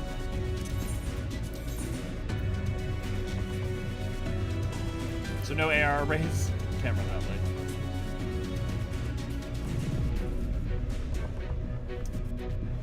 late. AR raise. Alliance raise then. Today? No. Oh my god, no. Oh, no, right. Alliance raid event. What time is those events? Okay. Yeah, I think what we're gonna do is we're gonna do what we did for Omega. We're gonna complete this and then we'll save the last for next week. That's how we're gonna do it. Because otherwise we're just gonna be at this for like 2 more hours. It's interesting. Coils and Alexander we completed in one sitting, but Omega we didn't, and no, we haven't for Eden. I think it really is. They just got longer and longer and more story as they went on, which is interesting. Because I mean, honestly, if you think about it, especially with Alexander, like really all the story is just at the end of each section, whereas there's a lot of story between each fight. Youth event after stream, yeah. Let's hit it. There's so much story for Eden, yeah.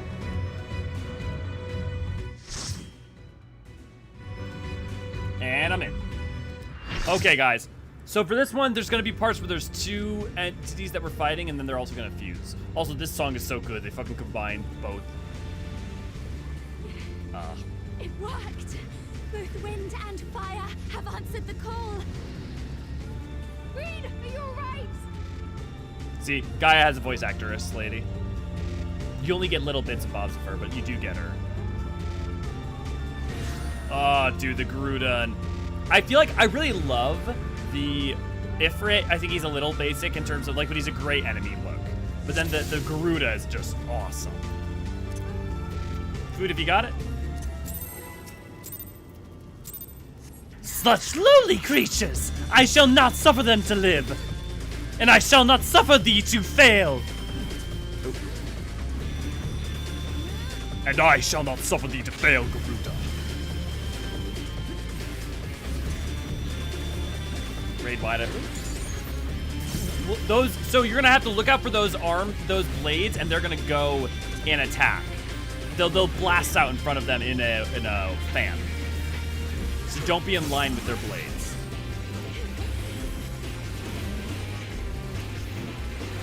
Stack, you have to have at least 2 people together on those. Otherwise you'll go flying up into the air. And it will not be pretty.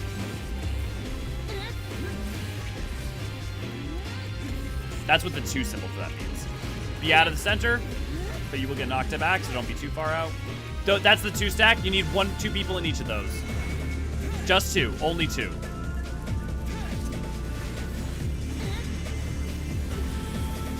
Yeah, don't forget to move out afterwards.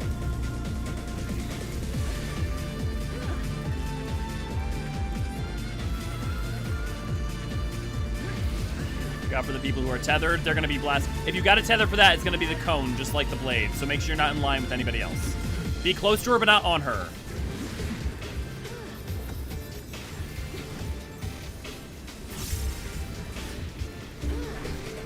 got this remix.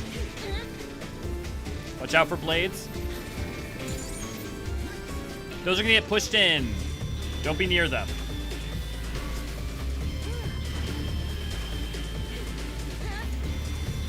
Insolent worms! They dare defy me! A pitiful display! Stand aside! Wait for Midred.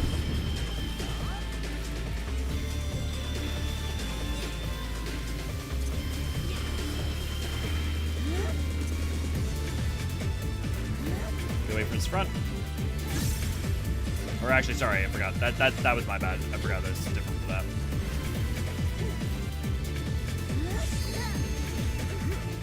Everyone, we need to make sure that that person only has one tether on them. Yep. They've got 3 lines, and each line has to be taken out. I'm gonna need mitigation.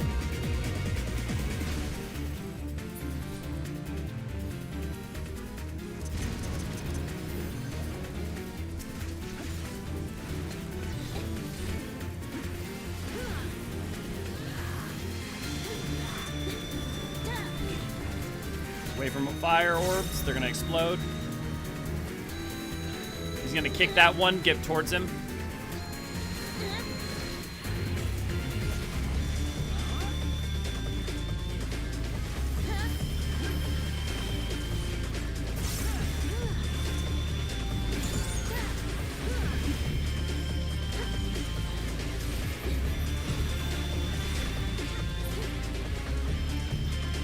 These mortals are not so easily bested.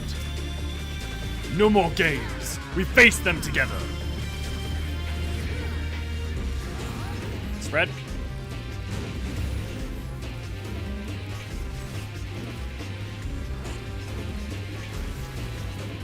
Remember, he's gonna push. He's gonna kick that one away, and these are gonna get pushed in. So make sure to be on top of him. Make sure 2 per each of those. Then get out. Make sure to take one of the tethers.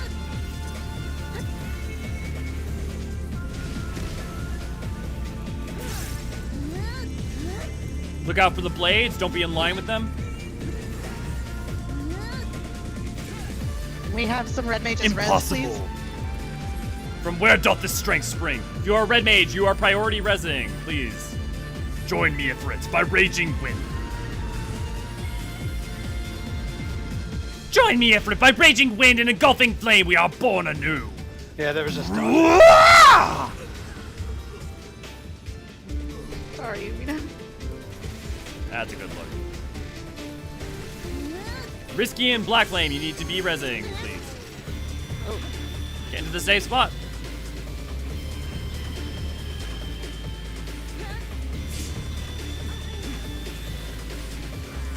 Barrow Storm means that they're going to do the fan attack to their sides. Okay, I'm going to get hit. Get ready. Be in line. 1 per each. Make sure that everyone has a second person. If you have it, you cannot stack with the other person.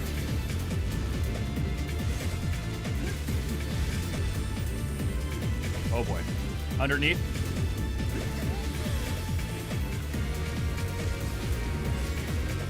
Close, but not in the center. We'll get knocked back.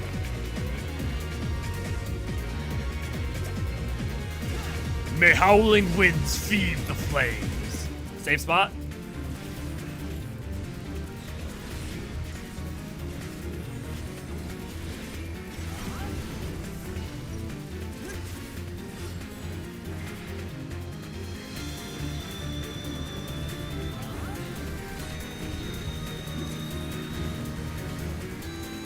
Thou shalt defy me no more. Behind him.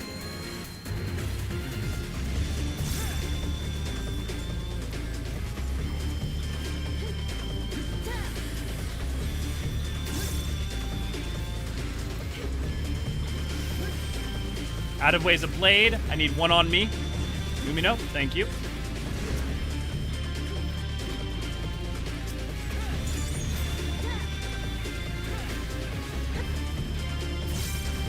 Out of him.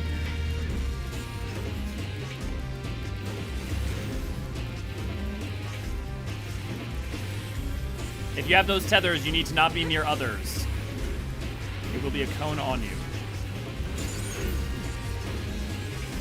I was more needing people to dodge away from me.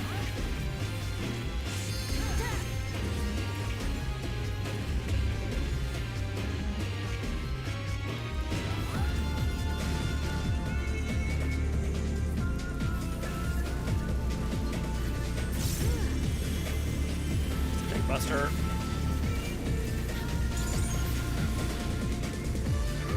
Get to safe spot. Wanna limit break? Limit break 3. Please do not limit break if you are not the melee DPS.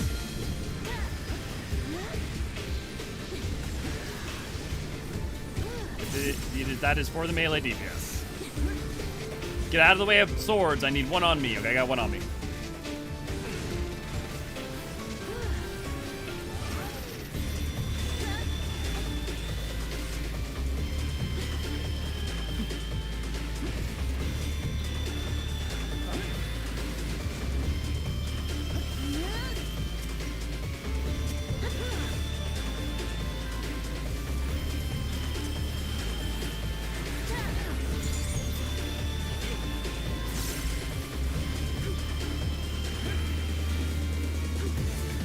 Anyone know what the boss's name is a reference to? I'm assuming a mythological figure.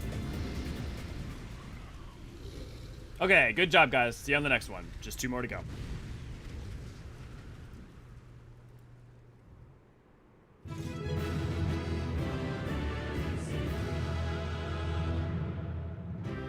Night, Tracy!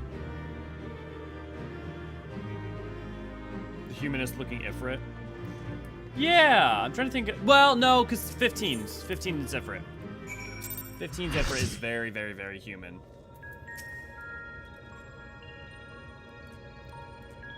That was incredible. I never imagined they would fuse together like that, but you took them down all the same. I suppose the main thing is that we're now 2 elements closer to restoring the Aether of the Empty. Let's go and see what the difference it's made.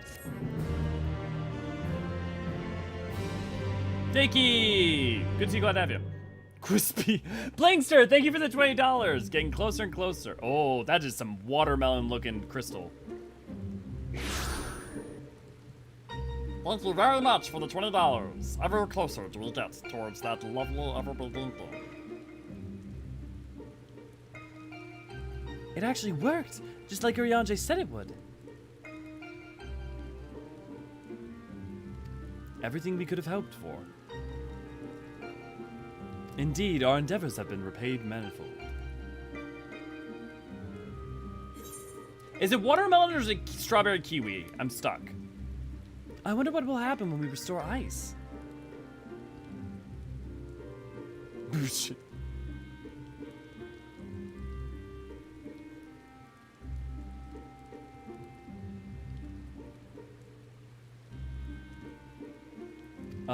Is something the matter?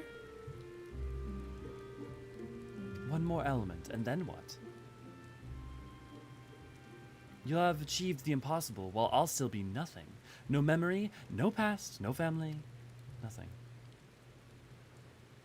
The world has moved on and left me behind.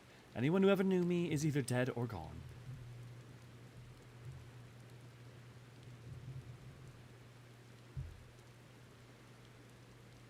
So, Almighty Eden, you can mend this broken world, but you can't restore one girl's memories. Give me my life back, damn you! I still hunger. Ah!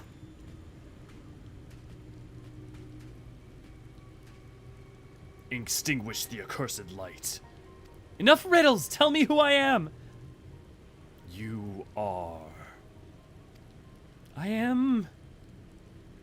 Gaia. Gaia.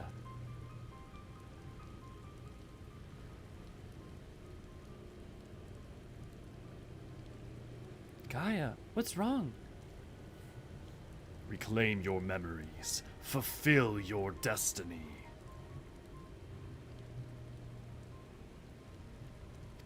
I don't understand. Gaia, can you hear me? Get away from me!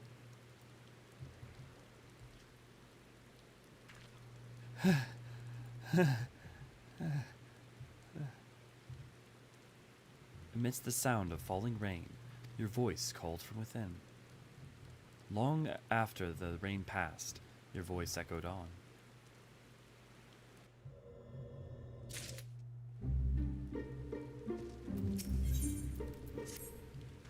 There we go, not iconoclasm. While this downpour is precisely the result we were hoping for, the novelty of standing outside in the rain does wear off rather quickly. Not to mention, Guy's looking a bit under the weather. Let's continue this conversation in Eden's core.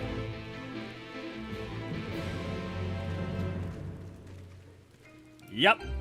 It definitely makes a lot of sense once you know the name of certain other characters. Yeah, because, like, I mean, I'm torn if it's watermelon or strawberry kiwi. I feel like it's strawberry kiwi. I do love watermelon more as a flavor, but I also think that's strawberry kiwi. It's a Sanskrit way of saying Garuda. Oh, that's funny. That'd be pretty cool.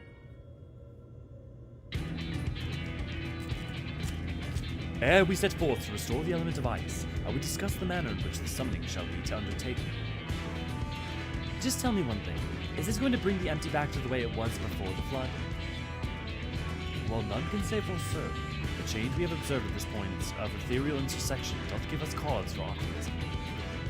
It may be reasonably assumed that the empty shall continue to transform, and in the decades to come, regain a semblance of its former state. Decades? Lime Cheeto? Let me know why. I don't think you've quite grasped the sheer scale of the damage left in the wake of the flood. It would have swallowed the entire world if Ophelia had not stopped it. Even if Reen has inherited her blessing, wounds like that don't heal overnight. After all, the empty has been utterly devoid of life for 100 years. And it might take even longer than that to bring life back. I don't expect immediate results, but I do know that it will stay like this forever unless we do something about it. My sentiments precisely. Only once the final element is restored shall we have a glimpse of the future that awaited those of the generations yet to come. You do all this for a world you might not live long enough to see? Well, here I am, so absorbed in my own problems that I spare barely a thought for anyone besides myself.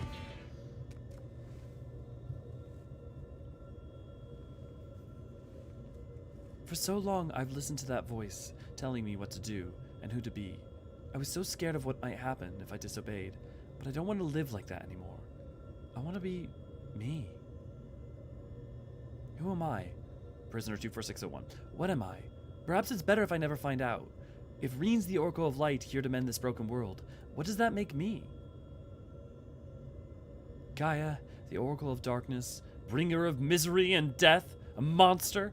It's no wonder they left me, mother and father. And next it'll be all of you. Then I'll be back where I started, where I've always been. Alone. Ah!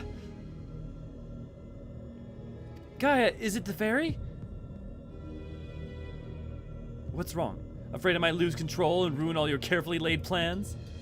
No, it's you I'm worried about. Reen, I'm going outside to clear my head. You just do what you need to do, alright? You didn't mention much, lady.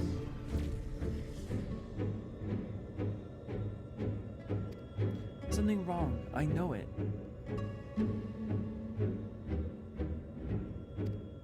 That much is clear. If we have to repeat her first visit to Eden, we may be joined by those void-sent friends of hers. If you go and see what Gaia is doing, Eorzean and I will stay here with Reen. I forget what its name is, V. But I have it in my storage. So my music storage. I could go find it eventually. My name is Gaia. That's what you said, isn't it? Eden, the flood? What does it all mean? No, it can't be. Is that what it's been waiting for all this time? Finally, you remember. Ah! What is this?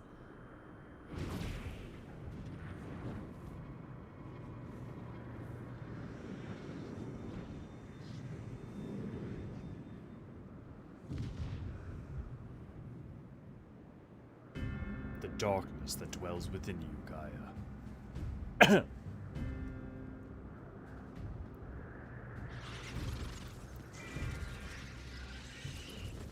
The accursed spawn of light are drawn to it, like moths to a flame.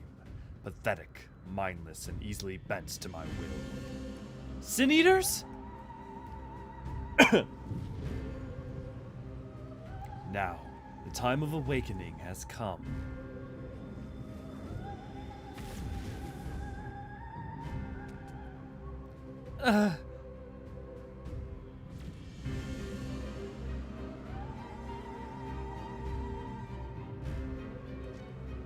That's the Garlean theme, Oblivion. It's just the Garlean, called the Garlean theme. I mean, it has a specific name, but if you type in Garlean theme, it'll show up. Elio, Reen senses Sin Eaters. What's happened? Well, we've got Sin Eaters, that's what happened. Don't try to fight them. Just bring Gaia back inside. Quickly now. Gwen, good to see you, glad to have you. And you also hear the Garlean theme uses a motif a couple of other times for different songs. You okay? Yeah. I just have a little tickle in my throat. Storm of birds, born of birds, made from folding paper.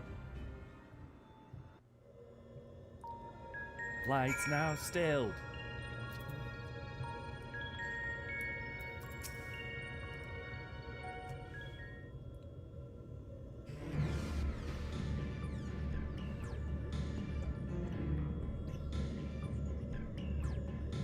They do.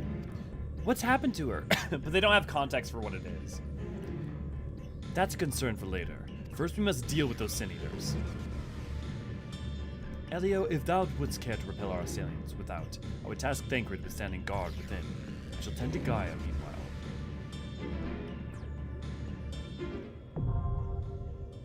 Yep, that's the only thing Oblivion. And yeah, no, it's not Twitch. Iconoclasm, boy. I love this fight so much. And I feel like I'm one of like 2 people in the world who likes this fight.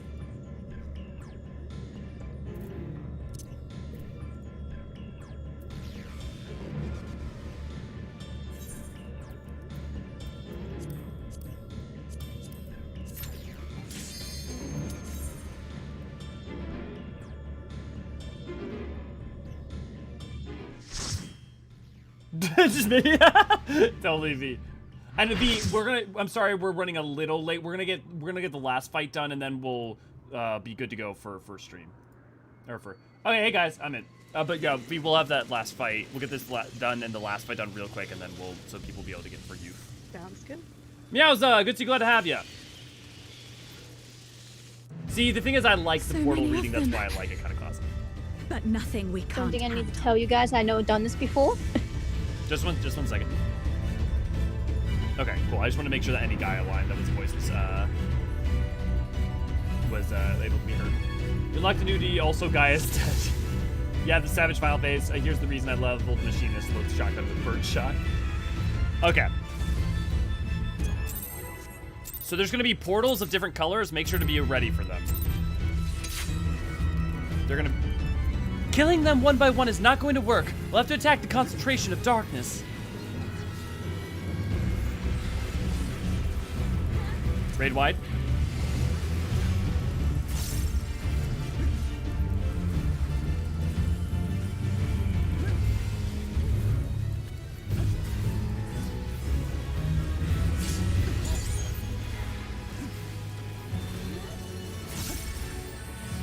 Umino's ready for telling people to follow.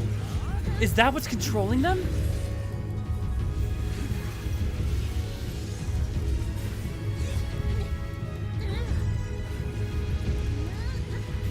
Don't be in line with them. They're going to fire in a blast and then move right after it blasts. Move.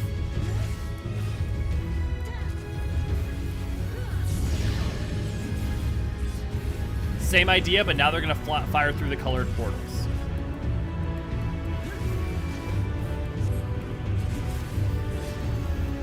it's gonna be red first, and then blue.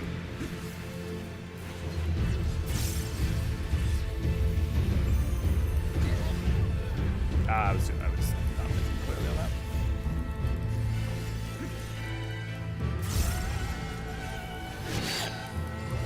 That principle's gonna go on throughout the whole fight.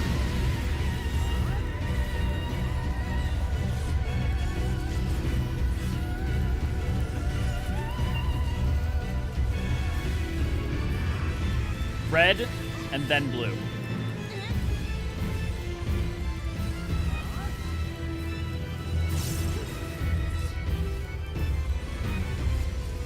And move in.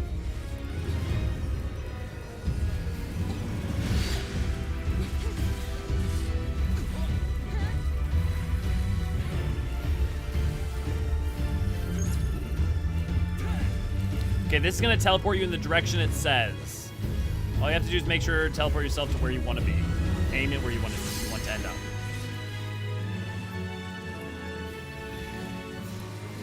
So first time, nothing weird, but then it's going to start adding AoEs and stuff, so you're going to have to teleport yourself into where you want to go. Stack.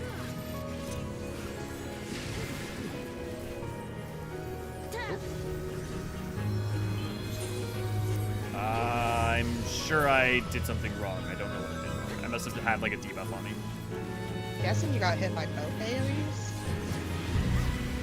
Must have been something like that. It felt a little bit too close, but I didn't know. I don't like the look of this.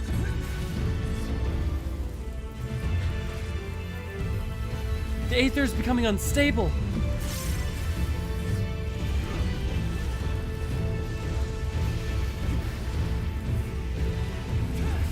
You want to get hit by white if you've got black, and black if you've got white. Opposite color then? Yep. Okay, thank you. Sorry.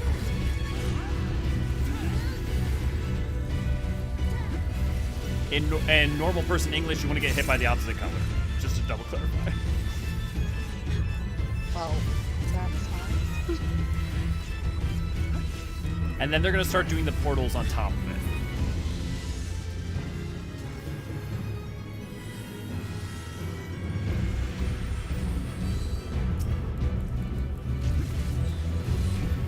I do not remember if you have to keep them separated, but... The darkness is growing. Or I don't know if they even move.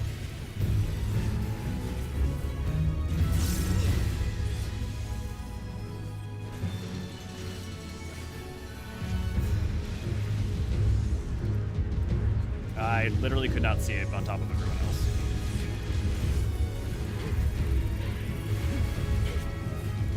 Please try not to stack on another person as it becomes hard to see the line.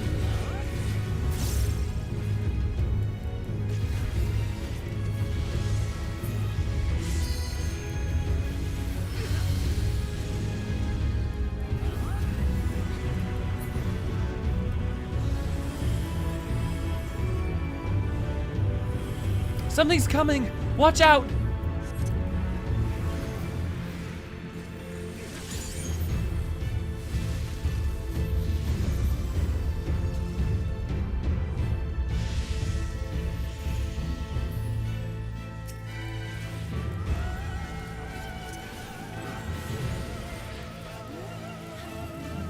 Same as before, opposite colors, but also there's going to be portals.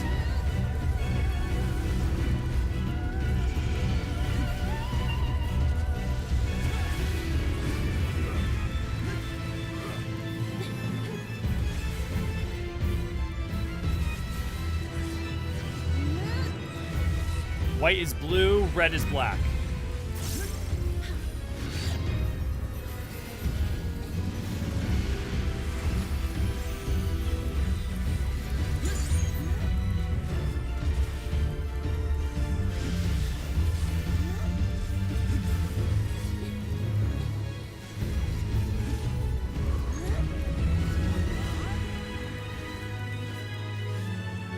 Make sure that there's at least one person that lands in each one of the towers.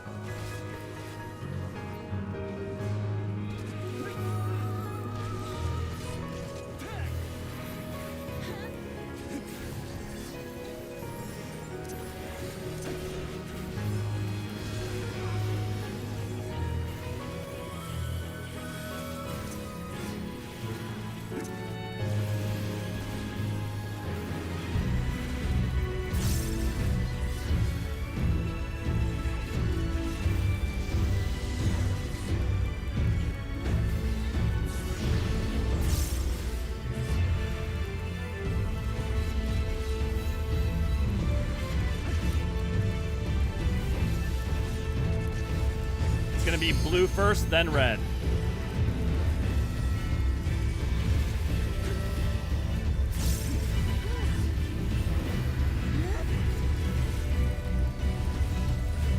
And forward.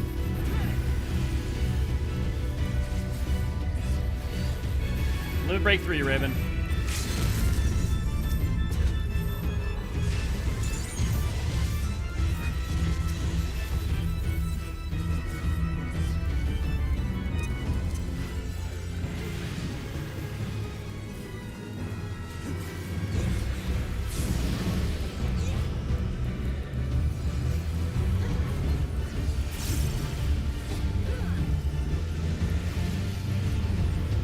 White on blue, black on red.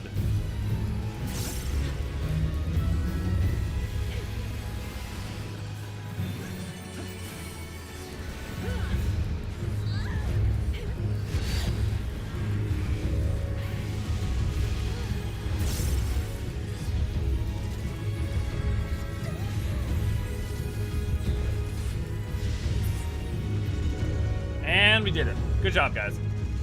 One more to go. See you real soon.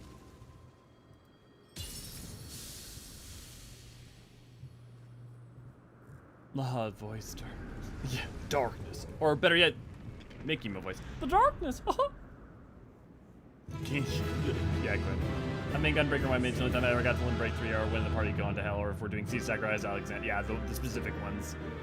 Oblivion, yeah, I love it when, as a tank main, I love when I get to use Limit Break 3.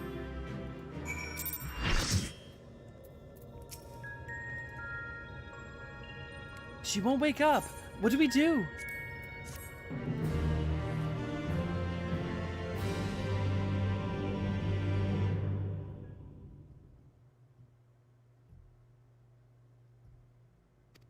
What is this place?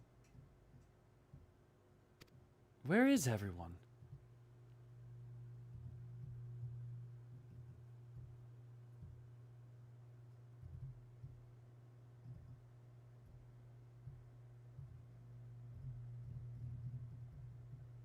So I'm all alone. Even the fairy is gone. Endless silence, endless darkness. Is this what death feels like? It's no use. No one can hear me.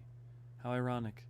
All those times I wanted peace and quiet, and now that I finally have it, I wish I had someone to talk to. I thought I couldn't stand to be around them, all their interfering and fussing, and yet I was never so lonely. But it's no use. Even after everything we went through, my memories still won't come back. There is no future awaiting me, only emptiness. Those memories, they can stay lost forever. If only this pain will leave me.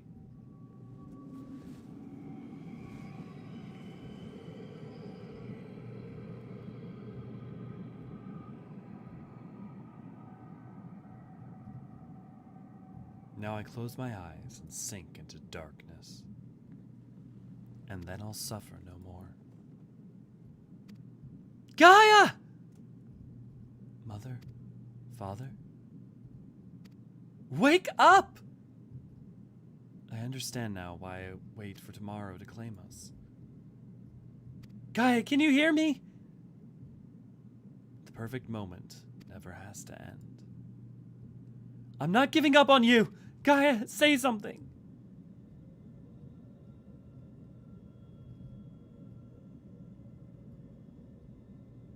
What do you want? Please, I'm begging you. Remember all things we said we'd do? Like going to the second serving for coffee biscuits. I never... Gaia?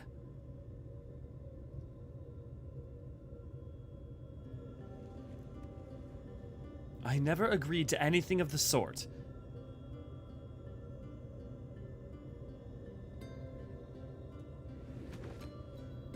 Oh, thank goodness. I was so worried about you. The face. Ugh, do you have to be so loud?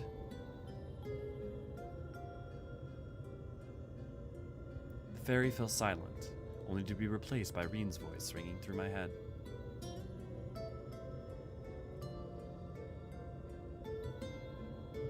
I never thought I would be so glad to hear it.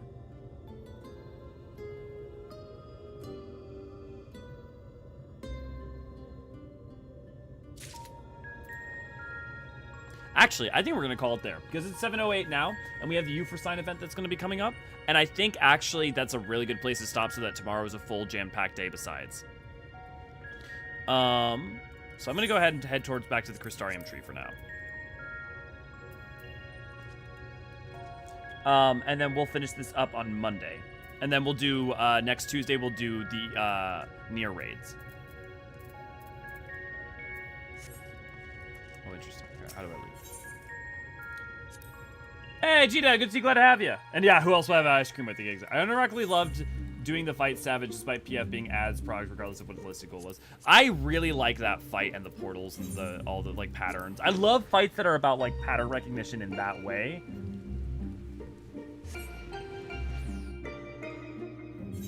Also, lady, if you want to ask me about questions about Eden and like the story and lore stuff too, you can always message me on the Discord. Don't forget to @ me if you just @ me in the lore or Endwalker spoilers.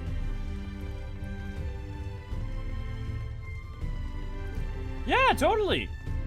So not tomorrow though, Raven, because tomorrow's Wednesday. When new video comes out Wednesday, will be next Monday will be when we have when we finish this up.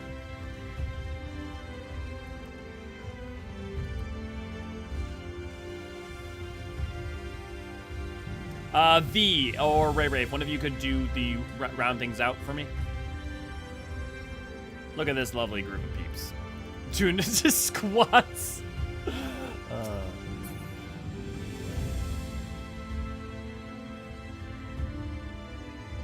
Okay. Yes. Don't forget we have stream every Monday and Tuesday. Wednesday, new video. Tomorrow will be a video on Laura Little Lady's Day. Thursday is me and Aniri stream of Final Fantasy III. On the Friday we'll be returning to... we may be doing book club. If people are interested in book club, I'll restart book club again. For a week or two there, we had very few people showing up, so I just paused it for a while. But if people want to go back to that, we can. On Saturdays, we have the community stream or community event for getting stuff done. Then we also have Sundays where I ostensibly am supposed to take them off, but I never do. V is being awesome and doing all the little lovely posts. Don't forget, if you like to support us and get your name in the banner above my head, as well as the end of videos, you can support us over on Patreon. We also get other fun rewards. If you'd like to see the current thing that we're working for with like the Naniri and me drinking stream, that was quite a hoot last time. You can always give super chats, like Bling did earlier, and Yukio as well. You can also join and become a member Archon, where you get access to all sorts of fun emotes in the chat. Beyond that, you can always just watch our videos, and that goes a long way to supporting all your comments and stuff. Like, look, I know, comments because they're engagement, but no, it's really fun to read them, particularly when they're nice. But in all of them, in all kinds. If you haven't checked out some of our older videos, I highly recommend doing so. If nothing, at least the lyrical lores, which I'm quite proud of. Yeah, and definitely come to Discord if you'd like to join us for all sorts of activities. 6 of the 10 Adam Talkers videos. I gotta watch the remaining 4 now. Nice Oblivion. We've got more coming out too. So me and Naniri have been making our way bit by bit through Endwalker. Hopefully, I'm thinking my dream is for 7.0 that we like sit down and do it all in one sitting, but I don't think that's gonna happen. Yes, the book club, I would join for that. Okay, cool, Raven. It's weird that you can't teleport from inside the control room. Something etheric nonsense. Okay, well, with all that said, if anyone has any final questions, now's your time. But other than that, don't forget that we have a U for Sign event. If you'd like to do your U for Sign run for the week, V will be running the event over on the Discord, so go join in there. As well as the other fun events that we do, like maps, PvP,